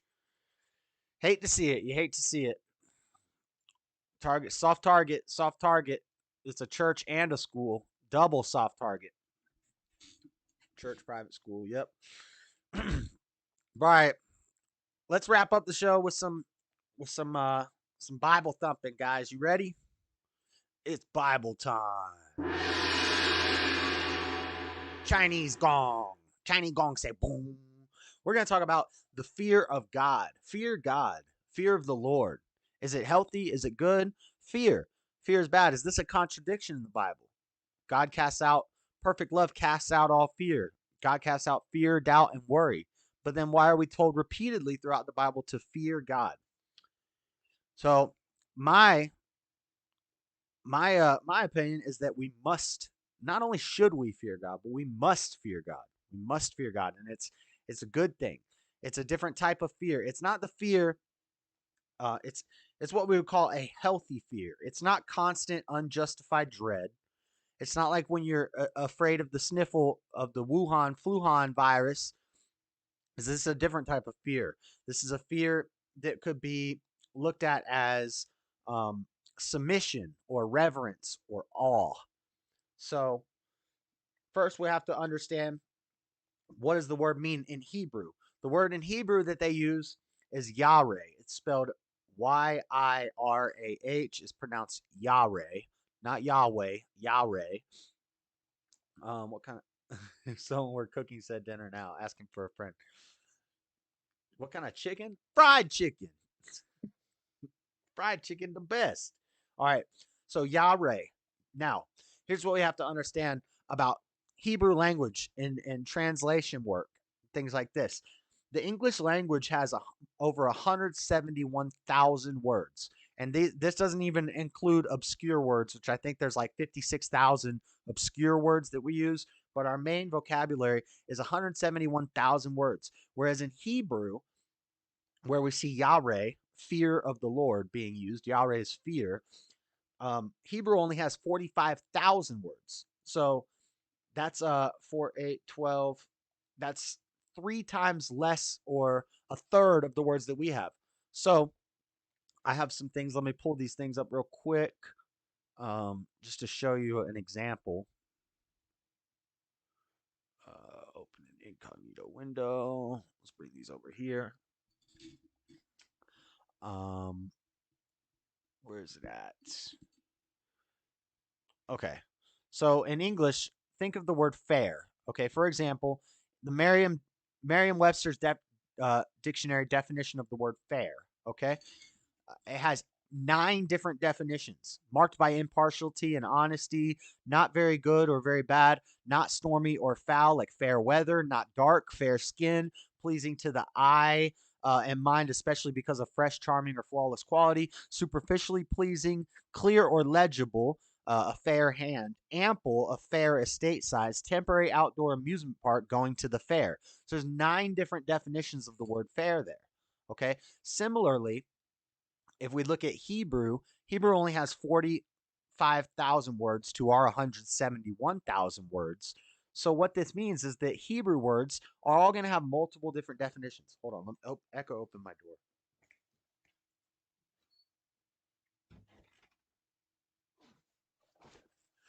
When we look at a Hebrew word like Yireh, it's going to be like this word fair. It's going to have lots of different definitions. Now, fear could be you're afraid, you're dreading something, you're scared of something. Fear could be a fear of heights, which is a rational fear, because if you fall, you're gonna die. You know, if you've been bit by a pit bull, a lot of times you might be afraid of pit bulls or snakes. If you get bit by a snake, you might be afraid of snakes. But these are different fears. Yireh can translate to phobos, which later became phobia, which is an irrational fear. So a phobia is an irrational fear. It's like when you're scared of something you shouldn't really be scared of. But then there's also rational fears, fear of heights, a fear of if you're standing in the woods and a bear shows up, a cocaine bear shows up, you know, you're going to be afraid.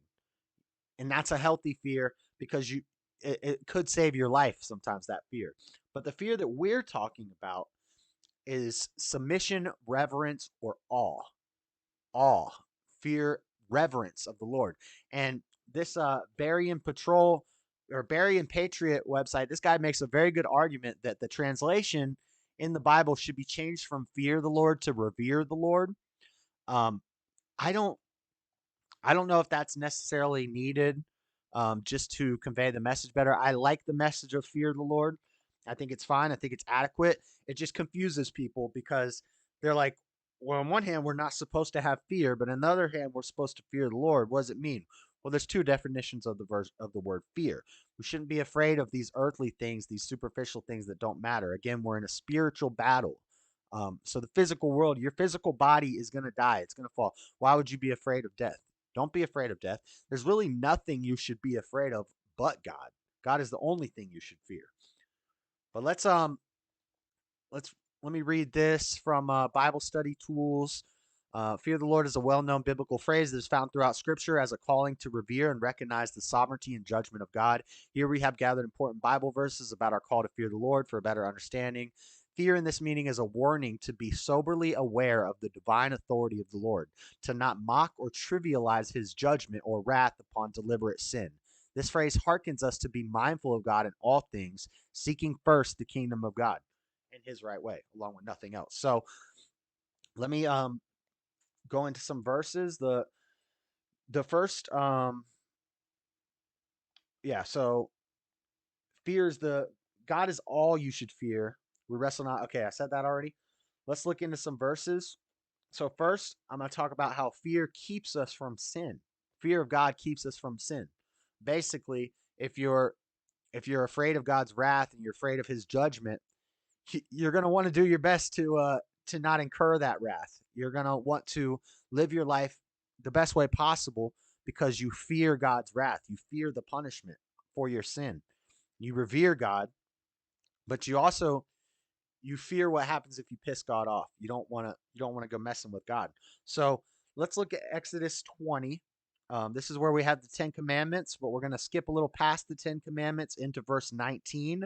The 10 Commandments are verses 2 through 17. We've gone over them before. We're going to skip to verse 19. And they said unto Moses, Speak thou with us, and we will hear. But let not God speak with us, lest we die. So these are the people who are there with Moses. They're telling Moses, you go talk to God because we're afraid. We're afraid of God. We don't want to hear from God. We're scared that we'll die if we hear from God. And Moses said unto his people, Fear not, for God has come to prove you, and that his fear may be before your faces, that ye sin not. So we see the same word fear, but one of these fears is uppercase. One of these fears is lowercase. So fear not, he's saying, don't have that. And again, we have to remember, this is Yahweh. This has multiple different definitions. So why are you afraid of death? Why are you afraid of God in that way? In your unhealthy, irrational fear, your phobos. Why do you have phobos for God? You should not. That's irrational. But instead, revere God. Be in awe of God and know that he is all powerful and he controls everything. And yes, he is a God of wrath, but you don't want to live that way. I just gave you the 10 Commandments. I just read the 10 Commandments to you that God gave me. And he says, if you abide by those 10 Commandments, then you don't have to have phobos for God. You can revere God. You can have Yahweh for God. Okay? So that's what it says in Exodus. Fear not, for God has come to prove you, and that his fear may be before your faces, that ye sin not. So this is Exodus 20. Exodus 20:20 is telling us that a healthy fear of God will keep us from sin. It keeps us away from sin. We don't want to sin when we have reverence and awe and submission to God. We fear God. The same way a woman submits to her husband is the same way that a man submits to Christ and to God. Okay, so submission is not a bad thing. It's a good thing, a healthy fear. All right. Then also the fear of God leads to blessings and long life. These are promises that we're given by God, that if we fear him, if we revere him, if we submit to him, if we have the healthy fear of God, that we will benefit, we'll be blessed, we'll get blessings, even longer life, healthier life. The verses for that, we got Deuteronomy 6:1-2 and Psalms 31:19. So Deuteronomy 6:1-2. Now these are the commandments, the statutes, and the judgments, which the Lord your God commanded to teach you, that ye might do them in the land whether you go and possess it, that thou mightest fear the Lord thy God, to keep all his statutes and his commandments, which I command thee, thou and thy son and thy son's son, all the days of thy life, and that thy days may be prolonged. So by fearing God, we're promised a longer life, long health, longevity, a long, healthy life by having a healthy fear of God. And then in Psalms 31:19, we see it says, Oh, how great is thy goodness, which thou hast laid up for them that fear thee. God has laid up goodness for those that fear him. Okay. Oh, how great is thy goodness, which thou hast laid up for those that fear thee, which thou hast wrought for them that trust in thee before the sons of men. So before you don't show reverence, you don't have fear of man. Fear no man. Okay, no fear. Only fear God. That's the only person. That's the only thing, person, thing, spirit, entity, whatever you want to call God. He's all that you should have fear for. Whether it be Phobos is irrational. It's irrational to have any fear of anything physical when you understand that all you should be seeking is his kingdom in his right way and perfect peace. When you do that, you can't fear. You're not going to fear another man. You're not going to fear going out in public because you're socially awkward or you're afraid of people. Your fear is not healthy. But your Yahweh for God is a healthy fear. It's a reverence. Okay. But when we see that this fear is a fear not of being punished, but of not being with the Father, it changes how we think about God. That's what this James River Church says. To fear God is to take refuge in him, to draw close to him. Psalms 31:19 is what I just read. So our fear is healthy, good, respectful, and driven by our love for him. Therefore, fear God, because when you fear God, filial, which is another word used, you don't have to fear God servile. When you fear God filial, you don't have to serve God servile. Wait, what? When you fear God, you don't have to fear God. Yeah, there's using different. So what they're expressing is that there's different versions of fear. Servile fear is a fear of punishment for wrongdoing. It's a fear of getting caught, a selfish fear, one motivated by self-preservation. Filial fear, on the other hand, draws from the Latin concept where we get our idea in family and refers to the fear that a child has for his father. Exactly. And we always go to this. God is the Father. So it's always, you can just look at a family unit, a good, strong family unit. The child is going to fear his father. He's going to fear that if I do something wrong, I'm going to be punished. I'm not going to go break the rules because I'm afraid of my father. But it's not an unhealthy fear. It's a healthy fear. It's a reverence. It's filial fear. So in Latin, we have servile fear and filial fear. The great reformer Martin Luther struggled with the concept of fearing God. As Luther studied the scripture, he distinguished between two types of fear. One is called servile fear, and the other is filial fear. So Luther, regarding filial fear, thinks a child who has tremendous respect and love for his father, who desperately wants to please him. He doesn't want to offend the one he loves, not because he's afraid of torture or even of punishment, but rather because he's afraid of displeasing the one who is his source of security and love. So just like a son and his father, child and his father, that child is going to have a healthy fear of his father. You're not afraid of the punishment. You shouldn't be afraid. Of course, they might be afraid of the punishment too. But instead of being afraid of the punishment, be afraid of being separated from your father, because that's absolute darkness. That's the worst. That's the worst destiny that could ever happen to you. Okay. And then we've got one other verse. Before we read this verse, let's read this from openbible.org. Where are we at? Why fearing God is important in our OMG culture. For many people, the fear of God sounds more like an enemy than a friend. Fearing God, surely this is something that we're trying to get away from, something we're trying to get rid of. It sounds more like a dysfunction than a sign of spiritual health. But the Bible presents the fear of God as a friend who will do us a great deal of good. I will give them one heart and one way, that they may fear me forever, for their own good and the good of their children after them. That's Jeremiah 32:39. God is speaking to his own people, a people who are in covenant relationship with him. Look at what he says. My people will fear me. If they don't fear me, it will mean trouble for the next generation. Then God says, this will be for their own good and for the good of their children, and this will be forever. That means there will never be a time on earth or in heaven when God's people will not fear him in holy wonder and reverence and awe. I want to do what I can to dispel the idea in culture that there is a God to be feared in the Old Testament and a God to be loved in the New Testament, and that the fear of God is therefore not for us. Right. This is what a lot of these OSAS, once saved, always saved, softcore, John 3:16 Christians will tell you. You just accept Jesus, you just believe in Jesus, and you're saved. And it doesn't matter how you live your life or what you do. And I'm not saying that faith is works based, but also faith without works is dead. By grace we are saved through faith, Paul wrote, but also faith without works is dead. Meaning, once you have faith, yes, you do just have to believe in Christ. And once you have faith in Christ and you believe in him and you give up everything and you let God take the wheel, essentially, and you fear God and you love God, then the works will come.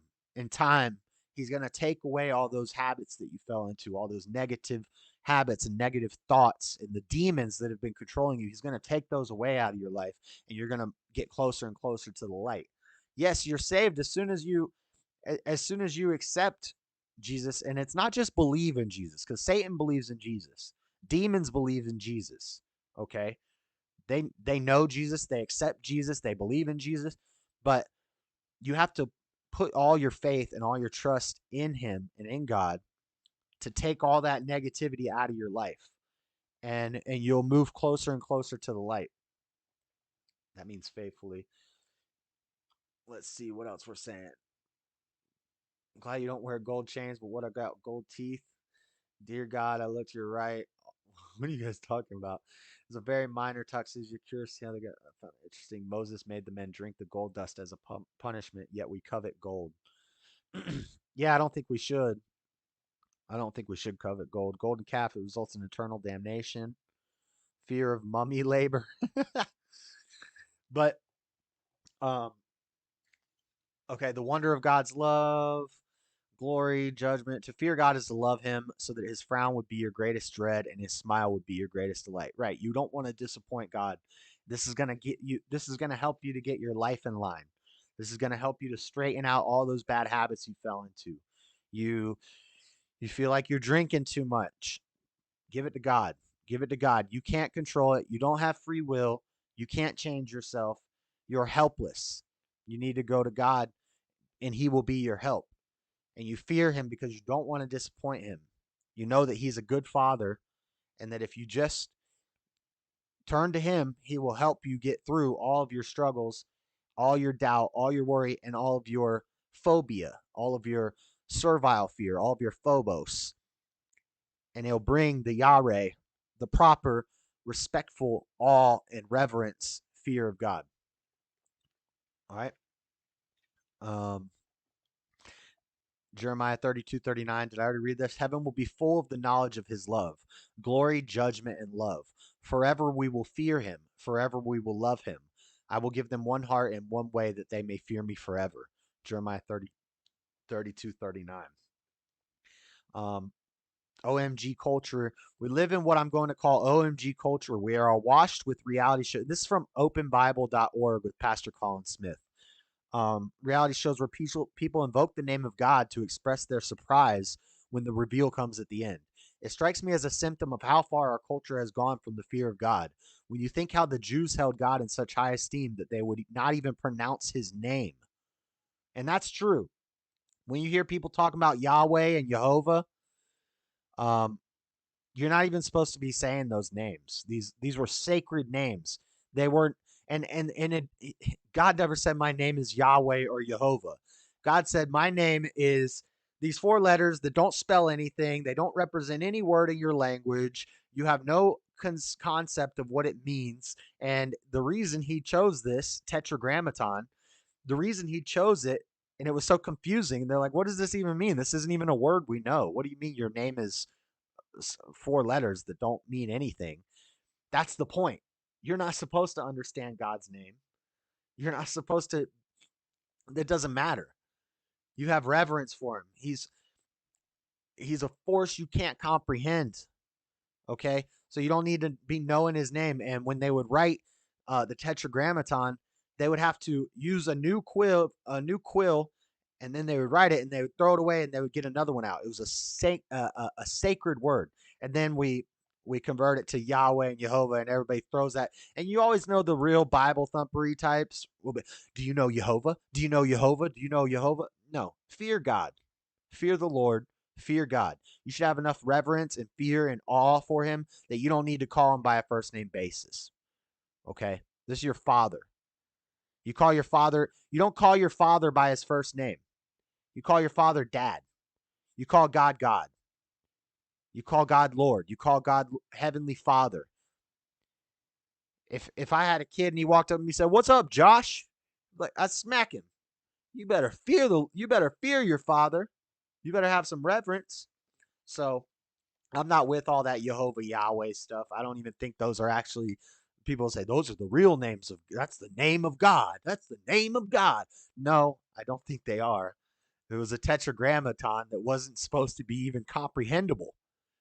And then we turned it into our English understanding. Oh, maybe it sounds like this. Let's try it like this. We got to add new letters to, and then we're going to change. No, enough of that. We'll be on a first name basis with God when we go up to heaven.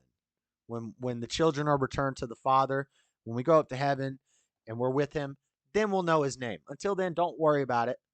You call your father, Father. You don't call your father by a first name basis. That's disrespectful. Okay?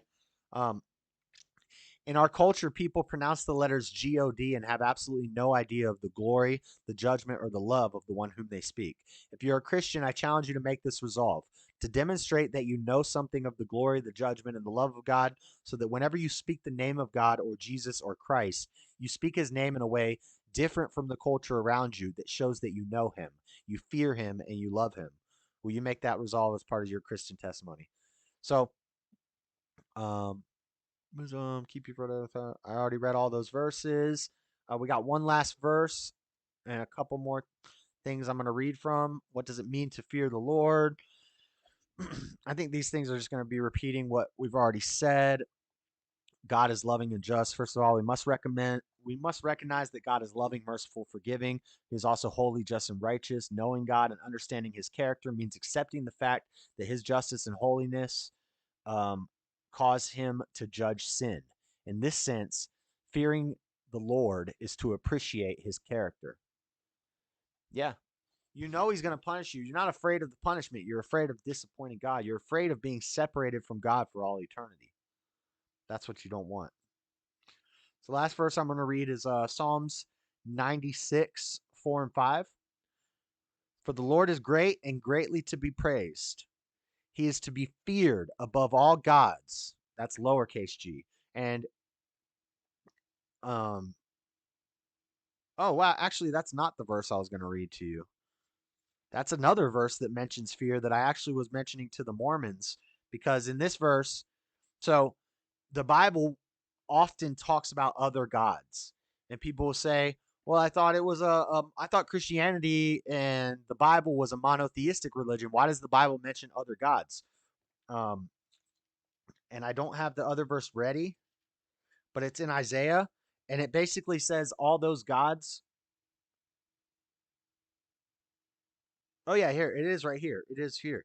For the Lord is great, uppercase L. For the Lord is great and greatly to be praised. He is to be feared above all gods. That's a lowercase g. For all the gods of the nations are idols, but the Lord made the heavens. So what it's saying basically, and it says this repeatedly throughout the Bible, all the lower gods, it even says men were made as lowercase g gods, but they're going to die. And this is in Isaiah. I don't have it ready right now, but it's in Isaiah, and it says it says something basically, it says men were born as gods, lowercase g gods, but all of you gods will die like men. You will die like men because you're not God. So whenever people need to understand, when the Bible talks about lowercase g's, the Bible repeats repeatedly throughout the Bible, it tells you that the lowercase g's are not actually gods. They're fake. They're idols. They're nothing.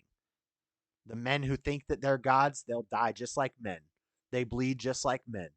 The Ra's and the Isises and the Zeuses and the Xerxes and whatever, the Greek gods, the pagan gods, the Baphomets, those are demons. I'm not talking about demons. I'm talking about the gods that people worship throughout history, the pagans, the Greeks, the Egyptians. These are fake gods. These are idols. These are lowercase g gods. They're not gods. Okay? People call them gods, but they're not gods. There's no reason to fear them. If you're fearing them, you're foolish because they're nothing. But the God, the true God who made the heavens and the earth and the stars and the animals and the skies and you and me, miracles that we are, unique across the entire universe, we're made in the image of God. We are unique. There aren't no aliens that are smarter than us out in space. Okay, we are unique, made in the image of God, one in infinite possibilities, and everything else is just a fake God. You're not a God. I'm not a God. We might think we're gods sometimes. A lot of people will call themselves to be like gods, which is a sign of a false prophet. But you will die like any other man. And your idols that you worship are nothing. They're dust.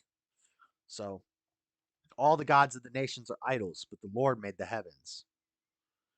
Honor and majesty are before him. Strength and beauty are his sanctuary. So then last but not least, this is Psalms 111:10. There's not plural. Psalm 111:10. The fear of the Lord is the beginning, and this is this is the first one I was supposed to read. So fear is the beginning of wisdom. In this case, the Yahweh for God, the reverence of God is the beginning of wisdom. If you don't fear the Lord, you have no wisdom. You are not wise. This is why I always say there's no such thing as a smart atheist. Me and Floor were talking, and she's like, do you like Lex Friedman? And I was like, he's all right. He's really smart, or he's like intelligent, but he's very boring, typical engineer type. And I said, plus I think he's an atheist. So, or she said something like he's very smart. And I said, well, I think he's an atheist, so he's not smart. He might be intelligent. He might be intellectual. He might know a lot about a lot of really, unimportant things. And I'm the same way. I know a lot about a bunch of nothing, and maybe that makes me intelligent. I don't think I'm an intellectual because I'm not a person of intellect. I'm a person of God.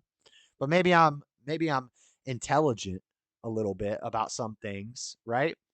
But that's not what makes me smart. That's not what makes somebody smart.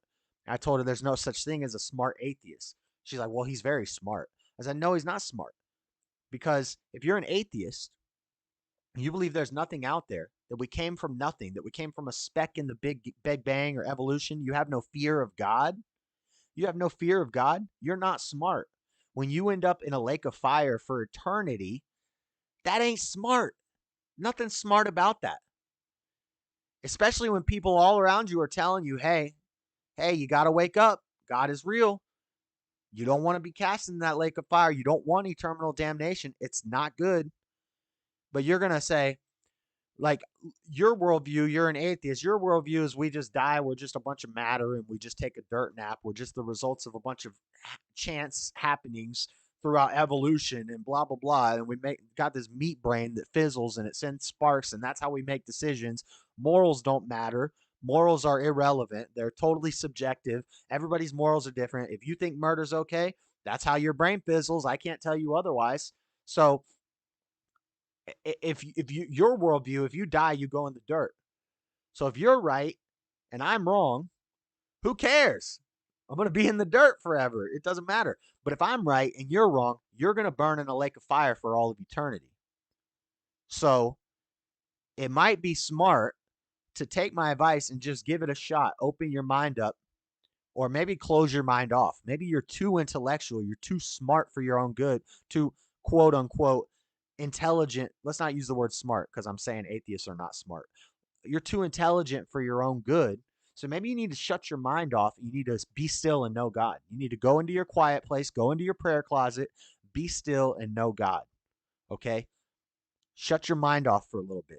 because you're too intellectual, you're too intelligent for your own good, so that you believe, you try to reason and justify and use math and science, and I can't prove God, so I don't believe in it, and blah, blah, blah. No, faith is the proof.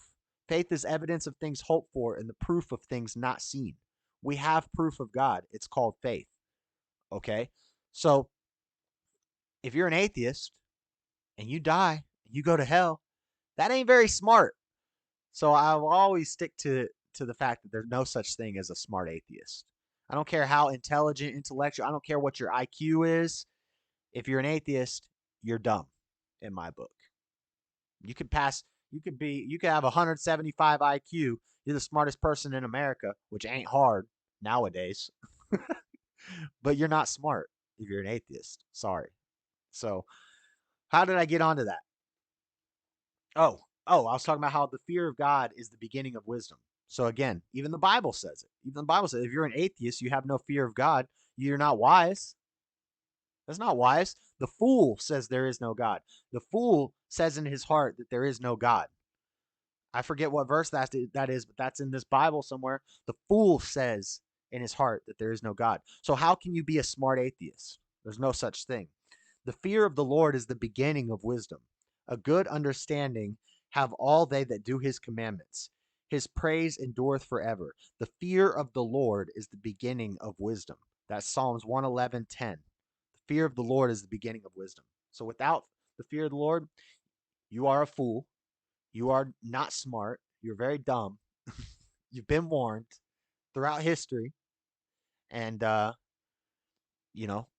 wish you the best, but there's no such thing as a smart atheist. So we must fear God. We must fear God. To reiterate, we must fear God. It's the beginning of wisdom. If you want to be wise, if you want to be a smart person, and I'm not talking about IQ. I'm talking about smart decisions, right? I have made horrible life decisions throughout my life. I did drugs. I've been in jail all over the country. I've scammed people. I've stolen. I've lied.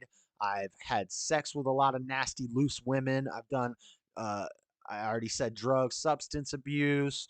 I've gotten in fights with people, violent fights with people, just degenerate activity all around. But I'm cleansed through the blood of Christ, and I'm not a fool anymore, okay? I've woken up, and the fear of God is the beginning of my wisdom. Just the beginning. You got to build on that wisdom through practice, through faith without works is dead, through doing his commandments, through living that lifestyle where you're led by God. And then you'll become more and more wise until you're like Solomon. Even Solomon slipped up, the king destroyer, strong drinking women. Solomon got taken down by the women. He fell for the women, but he's still more wise than an atheist. So the fear of God, we must fear God. It's the beginning of wisdom. We must have a healthy fear of God, not unjustified, constant fear, not phobos, not servile fear, but filial fear, yare, reverence, awe.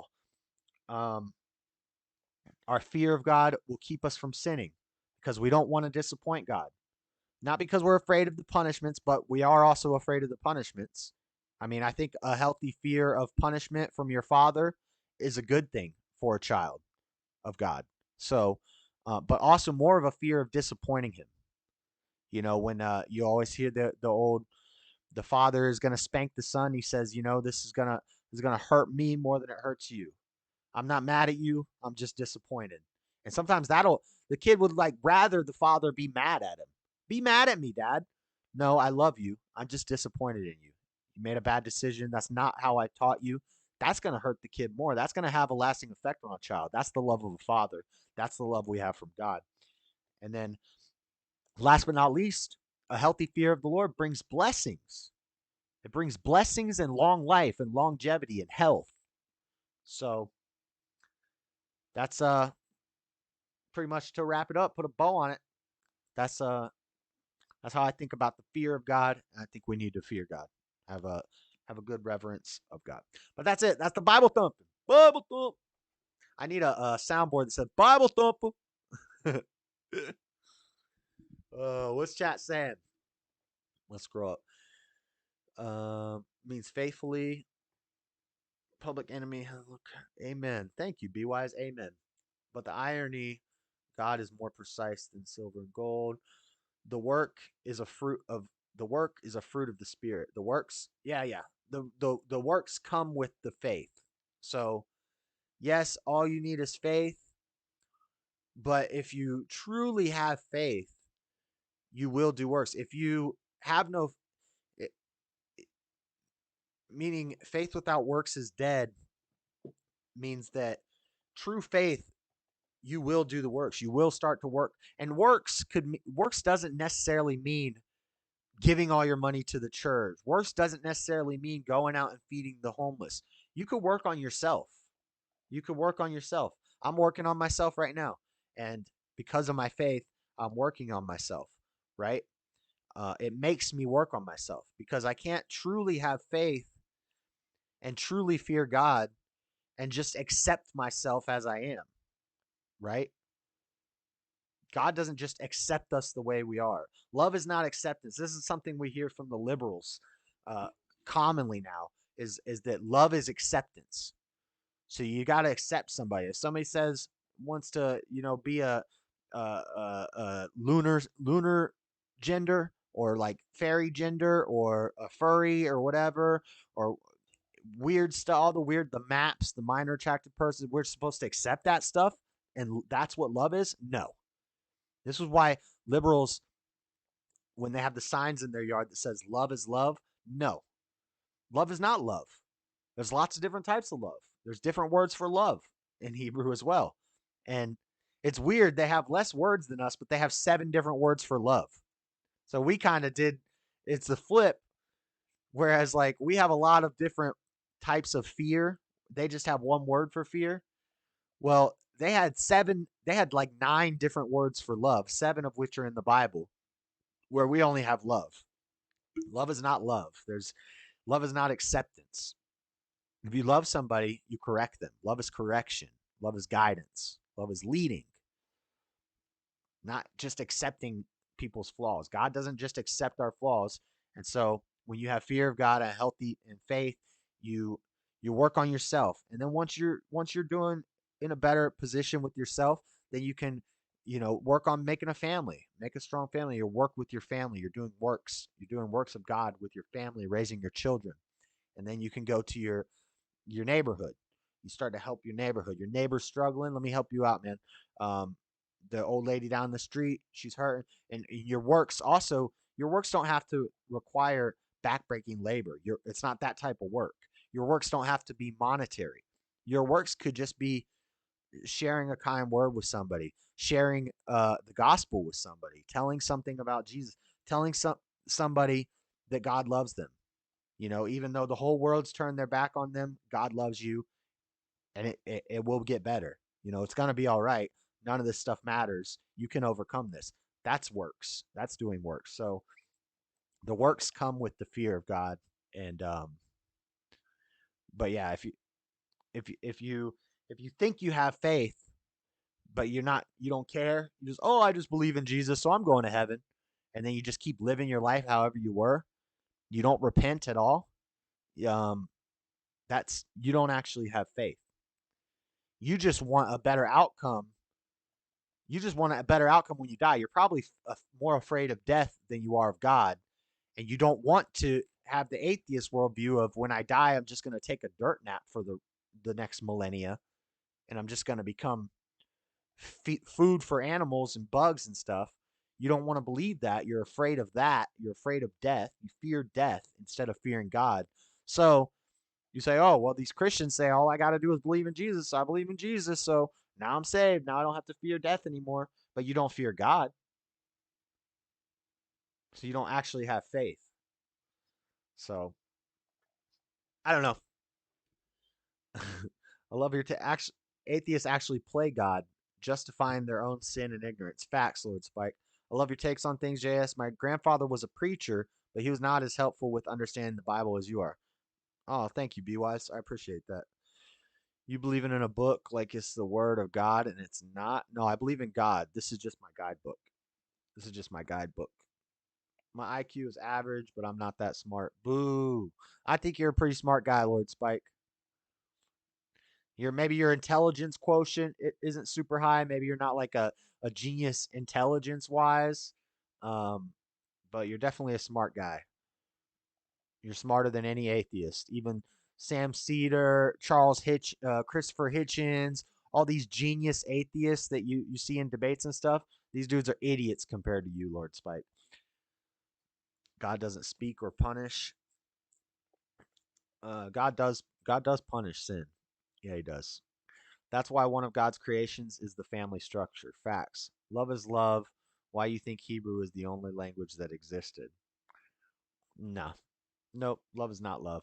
Love could be sex. Love could be infatuation. Love could be agape, which is God's love. Love could be familial love. Love could be brotherly love. Love could be, I love Echo, but I know I can't actually love an animal. He can't love me, but I love him like a dang pet. I love riding four-wheelers. That's not the same love that I have for my mom, which is also not the love I have for my mom is not the same love that I would have for my wife and child. The love that I have for my friends is not the same love that I would have for my grandma. The agape, God's love, which is perfect love, which is real love, not earthly, not fake emotional love. Agape is different than all those loves. So no, love is not love. What is agape love? Agape love is God's love. So there and that's the Greek word used in the Bible whenever they're talking about God's love. So then I did a whole episode about the different types of love, or a whole segment about the different types of love way early we're almost on the 1 year. We're almost on the 1 year show.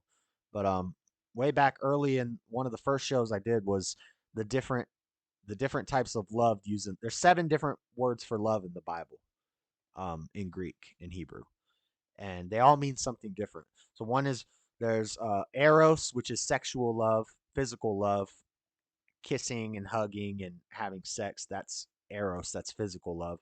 Then there's brotherly love, which is like philia or philia, and then there's familial love, which is like there's soto, eros, philia. There's 7 different ones used in the Bible. There's 9 in total in Greek and Hebrew words for love. But agape is the one above all others. It's the only true love is God's love, which is the most important. But anyway, thanks guys. I appreciate it. I appreciate the comments, the interactions. Thank you, B-Wise. I'm glad you like that. Hope it helps. Oh, Lord Spike dropping the super chat. Another great Monday night show. Thank you, Brother Josh. Thank you, Lord Spike. Hey, I'm glad you're sticking around with me, man, because we lost a lot of people, man. When the show started, we were at 30 viewers, and I said in the beginning, I'm going to piss a lot of people off at one time or another. I'm going to make everybody mad, and I warned people, and I guess they didn't listen because they didn't stick around. But you stuck around, man. I appreciate it. Thank you, Lord Spike. Protein. That's what's up. I appreciate the super chat. That's great. All right, guys. I don't think I got anything else. It's 10:30. God sure does judge. Showed up like a lamb, will return like a lion. Yeah, God definitely judges, and God punishes. So God ain't nothing to play with. God ain't soft. I think God is God just as much as God is a God of love. He's a God of wrath. Now, wrath is not the same as human emotional anger.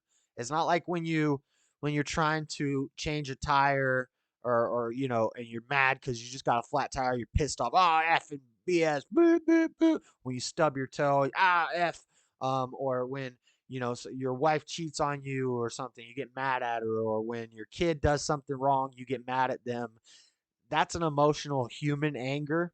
That's not the same as God's anger. God's wrath, it surpasses everything. God's wrath is love. God's wrath is, oh, this civilization of people is all degenerate. I can't find a single pure person. I can't find a single righteous person across the entire world. There's not a single righteous person. They're so sunk down in depravity that they're doing weird stuff with children, and they don't even know that I made them man and woman. They don't know that life begins at conception. And they're killing babies. They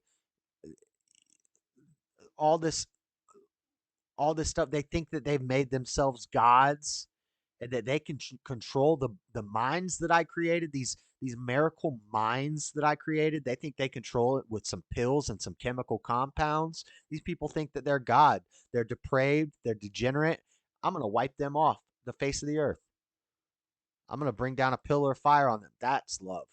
That's wrath. That's God's wrath, and that's God's love at the same time.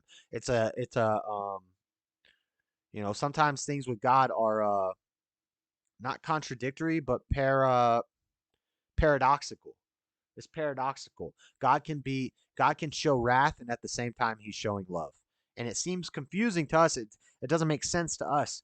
It's paradoxical to us, but it's not a paradox to God. So, great show as always.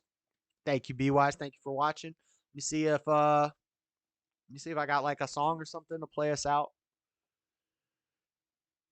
I wanted to watch this trailer for this game my brother told me to do, but maybe we'll do that in a gaming stream.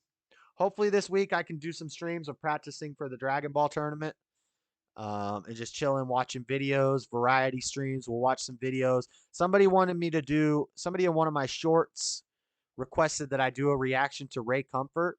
And I was like, I've heard of Ray Comfort, but I can't think of anything he's done. So I'll do a reaction to it. Then I YouTubed Ray Comfort, and I was like, oh, I know this guy. He's the guy that talks really soft. He's British. He talks really soft to people and tells them Jesus loves you, and people always get cry. It gets real emotional and real like but I have seen a lot of Ray Comfort stuff actually. There's even a debate with him, Christianity versus atheism, with Matt Dillahunty. So. And apparently I watched it at some point. You know when you get those red bars at the bottom of your YouTube videos that say that you've watched the video?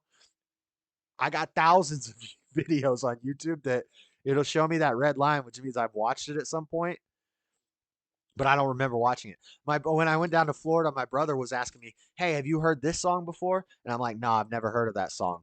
And then I pull it up on my phone, pull up the video so we can listen to it. And it has the red bar. I'm like, oh, apparently I have heard of this song, but I don't remember it. So I just take in too much content. Great show as always. Way to make Monday something to look forward to. Hey, no problem. No problem, Stubborn. Thank you for sticking around. Real none of your business. But anyway, what was I saying? So I have watched a debate. I watched the Matt Dillahunty and Ray Comfort debate, but I can't remember it. So next time I do a gaming stream, for that person that asked me in my comments to react to Ray Comfort, I'll do a little, and I'll record it, maybe make a clip out of it, reacting to some Ray Comfort videos, what I think. Seems like a cool guy, a little too emotional. Like the videos are there's sad music. We'll talk about it when I do the reaction. I don't want to spoil it, but I have heard of Ray Comfort and looked into him, and then we'll listen to a long form debate with him and an atheist and see where I agree and disagree with him and what I think of him. And then I'll give like a recap of my thoughts on Ray Comfort. Not that it matters, but just my reaction to it because somebody requested it. So we'll do that in the next gaming stream. We'll practice some Dragon Ball and we'll react to Ray Comfort in the next variety gaming stream. So keep your eyes out for that, guys. When you see I know a lot of people aren't fans of the gaming and stuff, but I'll just do the gaming in a small screen in the bottom, and I'll be talking to the chat, hanging out with chat, watching some videos, reacting to some videos. Ray Comfort was good. Yeah, I like him. He's just a little too, how, and this is actually there's a verse in the Bible that says there are two, I don't know it exactly. I'm paraphrasing, and I don't even know where it is, but it's basically like there are two ways to preach to somebody. You can do it gently with compassion and kindness, calmly bringing them to the Lord. But sometimes that won't work on people. And I'm one of those people. Sometimes you need to put the fear of the Lord into them with fire and brimstone. You need to almost scare it into, almost forceful, a strong, forceful, like, look, God don't play. God is serious. And some people will take to that. Some people, you need to be more kind and gentle. Jesus loves you, and don't worry about your problems. Put your worries on God, and you talk to them with a real soft voice in a quiet place. Whereas some people, you need to yell at them in the streets, and people will say, that's not the way you should preach. That's not the way you should preach. No, both ways are acceptable. Different people are going to receive the message in different ways. So we need both. But let me just find a song or something to play us out, and I'll say goodnight to everybody. Thank you guys for hanging out. Let's see if we can just find a Tyson song that I haven't listened to in a while. I like that Homemakers though. This is for the homemakers. I think Get Behind Me might just become the weekly ending song. I might just play Get Behind Me as the weekly ending song. This isn't a coffee, it's a... All right. Let's get this song to play us out.